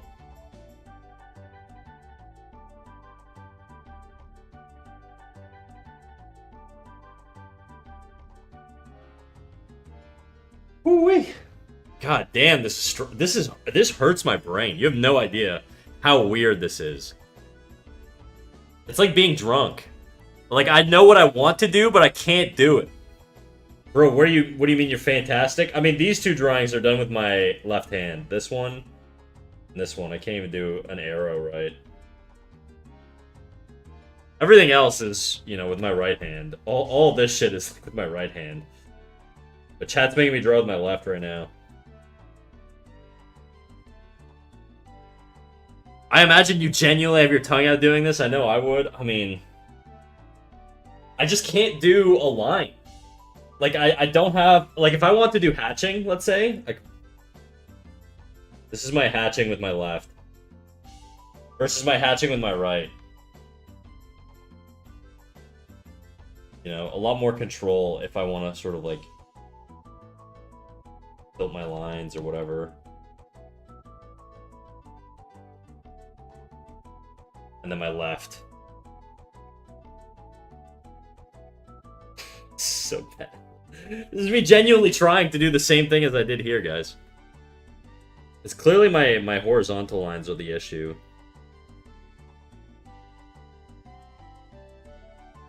Gotta Control-Z all this shit. Moving my hand horizontally doesn't seem as bad. It's not super duper accurate, but it doesn't seem as bad. Moving my hand vertically is really, really bad. Versus, like, this. I feel like I could do perfectly straight lines like this with my right hand. But this is what I try. This is what I get when I do the opposite. Right hand. Okay, switching to left now.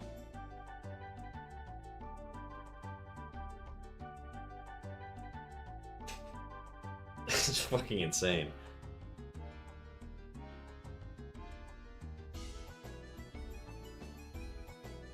He's gone back to the beginner days. The thing is that the most painful part, guys, is that my brain knows the muscle memory. And so my brain is looking at my canvas and it's like, why are you drawing the face like that? It hurts like so much. It's actually so uncomfortable.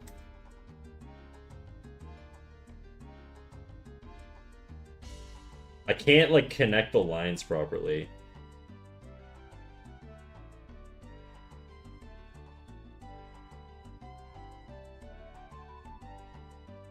Oh. If I ever lose my right arm, or, you know, this is going to be the most frustrating, like, recovery ever.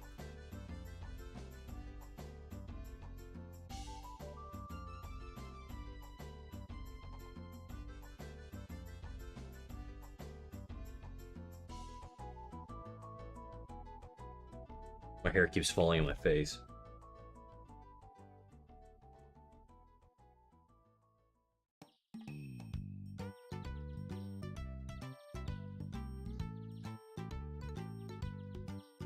Hmm.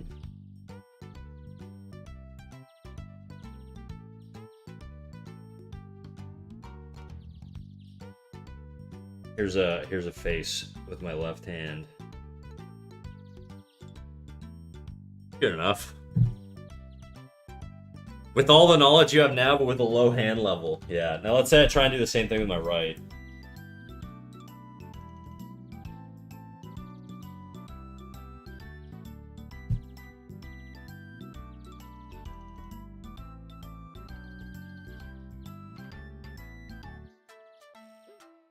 So much cleaner. Oh, this feels so much better.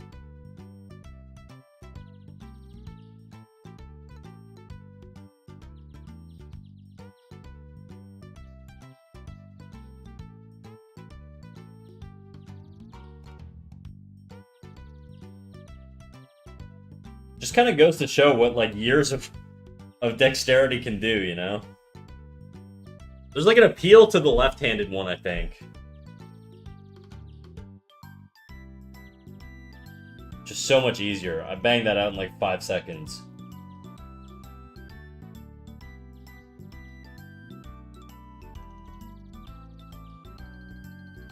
Also, give your good hand a break every now and then to stop cramps. My cramps actually come in they're from my shoulder. I gotta move my keyboard. It's on the other side of my canvas now. I have a shoulder injury that I got like a few years ago from working out too much. And it's not even from drawing too much. From working out. I gotta erase all this.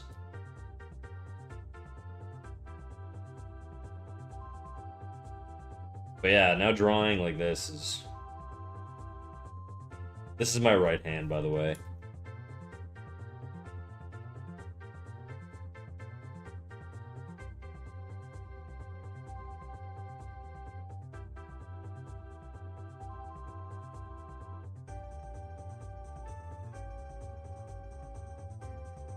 I love the confidence in your lines of which hand.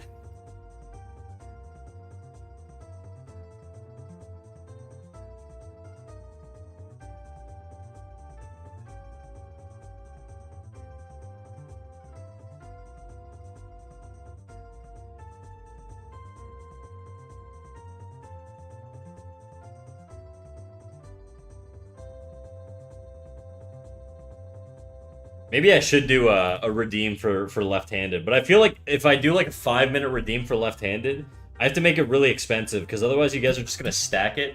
I'm gonna end up having to draw like an hour with my left hand.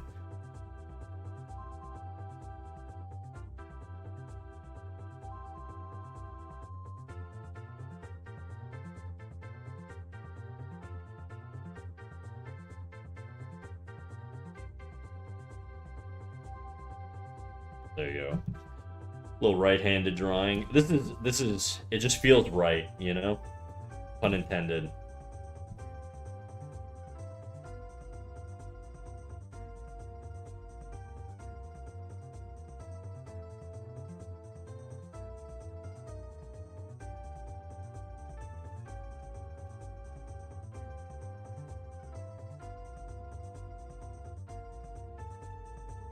Ads, I'll hear you again in 3 minutes. Alright, guys, I gotta take a leak anyways. PP time. PP, can we get some PPs in chat?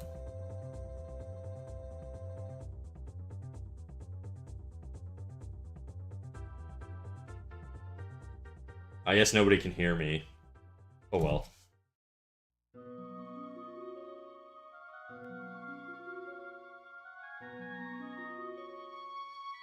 Pee pee poo poo. Thank you, Shireen. Thank you, Rosie.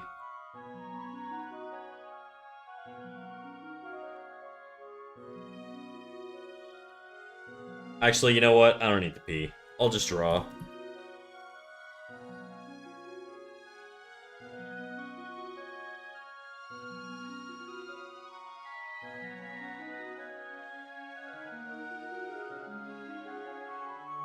And back. Damn, you those ads are quick for you, bro.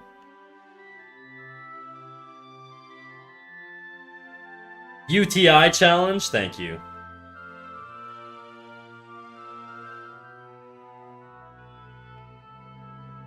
I've never had a UTI before, and I hope I never do.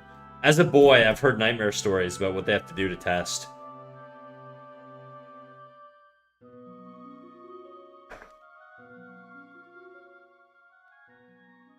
Three 20-second ads? That's weird. My ads should be 3 minutes per hour. If you don't mind me asking, what are some artists that influence your workflow? There's so many, man. No, like, that's a tough question for me to answer. Just because there have been so many over the years. I can try and narrow it down to a few. Nabet Zitro is one of them, for sure. Big time influence. I'll write their names down so you can look them up.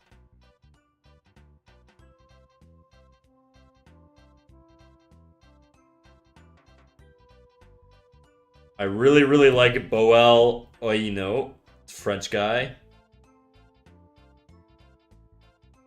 I don't know if this is how you actually spell his name. It might not be.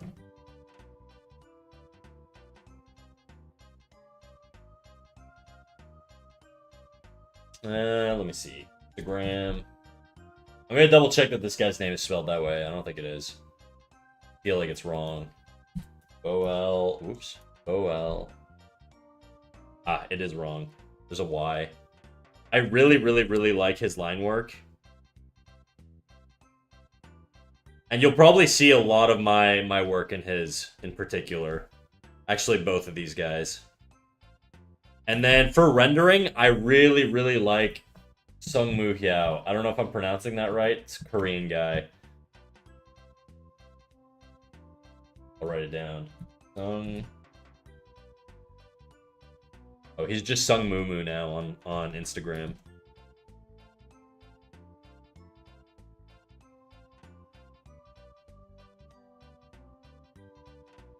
Nabets was like early inspiration. Same with Boel. Like both of these guys were like early days when I first started drawing. I really fucking like Sung Moo Hyao these days. He's probably one of my favorite illustrators out there.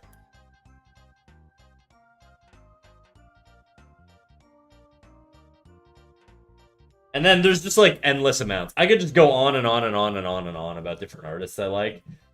But for sure, like the ones I look to for like inspiration, definitely these guys.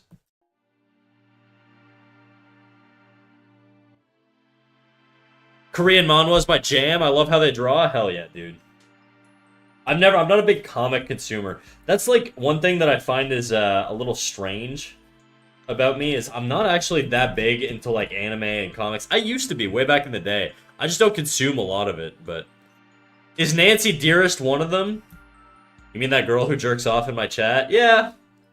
Yeah, why not?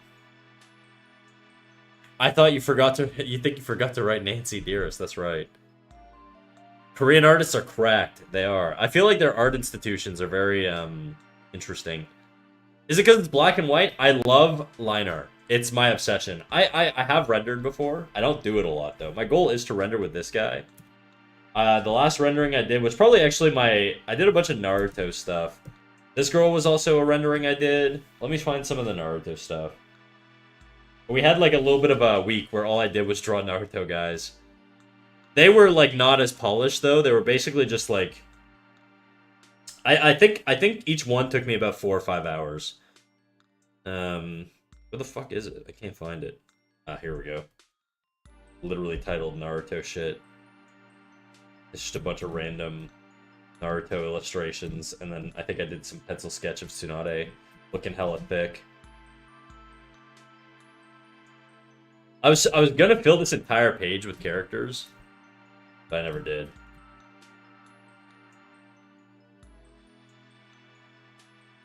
Guys, I gotta piss so fucking bad, dude. I actually do gotta piss. I should have gone when you guys were watching ads, but which Swarm member recommended or requested this song? I'll BRB. Give me 2 seconds.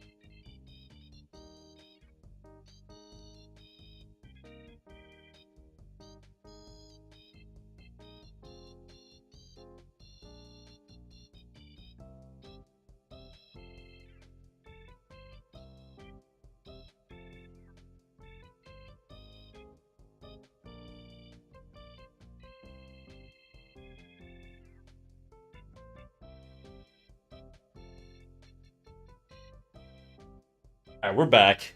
We're back, baby. What'd I miss? Let me catch up with chat real quick. Let me see what you guys are saying, huh? Oh, Venosa's here. What up, Venosa? How you doing, big dog? I feel the same way towards anime manga nowadays, where I watch occasionally now, despite all of my drawings being inspired by anime. That's sort of it, too. For me, like, foundationally, I was a big anime guy when I was, like, a teenager and shit. Use the piss bottle. I'll put it on my, my throne wish list, dude. You guys can get me a piss bottle. That would be crazy. Those look sick. Thank you. Those are so dope, dude. Thanks. I will say, all of these are pretty much like original poses too. This one obviously is inspired by Lee's like pose himself, but these hands and this like these poses and stuff like that, this one was literally my hands. I just took a picture of my hand in the bathroom. They used that as reference. Same for this. Kakashi doesn't have a hand here. He did at some point, but this is also my hand. Pretty much every hand on this page is just a hand of mine. Every hand I draw is usually just me referencing my own hands. I'm trying to find the canvas we were on. There we go. The one name that influenced my rendering the most was Kenan Lafferty. Oh yeah, I used to watch Kenan Lafferty, KNKL, like way back in the day, dude. Like way back. Back when I didn't know how to draw. Him, Modern Day James, Cynics, Psychra, Ahmed Alduri. All those guys way back in the day I used to watch for sure. Mark Crilly, way back when I started, you know?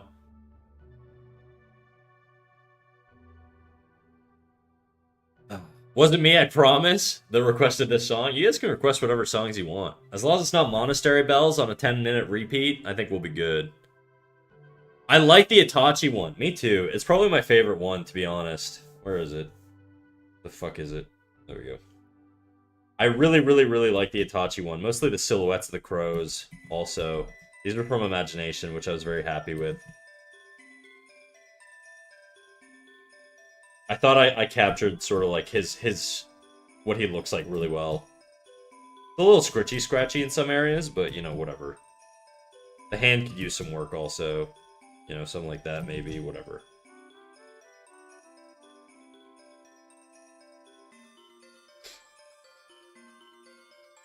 What up, King? What up, Venosa?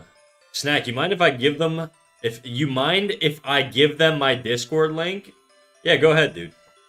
Go ahead, link it up. I'll allow you. I'll allow the self promo in my chat. We'll allow it. Just this time.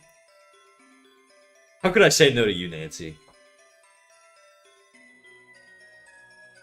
Oh yeah, you named a lot of big guys. I watched all of them. Yeah, they basically were like the foundational teachers of like my art journey.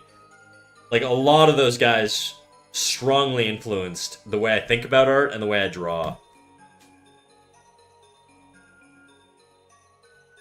And on that note, guys, if you guys want to join my Discord, you're also more than welcome to join the Cat Snack Discord. If you post in the critiques channel, I'll be sure to go over your work live on stream whenever you're in chat and I'm live and I'm in the mood, obviously. And also go follow Nancy.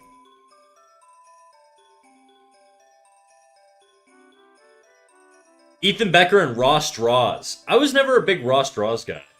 I've seen his stuff. I guess you know what I did steal from Ross Draws? I have taken some influence from him. Color dodge. Like you see how like Itachi has this like glow on his like head? That's color dodge. And I took that from Ross Draws. He uses a lot of color dodge.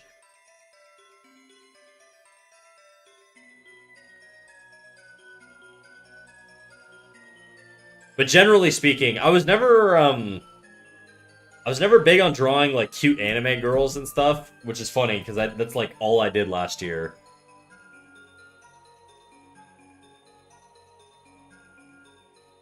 So I just didn't consume a lot of it. I was always more into like the concept art aesthetic almost, you know?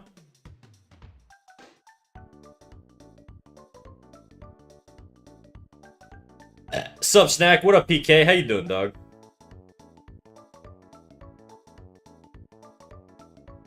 How's your weekend going, dude? Another fantastic streamer here. Oh my god, this hand looks so small.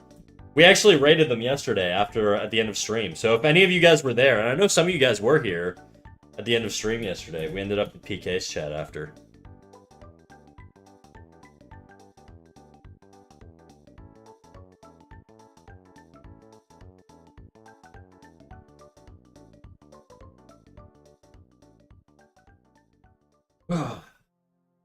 Going good, dude. Always glad to catch your stream. Always glad to have you. We're drawing a Jester, which I think is like kind of up your alley in terms of clown-based content.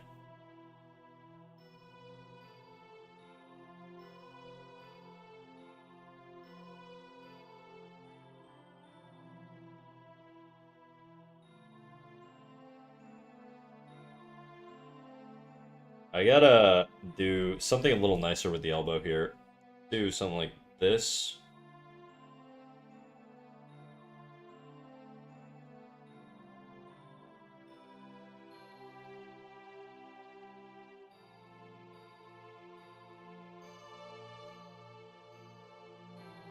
I don't like that.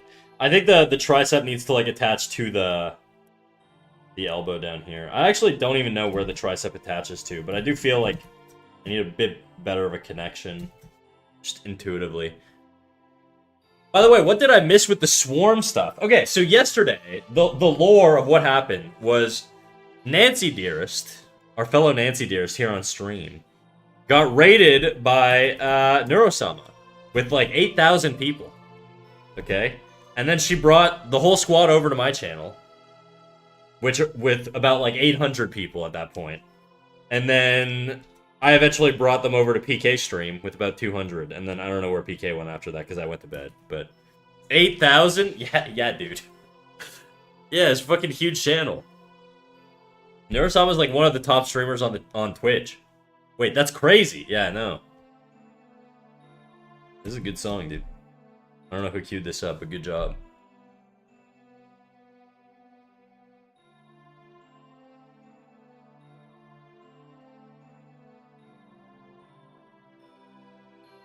I really should probably use reference for this hand here instead of just trying to guesstimate. Yeah, whatever. We'll do it from imagination. If I really struggle, then we'll use reference. I'll just take a picture of my hand or something. I don't know. But yeah, Nancy blessed us, dude. I was in the middle of celebrating hitting 100 followers, too. Yeah, you're at 1,000 now, aren't you? In the span of a day. That's crazy.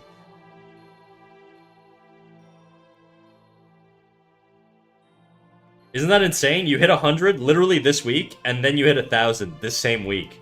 I don't think I've ever seen that before. Did you hit 1,000? You're pretty damn close, right? Snack was telling 800 people about him being pressured to draw Fat Kirby. Look, man, humble origins, you know? Whenever people tell me that, or accuse me of not being open-minded enough, just know, I started off my adventure on Twitch here doing smut art of Kirby all the time.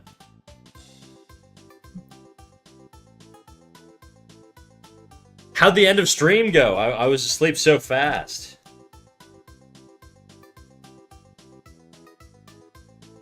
Yeah, man, I hit 1,000. Crazy, dude. Absolutely insane. Congrats.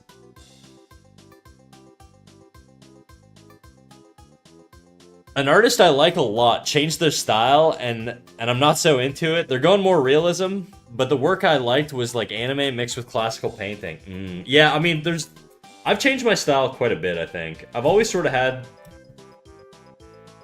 I guess, a bit of an identifiable look to my stuff, but it's varied, you know? It's not always the same.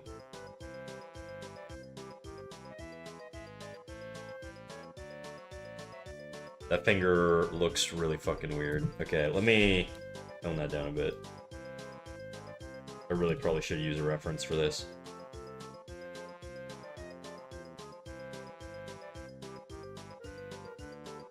Thumb would be probably somewhere like here-ish.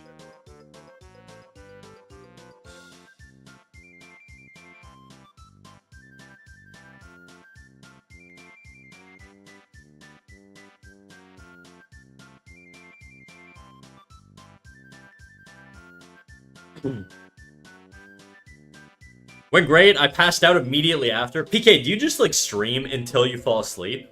That's crazy. I need like time off after stream.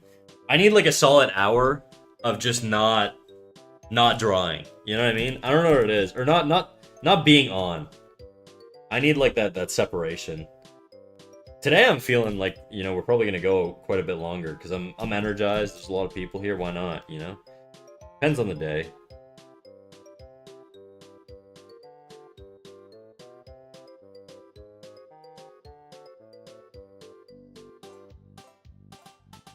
That's usually how I am, but I stream till like 1:30 in the morning. Oh, damn, dude. 1:30 a.m. your time, so that's like 3 a.m. my time or something like that. Crazy. Damn, you really went. You just kept going. Insane.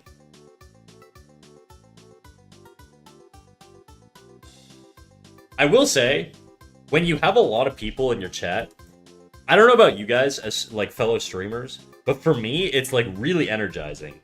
I can keep going probably indefinitely. Yesterday I had to cut it off because my shoulder was killing me, and I knew deep down, I was like, I should keep going. Just because, you know, you don't really get an opportunity to sort of stream to that many people that regularly. But I was like, yeah, me not stopping has gotten me into the position I'm in with my injury, so I gotta fucking pull off the gas sometimes. If I raid someone and I was drawing, sometimes it's hard to stop. If you raid someone and you were drawing, sometimes it's hard to stop. That's what I feel whenever I'm rendering. I get really locked into rendering. And right now I feel like I've hit sort of like my flow. Also, thank you for the follow. Select online. Welcome in, big dog. I think for me it depends. If I'm in like if I'm grooving, if I'm having a good drawing day, I don't want it to end. I don't want to waste it. Because sometimes like you're not on every day. Some days are a bigger struggle than others, and some days you're just like the art gods line things up and you're locked the fuck in, you know what I mean? It's really difficult to tell like what the day is gonna be, but when you're on, you know you're on. Select online, thank you for the prime, dude. Hell yeah, appreciate you, big dog. I've seen both sides of it from Vidal raids. Some people get extremely overwhelmed and don't really know what to do and want to end it. Others ride that wave so well. Yeah, I guess that's true, right? I feel like, I don't know. I guess, I could see people getting really, really freaked out, especially if like 8,000 people showed up right now. And when you guys first raided with like the 800, there were so many messages coming through, I just didn't even know what to do. I was like, oh shit. The nice thing though, The nice thing is that I knew ahead of time that it was going to happen. Because my mod is also Nancy's mod. And so my mod was in my chat telling me, like, hey, heads up, there's a bazillion people about to come here. And I was like, okay, gotcha. So I was kind of ready for you guys. It wasn't like a thing that caught me off guard.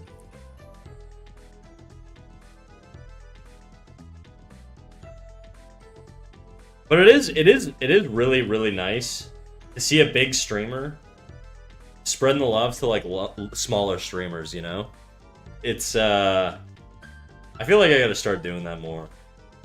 I mostly stream or raid into people I know these days. Sometimes I do new people. It really depends on sort of my mood and how much I want to chit-chat and all that stuff.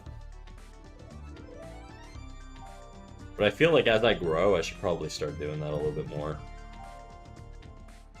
Like doing like people under 20 viewers or something like that, you know? Some sort of threshold.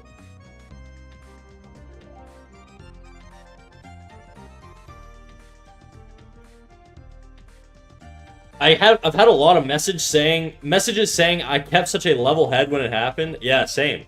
I did too. We do scare a lot of people. Nah, honestly, when it comes to big streams, I feel like a lot of big streamers get a bad rap because the only big streamers you really see are the ones getting into controversy and all this stuff. And so when you get a big streamer raid, your brain like is like, oh, are these people gonna be chill? But honestly, you guys were the chillest bunch of people ever. I didn't have to discipline anyone. Like, everybody was really chill. They could read the vibes, read the room, all that stuff. It was great, you know? And I feel like that's honestly rare. It's probably a testament to Neurosama and that community. Or Neurosama. Vidal. Vidal's the human being, but... I know you guys call him Vidal. I call him Vidal.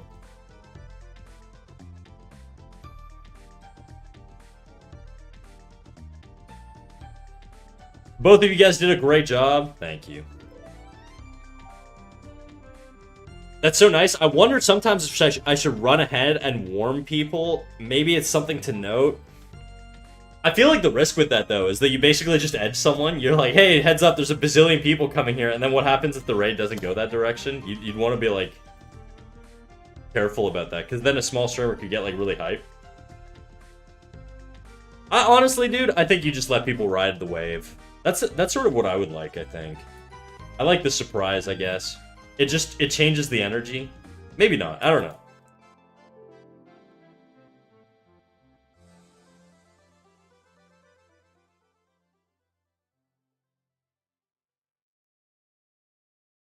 Vidal's quite nice, honestly. He has a really, I don't care front, but you can tell he cares kind of thing. They raid small streamers fairly often for someone that big. That's cool, dude. I appreciate that. Someone clip my viewer count, go from 9 to 8,000. That's fucking crazy. Guys, what is this? You guys are making me listen to babies talking right now.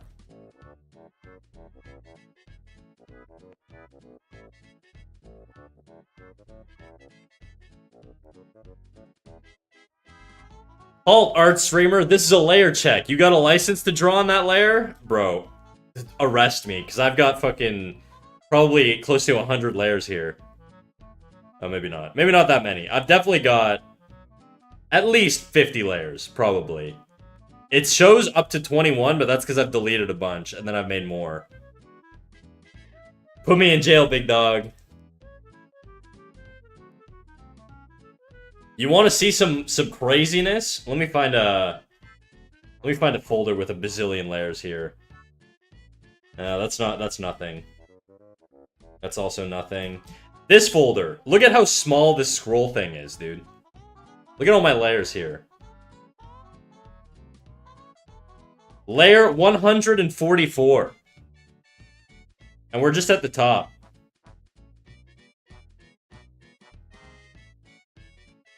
This just goes and goes and goes and goes. Crazy.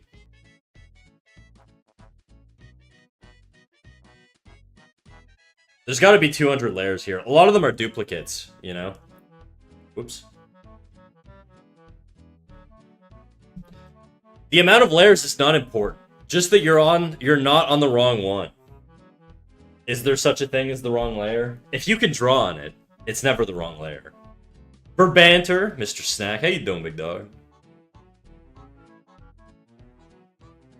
Snack has actually told us all on stream multiple times he doesn't care about us. That's just because I believe in tough love. The truth is I care too much. But I don't want you to know, because I don't want you to exploit my weakness. I don't want you to know that you have more power over me than you think, Nancy.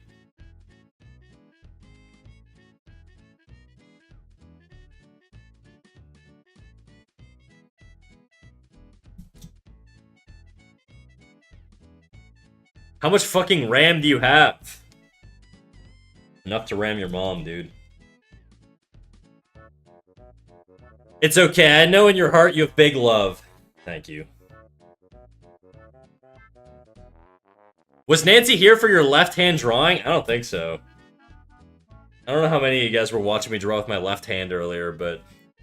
You'd be surprised, my guy? Honestly, I don't think I would. I don't think I would be surprised. There's been so many times I've been drawing on the wrong layer, and I've been like, holy fuck. Bitch! Me who, me? No. Oh, god damn it. Okay, guys. Okay, I just want everybody to know, before I pause the music, that an ASMR redeem has been redeemed by NFT. This is a thing we typically don't like doing, but we're gonna do it, alright? So just know, what I'm gonna subject you guys to for the next 2 minutes is against my will, and it's entirely NFT's fault. So, we're gonna just start off talking real close to the microphone. It's 4:33 p.m. I don't have to pee anymore. I emptied all of the piss out of my penis earlier, so we're good for a little bit. I have been drinking a bit of water, so who knows when that'll come back. Bean says, do you have the left-hand drawing still? I don't. I cleared it off the canvas earlier, and because of that, it's no longer there. I deleted it. I could draw with my left hand again, but I don't know if I'm really in the mood to draw with my left hand, because I'm kind of flowing so smoothly with my right now, that it's just better if I keep producing my drawing, you know what I mean? Yeah. Anyways, got the piss out of the pingus. Too true, amen, brother. Now you have to do it again. Imagine someone raids right now.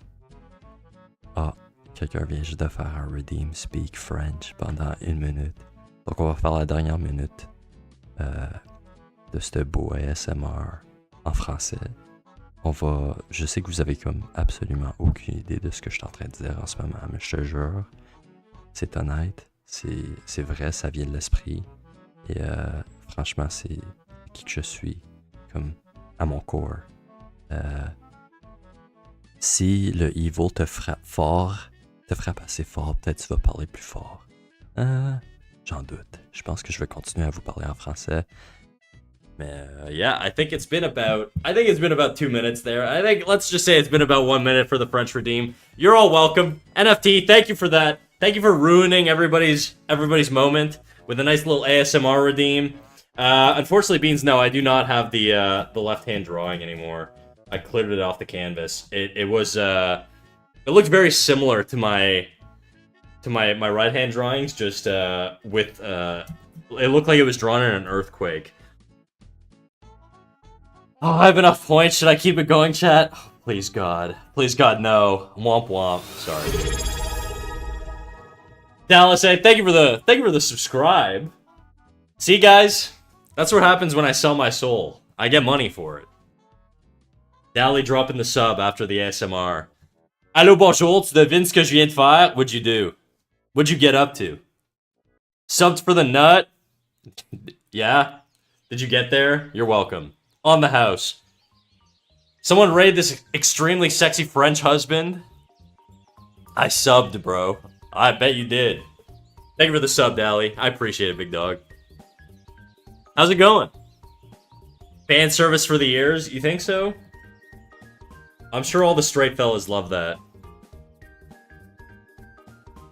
We don't discriminate, though. We give it out to everybody.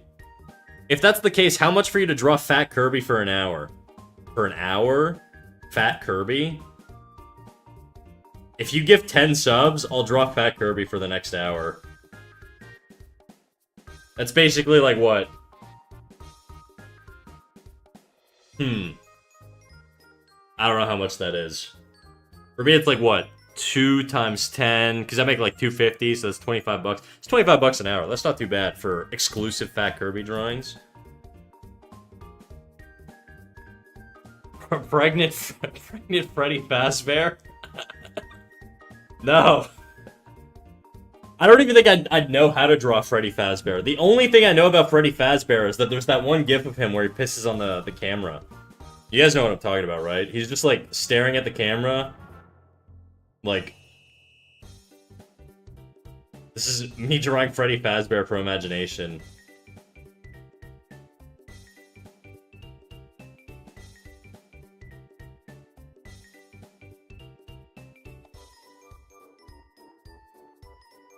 I don't know why I feel like this is what he looks like, but... And then he just pees. You guys know what I'm talking about. And you call yourself an artist? I am an artist. I'm an artist in the purest sense, dude. That's the only thing you know about FNAF? I'm 31, bro. Why would I know anything about FNAF? I was like in my mid-20s when FNAF came out. Why does he have human bears? Human ears? Je sais, je suis désolé. It's all good. He's talking about that one gif in the Instagram Reels. It's my only experience with Freddy Fazbear, dude.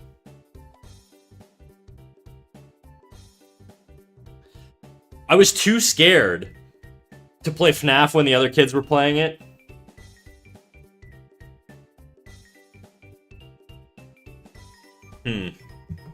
I just don't know much about it. I know it's like a spooky game, and Markiplier plays it a lot. I know that.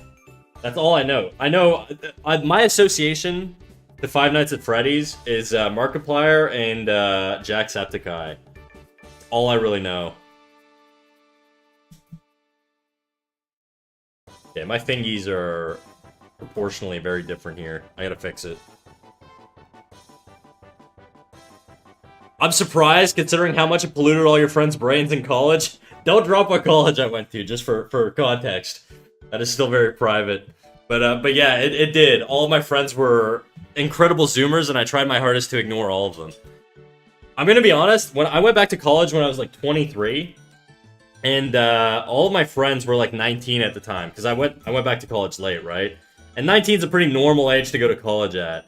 And so, for the first few years, while their brains were, their frontal lobes were developing, I just had no idea what like they would just share like videos of like loud objects hitting metal, and they would die of laughter, and I was like, I just didn't get it, dude. I could not relate to like that Zoomer shit. I never felt so old in my life.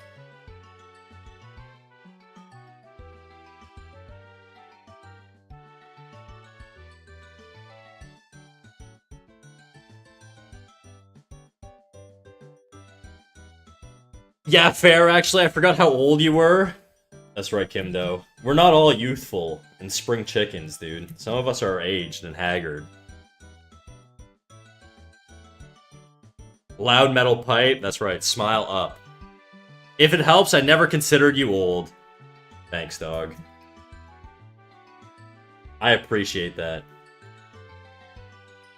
I feel like old is a weird thing, because when you get into like environments where you're sort of mixing around with different people, like college, for example, where you're like, there's a bunch of like 30, not 30-year-olds, but like mid-20s, with like a bunch of 19-year-olds and shit like that, you end up just becoming friends with people, and you don't really think about the age that much. Work is kind of like that too. When you work with people that are in like their 30s and 40s, but they act like 20-year-olds or whatever, in terms of like their sense of humor and stuff like that, you kind of just forget how old some people are. I really don't like this hand expression here. Yeah, whatever. I'll probably take a reference of my hand for this. I knew you were old day one. Yeah, that's because you're a little baby infant, dude. You should be banned. You're like under the age of 18. In my mind, anyways. I know you're not, but in spirit you are.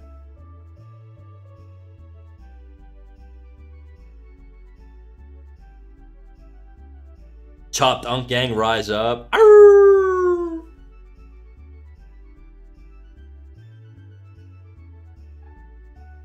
Chunk. I know the feeling. Last year I had a younger friend teach me the brain rot lingo. I'm turning this year. Damn. Have you maintained your Riz, dude? Are you freaking have you been looks maxing, or are you Unk now? Yeah, I have friends that are 18 and 28. Dude, I'm almost 20. That's all over from here, dude.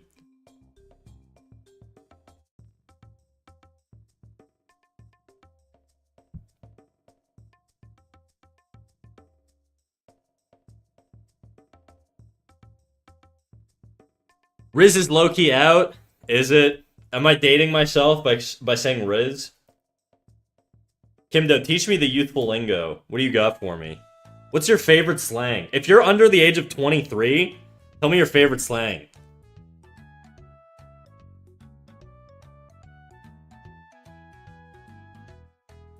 I don't want to be 20. It's scary. Bro, wait till 30. I've felt 30, guys, I'm not gonna lie, since I was like 27. I was gonna say, when I turned 27, I was basically 30 at that point. There's no difference.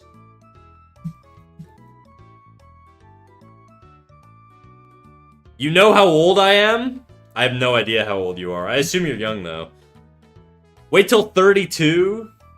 Yeah, it's coming up, dude. My birthday's in June. It's coming up.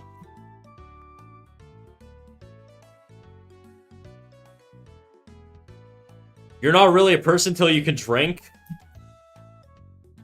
That's true, guys. If you want to become more of a person and you want to flesh your personality out more, just drink more. It solves all problems. Lacking confidence? Be drunk. I'm just kidding, by the way, guys. This is terrible advice. This is for disclaimer purposes. I'm joking. Don't pick up a drinking habit. It's not fun. What up, Crip? How you doing, dog? I'm 18. Damn. You're lucky. We've got ban your ass. I drink too much? Well, you're not a quitter, you know? You're not a quitter. Oh yeah, it turns me and Nancy are basically the exact same age, like 2 days apart. You guys are elderly like me. Sack causes mass alcoholism. I'm about to turn 60 people into alcoholics. I don't think I have that power. I literally waited till I turned 18 to start watching you. That sentence somehow feels problematic, but I know it's not. I can easily drink 10 pints a day. Damn, bro. Alright, maybe you should chill out a little bit. You've changed my impressionable young mind. I'm only 29. I'm gonna pick up alcoholism. Uh-oh. What bad influence. What up, Tamarin? I went sober at 29. Good for you, dude. Good for you. I was like, it sounds dumb to say. I was like a weed addict growing up. I smoked a lot of weed. Believe it or not. I started smoking weed when I was like 12. And then when I was 16, I was basically a daily smoker. Like every day, morning till night. High before work, everything, right? School, whatever. And then when I was like 21, roughly around there. I don't remember the exact time. I just like quit cold turkey. And I had like night terrors for a few weeks. And then it just sort of slowly, the urges went away. And then, yeah, and I haven't smoked weed since. Except for one time where I accidentally laced myself with a bunch of edibles like 3 years ago. Other than that, though, I haven't smoked weed in a while. Holy shit, that's insane. What, smoking weed?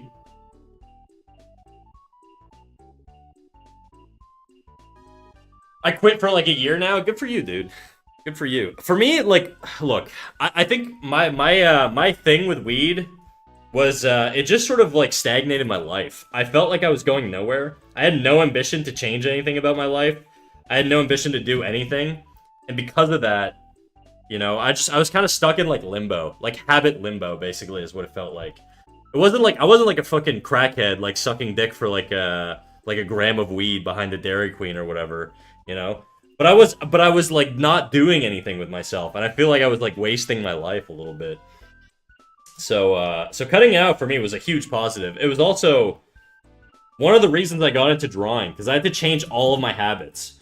I don't know how much you guys know about pot, but it's very habit forming. And cannabinoid receptors have a lot of crossover with like habit formation sections of your brain. And cannabinoids actually help contribute to like habit formation. And so when I quit, I basically couldn't do a lot of the old stuff that I like to do because it just made me think of smoking weed. And so that's why I started drawing. And it's probably why I don't enjoy anime as much as I do now, or video games. Hello, how's your day been? It's going good, Ollie the Cookie. How you doing, dog? Congrats, man. Thanks. I mean, it's been like a decade at this point, so. Except for that time I laced myself. So my brother and my dad are still huge potheads, okay? My dad smokes a lot of weed.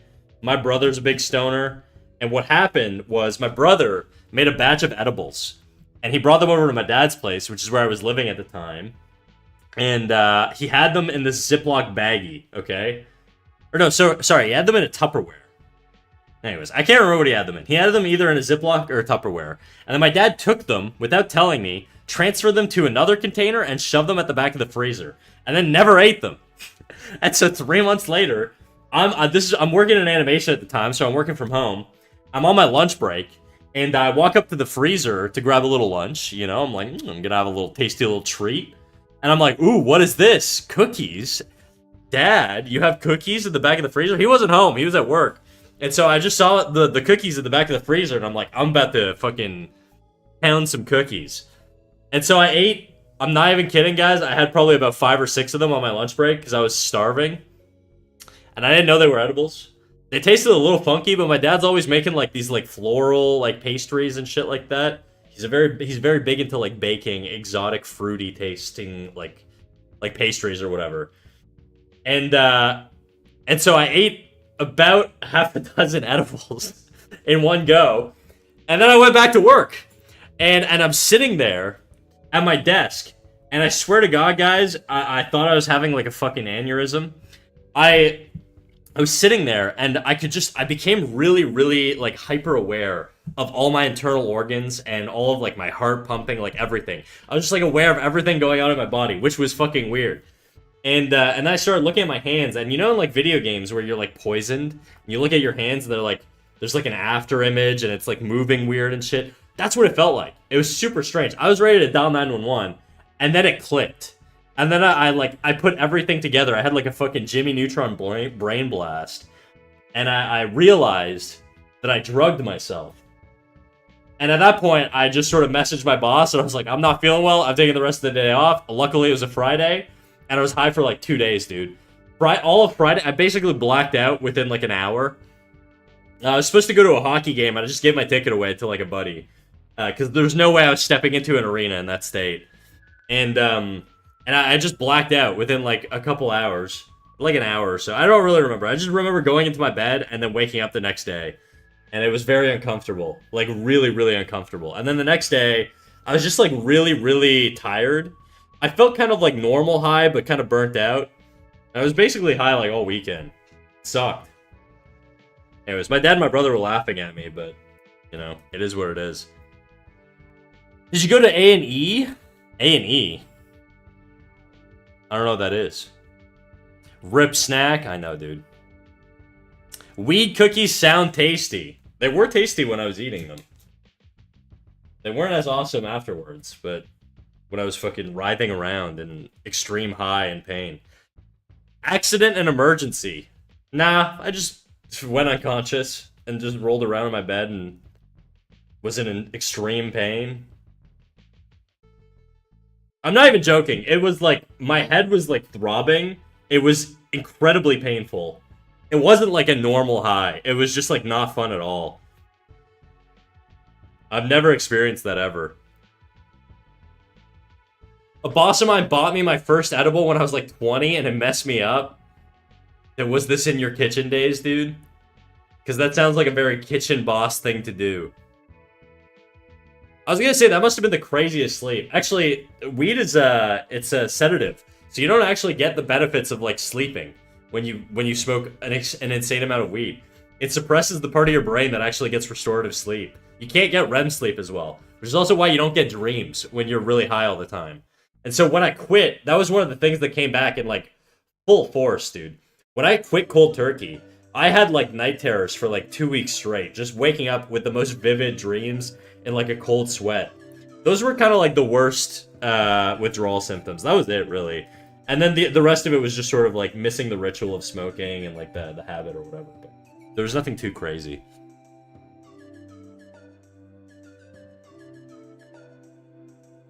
Absolutely kitchen days. He's bought a bunch from one of the servers. Yeah, that checks out.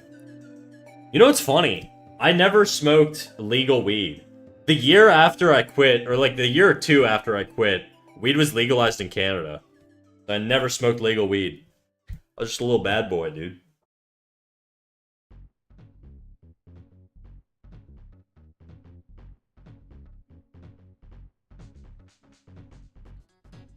I love a midnight cheese snack.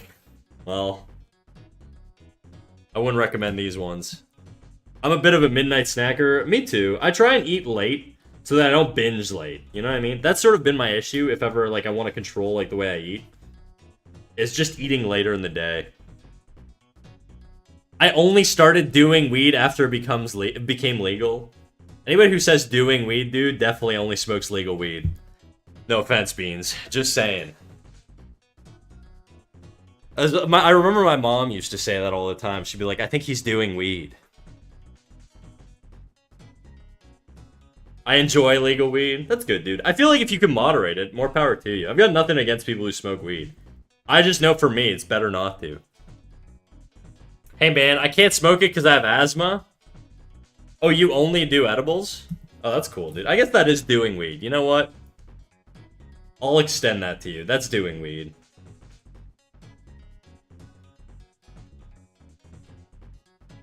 I really don't like this knuckle here.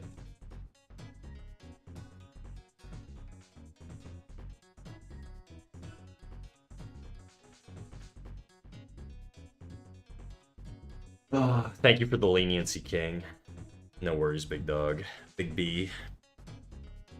My Bluetooth keeps telling me to recharge my battery. I gotta swap my headphones. Give me a second here. Weed actually mellows me out. Drinking makes me crazy. I feel like luckily, I never had any issues with alcohol. Luckily. My family does. Like, my grandfather was like a hardcore alcoholic. Both my grandfathers were like hardcore alcoholics.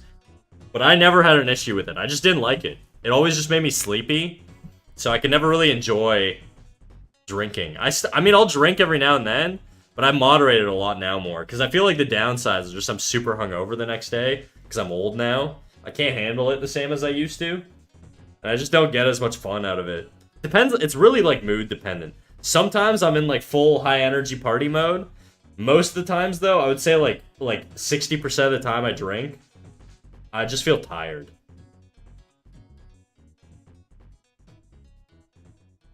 Okay, let me switch my headphones.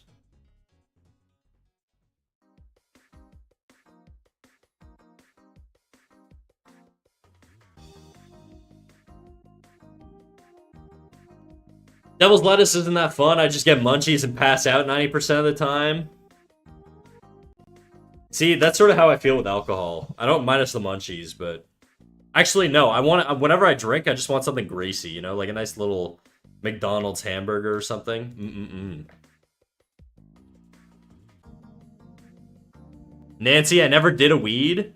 Never, not once. I mean, you drink tea. That's basically weed. It's a form of weeds.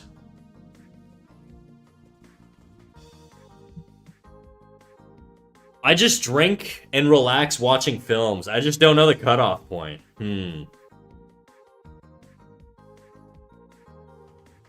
That sounds like it could be a little bit more ominous, you know? Just take care of yourself, you know? Donair meat and chips is a must when drunk. Fuck yeah, dude. Shawarmas. crazy. I want McDonald's fries so bad right now. Every time I'm high, I just want them when I'm high on life, dude. I just want McDonald's.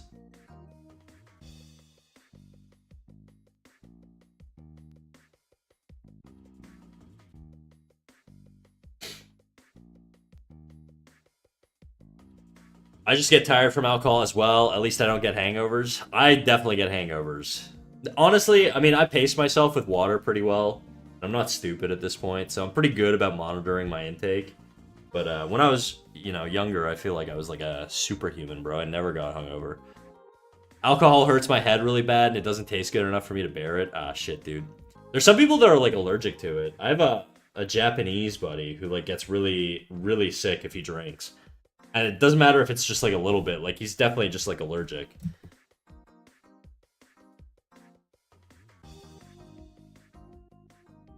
I can't lie, one of my favorite things to do is get stoned and watch nature documentaries.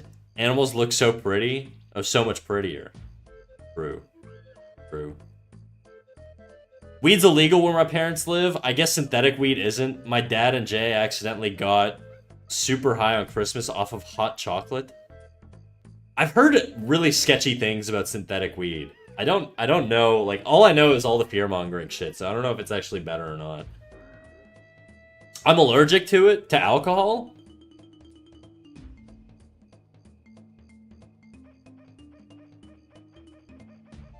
To alcohol, yeah. Oh, shit. Honestly, that's probably, like, a good thing. I feel like if you had, like, a biological imperative to not drink, probably not a bad thing to have, you know? Well, you wouldn't want the opposite, is what I'm saying. I get you probably miss out on times to, like, party and stuff like that, but... I love getting stoned and watching the rain. That does sound fun. I'd get blackout drunk, wake up in 4 hours, and go to class no problem. 10 years later, and a beer makes me feel bloated. Okay, I thought you were saying you do this, like, now. It's like, bro, you might have a problem. But yeah, 10 years later, and a beer makes me feel bloated. That makes sense, dude. As I got older, I just couldn't process it, like, as well. It could also just be that I don't drink as much, too. When I was younger, I drank more. That's interesting. I don't know, my older brother also gets bad headaches from alcohol, so I just thought it was a genetic thing or whatever. I actually heard it's pretty common in, like, Asian communities to have, like, sensitivities towards alcohol. I think that's where the Asian flush comes from. Don't quote me on that, though. I don't know how much of that is true, but that's what I've heard. I feel like alcohol is almost too normalized in a way. It's still a drug at the end of the day, and people don't see it as a high-risk thing as much as other drugs. You know what's funny, though, Rozzy? Like, you're right, I agree with you, but if you look at, like, a lot of data, people in younger generations don't drink nearly as much as, like, older generations. It's going down in popularity. That being said, I think it's something like 1/5 out of like, all crimes, or, like, all violent crimes are done under the influence of alcohol, which is insane.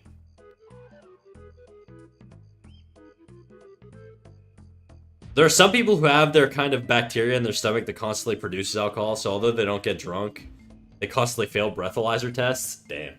It's crazy. I do think that's because weed is gaining popularity, though. Is it? I feel like when I was a kid, everybody smoked weed. Like, when I was, like, when I say kid, I mean, like, a teenager. When I was, like, 16, 17, everybody I knew smoked weed. It could have just been, like, the circles I hung out in. But now it feels like I don't know. Well, I mean, I don't know a lot of teenagers, but I don't know that I see it that much these days. You know, like even in like cousins and shit like that are young, it's just like not that common. Wine and tequila gives me headaches. Whiskey and weed are fine for me. I'm good with wine, and I'm good with whiskey. I'm more of a whiskey guy these days. I don't like drinking beer. Just because it takes so much for me to, like...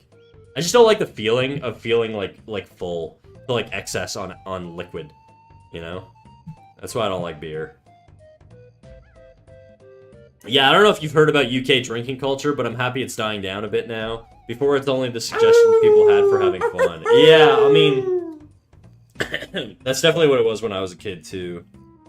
Bingo Barco, thank you for the follow. Welcome in, big dog.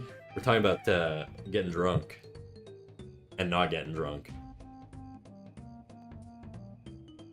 I'm English, we drink like fish, and the reason for it was because it was healthier than drinking water back before when it was filtered properly. Also, why tea was and is a big thing, because you have to boil the water. I see. Yeah, I feel like the UK probably has it way worse than we do in the West here. Like in Canada, I don't think drinking culture is like that massive. I mean, I guess it depends. I once dated a woman who drank on an insanely frequent level, and I realized she didn't see it as a problem because everyone she knew drank like that, because that's just how it was in the UK. It's probably how it was for me when I smoked weed. Because everybody I knew smoked weed, so the idea of not smoking weed just made you socially, like, an outcast a little bit. Because everywhere you go, it'd just be like, guys showing up smoking weed and playing video games, you know? Not having third places might push people back to bars and pubs. What do you mean by third places? Like alternatives to having fun? A bottle of wine at the end of the long day is very much seen as a normal thing here. Damn. I have alcohol in my apartment, but it's leftover from like events where I've had people over drinking. I don't actually drink on my own ever, really. With the exception of that one time. That one week, I was getting drunk pretty much every night and lowballing people on Facebook Marketplace. But that's because I had a bunch of beer left over that I had to get rid of because it was taking up too much room in my fridge. And so I was, like, committing myself to 2 beers a night for, like, a week.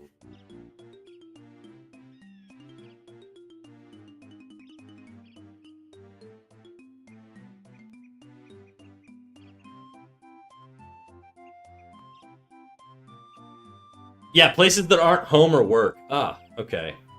See, I just go for, like, walks and shit in my spare time. You watch a film and a bottle of wine? Crazy. I mean, I guess if it's habit, but I don't really drink ever on my own. You'd be surprised, honestly, when I first became of age, the only alcohol I drank was vodka, and it gave me migraines immediately, so I refused to drink, and every time I told people I didn't drink, they wouldn't take no for an answer, kept telling me I hadn't had the right kind or had to drink through the headaches. Yeah, that's pretty common. That's definitely a common thing. I've seen that before, for sure. It's tough to know, though, right? Like, if you've got a buddy who's just never drank before, it's almost like you want to sort of encourage them to have fun, but you don't want to cross that line of, like, actually, like, fucking ruining somebody's evening or fucking them up. You don't want to be that friend, but...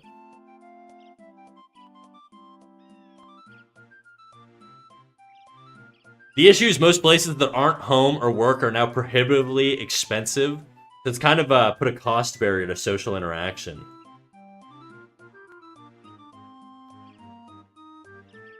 I feel like people have to start getting more comfortable with not doing as much crazy shit. Like, I feel like you don't have to go to the club every night to have fun, you know what I mean? You just sort of hang out, watch a movie, maybe go for a little walk. Go get a sandwich or something at, like, a restaurant locally. I don't know. I remember people saying that. It's the same with beer. You just haven't had the right beer, or maybe they just don't like beer. Yeah. But I feel like, you know, in my case, there are some alcohols I just don't like drinking. For me, usually what'll get me to drink is I'll just ask people I'm with. I'll be like, are we drinking tonight? And if they say yes, then I'll commit to drinking. If they say no, then I'll probably not. That's usually how it is. Like, I'm not somebody who's gonna go to a restaurant and just have, like, one beer. I don't like drinking that much, and so for me, having one beer with, like, a meal is just, like, pointless. Like, I'm basically just paying an extra, like, $10 for something I don't even enjoy that much, you know? If I'm drinking, it's to get fucked up. I drink with a purpose. So that's why I'll ask my buddies, and I'll be like, hey, like, what are we doing tonight? Are we drinking to drink, or are we just... What's happening, you know? Ads? Shit. Well, see you soon. I'm back? Bro, you were gone for 2 seconds.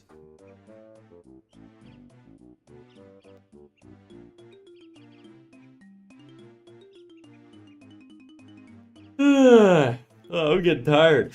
All this yapping, dude.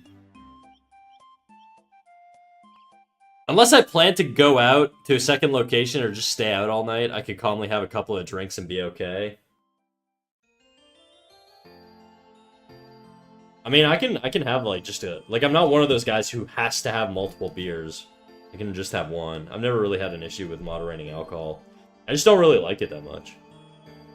Anyways, all that to say, guys, I quit weed and I accidentally laced myself a couple years ago, so that was not fun. But it does make for an interesting story. That's kind of my only like experience with like substance abuse.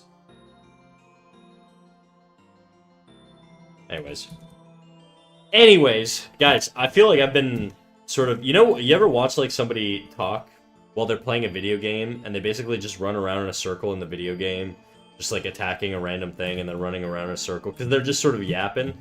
I feel like that's what I've been doing with this drawing. I've just been sort of outlining the lines that are already there. I'll probably stream for another half hour. I think we'll wrap it up at like the 5:30 mark. Been a great stream though. Tons of new people coming in. Been fun, guys. I appreciate all you guys. El Neurosama, I say thank you for the secondhand raid, and thank you Nancy Deers for introducing me to a bazillion new people. Hold the door. Thank you for the follow. Welcome in, big dog.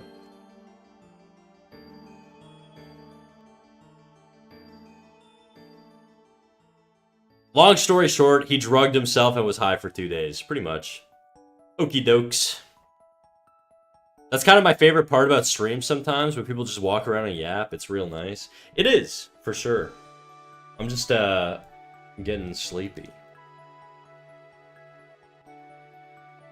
I'm getting tired.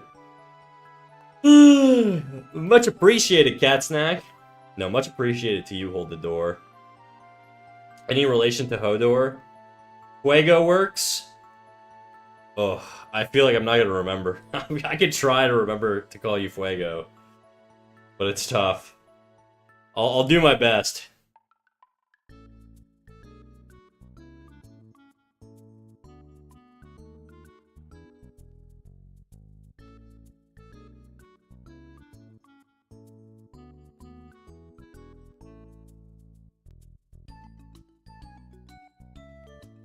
Yeah, this one's kind of fucked up now. Oh, Fuego Work. I think they're saying your work is fire. Ah, thank you. I totally misunderstood. Yeah, thanks, man. We've been sketching some stuff. Trying to finish this guy. We're definitely not finishing him today. I thought you were saying Fuego Works, like call me Fuego. Like that's quite a difference to Hold the Door, but we'll do it, I guess. Oh yeah, I made my Twitch during the Game of Thrones hype. That makes sense. Makes sense. What are you getting up to tonight? Hold the Door. You like to draw?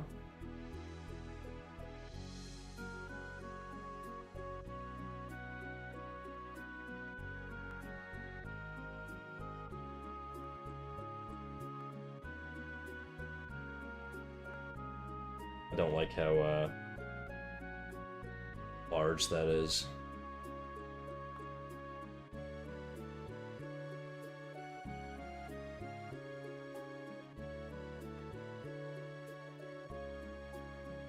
That's better.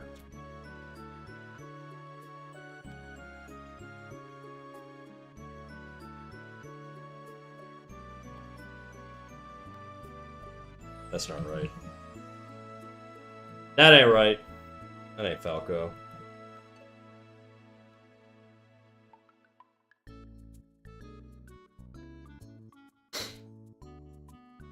While there's a bazillion people here, I'm going to take an opportunity to say, if anybody is interested in getting feedback on their work, or you guys want critiques, you're more than welcome to join our Discord, post in the critiques channel, and so long as I'm live, and you're live, I'll give you feedback on anything you post in there.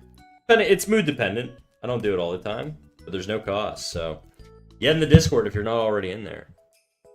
I gotta go, guys. Bye. See ya, Shireen. I appreciate you popping in, dude. Thanks for sticking around so long. Oh, you like the Discord already. Okay.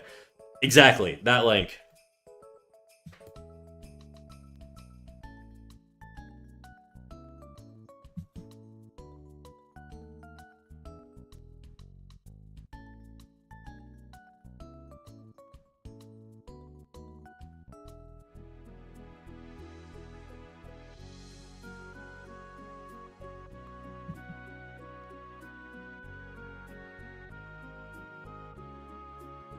I'm not sure if what I do counts as art, but it would be cool to show you, honestly. Hey, well, we have an art share, too. It's not just, like, for critiques. You can post in the art share and show me whatever you've been working on. I'd love to see it.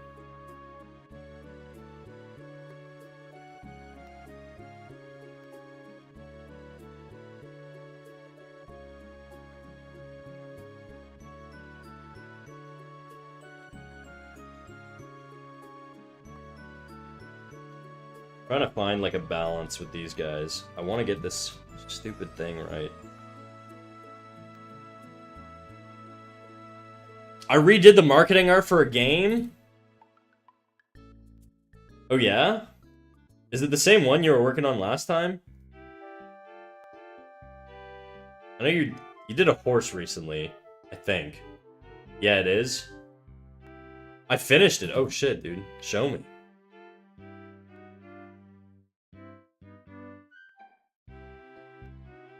Oh, whoa! There we go.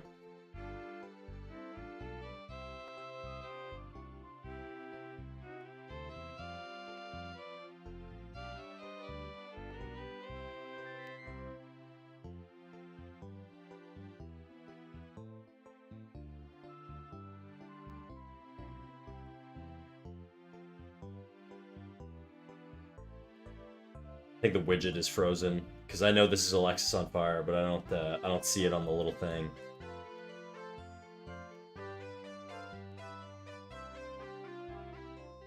There we go.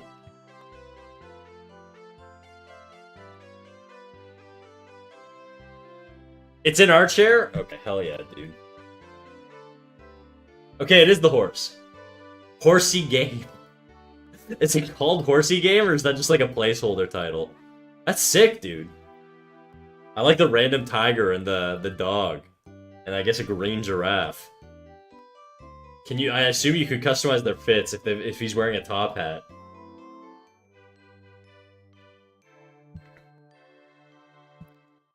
No, it's called Horsey Game? Based.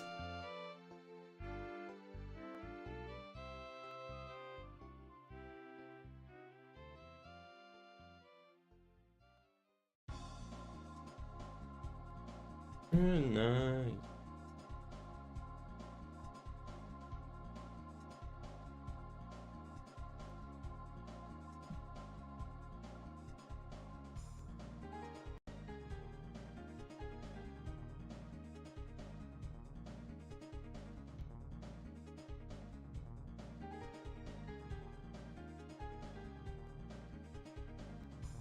Okay, I shared mine. Okay, let me take a little look.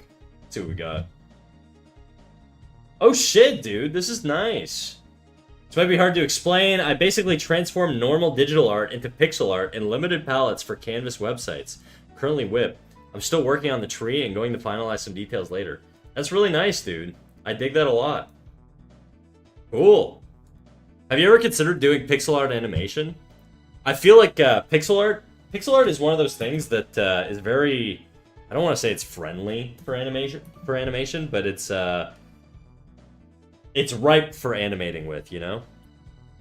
And I feel looking at your stuff, having a little, like, animation or, like, a leaf blow thing would be so awesome. Horsey Game mentioned. Are you familiar with the Horsey Game, Verbanter?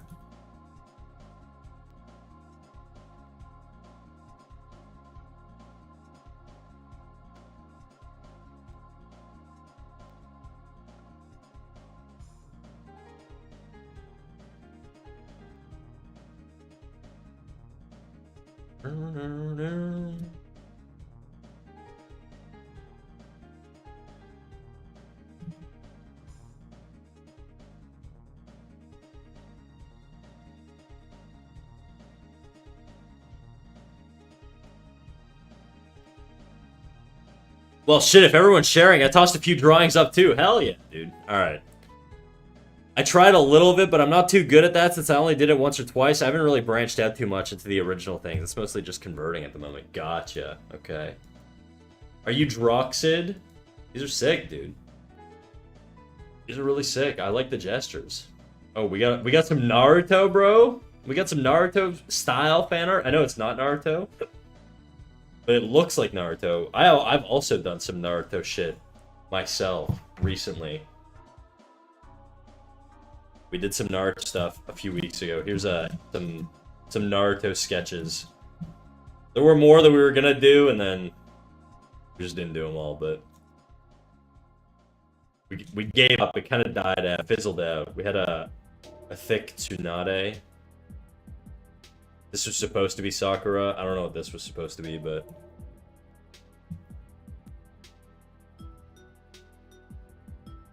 yeah, I'm Droxid. I'm lazy as fuck with names.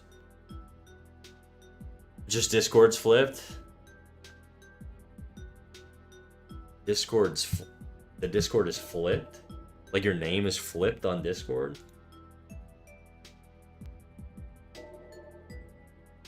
Your name flip though would be Rudat, blah. Slow mouse? Whatever, bitch. The word Discord flipped. Oh. Okay. Okay, I get it. You're so embarrassing. Why are you my mod, bro? You're so mean. You're supposed to glaze me.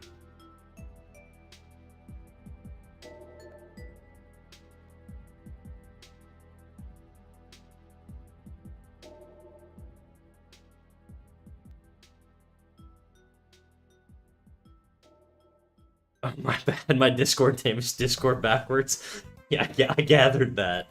Yeah, I figured that one out. Your PNG tubers mute ghetto stream. You built it, okay? For the record, guys, Boba made my PNG tuber. So if my PNG tuber's ass and breaks all the time, it's his fault. Let me restart it. Give me 2 seconds here.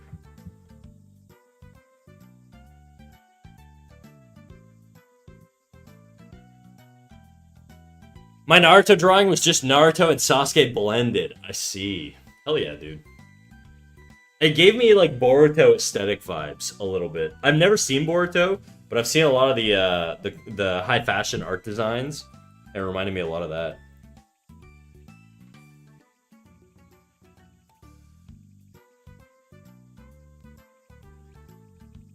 I will say, I'm not a Boruto consumer. I kind of think it's blasphemy. I think Naruto should have ended at the Pain arc, and that would have been the best. It would have been so peak. But instead, they had to milk the fuck out of it forever and ever. Oh shit, thanks, bro. No worries. No worries. Discord backwards. No worries, Fuego.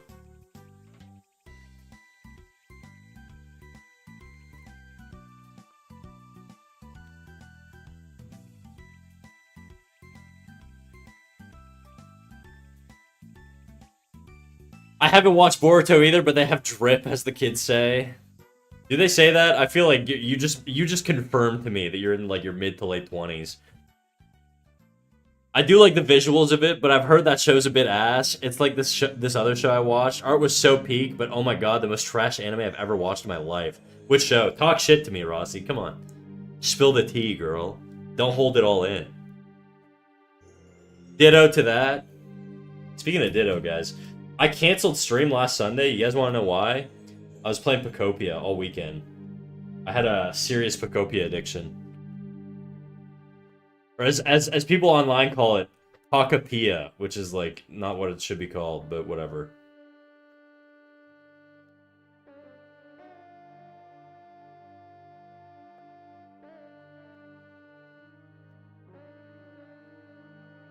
Mid to late 20s. I appreciate you highly.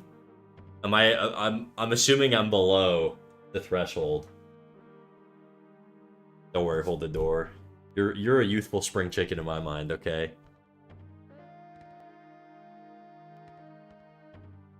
Spry even. Just like me. Don't ask me about my shoulder though, but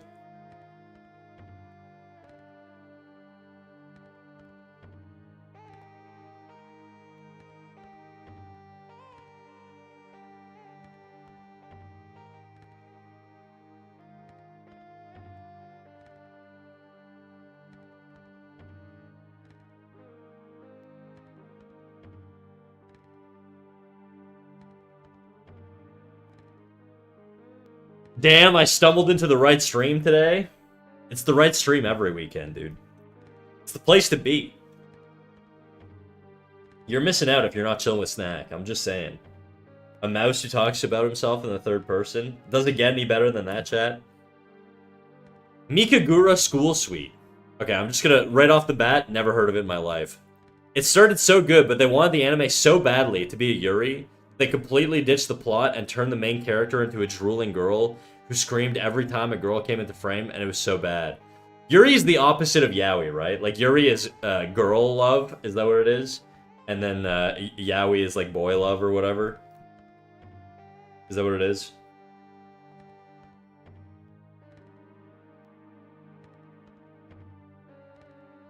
Yeah, lesbians? Hell yeah.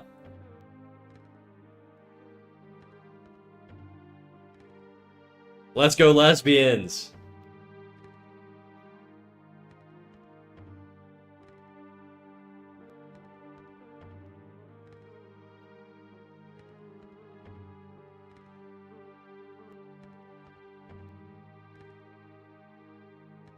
It was so bad, though, because not even a single girl in the show liked her back. She was just obsessed in a bad way over every girl. I don't even know what the plot was anymore halfway through. Yeah, I feel like there's a lot of tropiness to anime, and I feel like sometimes if they push that trope too much, it gets, like, really annoying.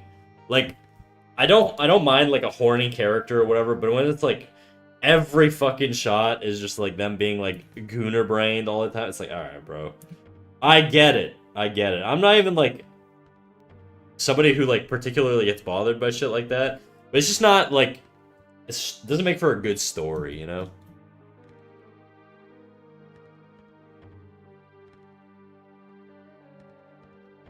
Wow, I love your VTuber. Thank you, dude. I made it myself. I'm just kidding. I didn't. It was my incredibly rude mod called Boba that made it.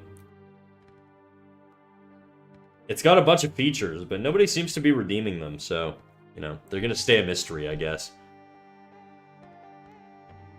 I almost got to the end, and she was stealing panties and stuff. That was about the closest she got. This girl's just like a sex criminal. Crazy. Anime is wild sometimes, bro.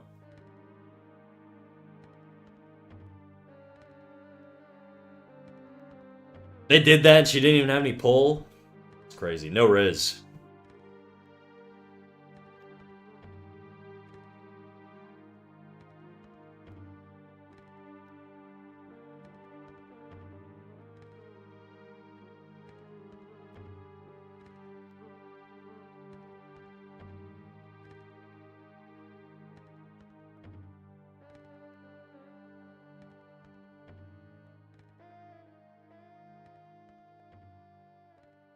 Basically, yeah, secondhand embarrassment show.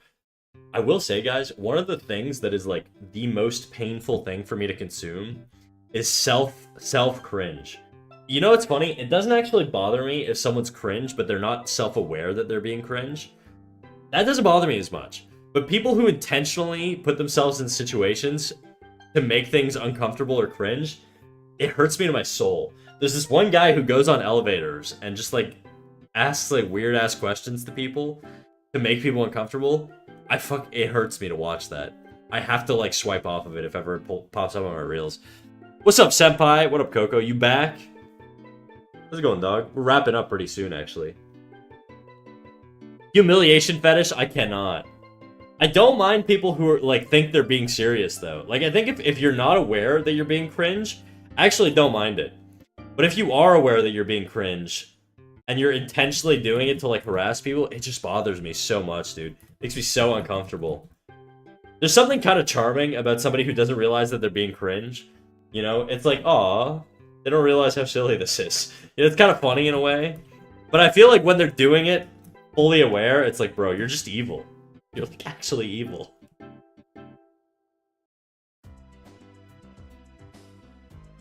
What do you mean by cringe? Like, you know the emotion cringe? That's what I mean, Coco.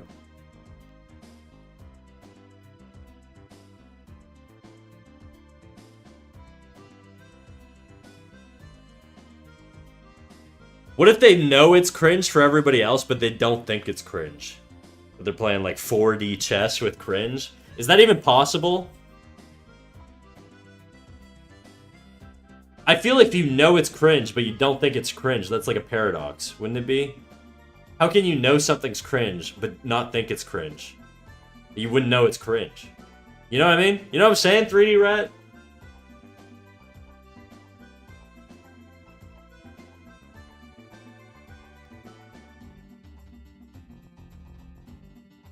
Am I tripping, or am I, like, misinterpreting that? Oh, you mean, like, or do you mean somebody who, like, knows what they do is cringe, but they're just so confident in themselves that they just fucking do it anyways? You know what I mean? Like hobby horsing, or like being a slider, or like one of those glove guys at like raves. I think that's base, dude. I think if you're doing something that like other people shit on you for, and that society like shits on you for, but you do it anyways just because for the love of the game, I think that's like commendable, genuinely. Not even joking. I think that's like very respectable. I had a buddy who in high school would exclusively wear Akatsuki cloaks. We went to a different high school. He's like a neighbor of mine. Definitely a little spectrum-y. But he would wear Akatsuki cloaks unironically to school because he thought they were sick. And I thought that was the most cool shit ever, dude. I thought that was like peak confidence. To me, that's like what confidence is. You just don't give a fuck. You know what I mean? To me, that's based. So if that's what you're talking about, I think it's... I dig that. You know? People just being unapologetically themselves.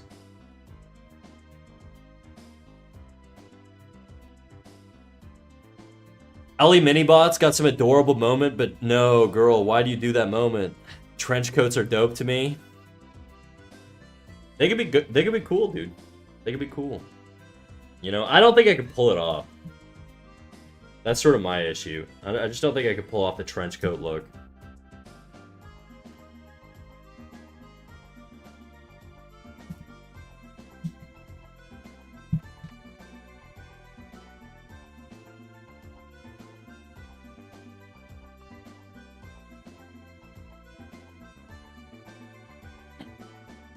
Guys like that, or guys that wear suits to school every day, are either incredibly based or fully evil. I know what you mean, dude. I know what you mean. Like the guys that like wear suits, like the guy who's like, I'm gonna be the president one day. You know, I had a guy like that in like high school. His parents were really weird. They let him rename himself. His name was like, I don't want to say his name because it's a very like identifiable name, but it was like it was a weird ass name. Because his parents were just strange. And this guy wore a suit every day to school. And he was a very handsome guy. He kind of looked like, Tom Holland. I'm not even joking. Like, almost like, actually, just, I remember he looked like a mix of Tom Holland and Matt Pat from Game Theory. And, this guy wore, like, a full-on suit every day to school, and he would do, like, you know, presidential campaigns at school and all this shit. I never knew the guy. I only knew him through people, but I feel like he was like a sociopath. I swear to God.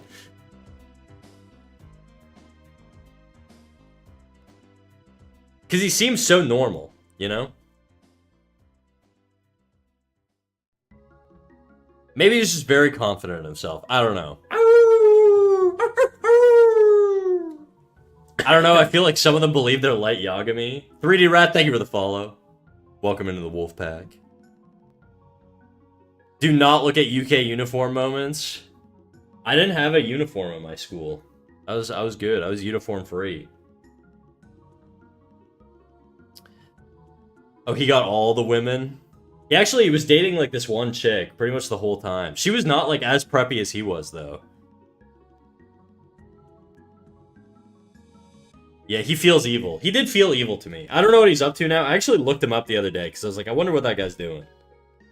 I pictured he'd be like in sales or something, you know what I mean? Or like a podcast guy. I don't mean like an art podcast. I mean like a self-improvement, you know, investment podcast type guy. Talking about tech. But maybe he's not like that. Maybe I'm the judgmental asshole here. Maybe I'm the villain, alright? Possible. I know one dude from school, every other guy thought he was ugly as fuck and he got all the girls. There are dudes, I will say, I was walking down the street with my buddy and I saw a guy from high school that I went to school with, and he had like the hottest girlfriend ever, but I swear to God, He was like objectively not a good looking dude, but he had like he had like an energy. You know what I mean? There are some dudes that carry like this swagger, this energy, and even if they're unattractive, like objectively, or like conventionally unattractive, I should say, they just have this charisma. Yeah, exactly. I mean, Riz or whatever, right? He just had like this energy about him that just like all the ladies were drawn to.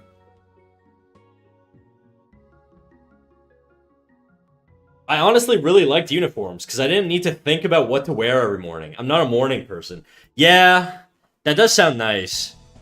It does sound nice to not think about it, but you don't get like the self-expression aspect, right? Which, you know, being in high school is probably a good thing because you probably get your ass bullied if you were like self-expressing the wrong way. But who knows? I feel like you have to be able to learn that. I feel like that's a skill rather than something inherent. I don't know. This guy was... No offense to him, he was a bit of a himbo. I don't think this was intentional at all. I think he just had, like, golden retriever energy that, like ladies were gravitating towards. Like, this didn't seem like some calculated thing where he's like, I'm gonna be the Sigma male in my fucking high school, you know what I mean? I feel like he just had that energy, like, intrinsically inside of him.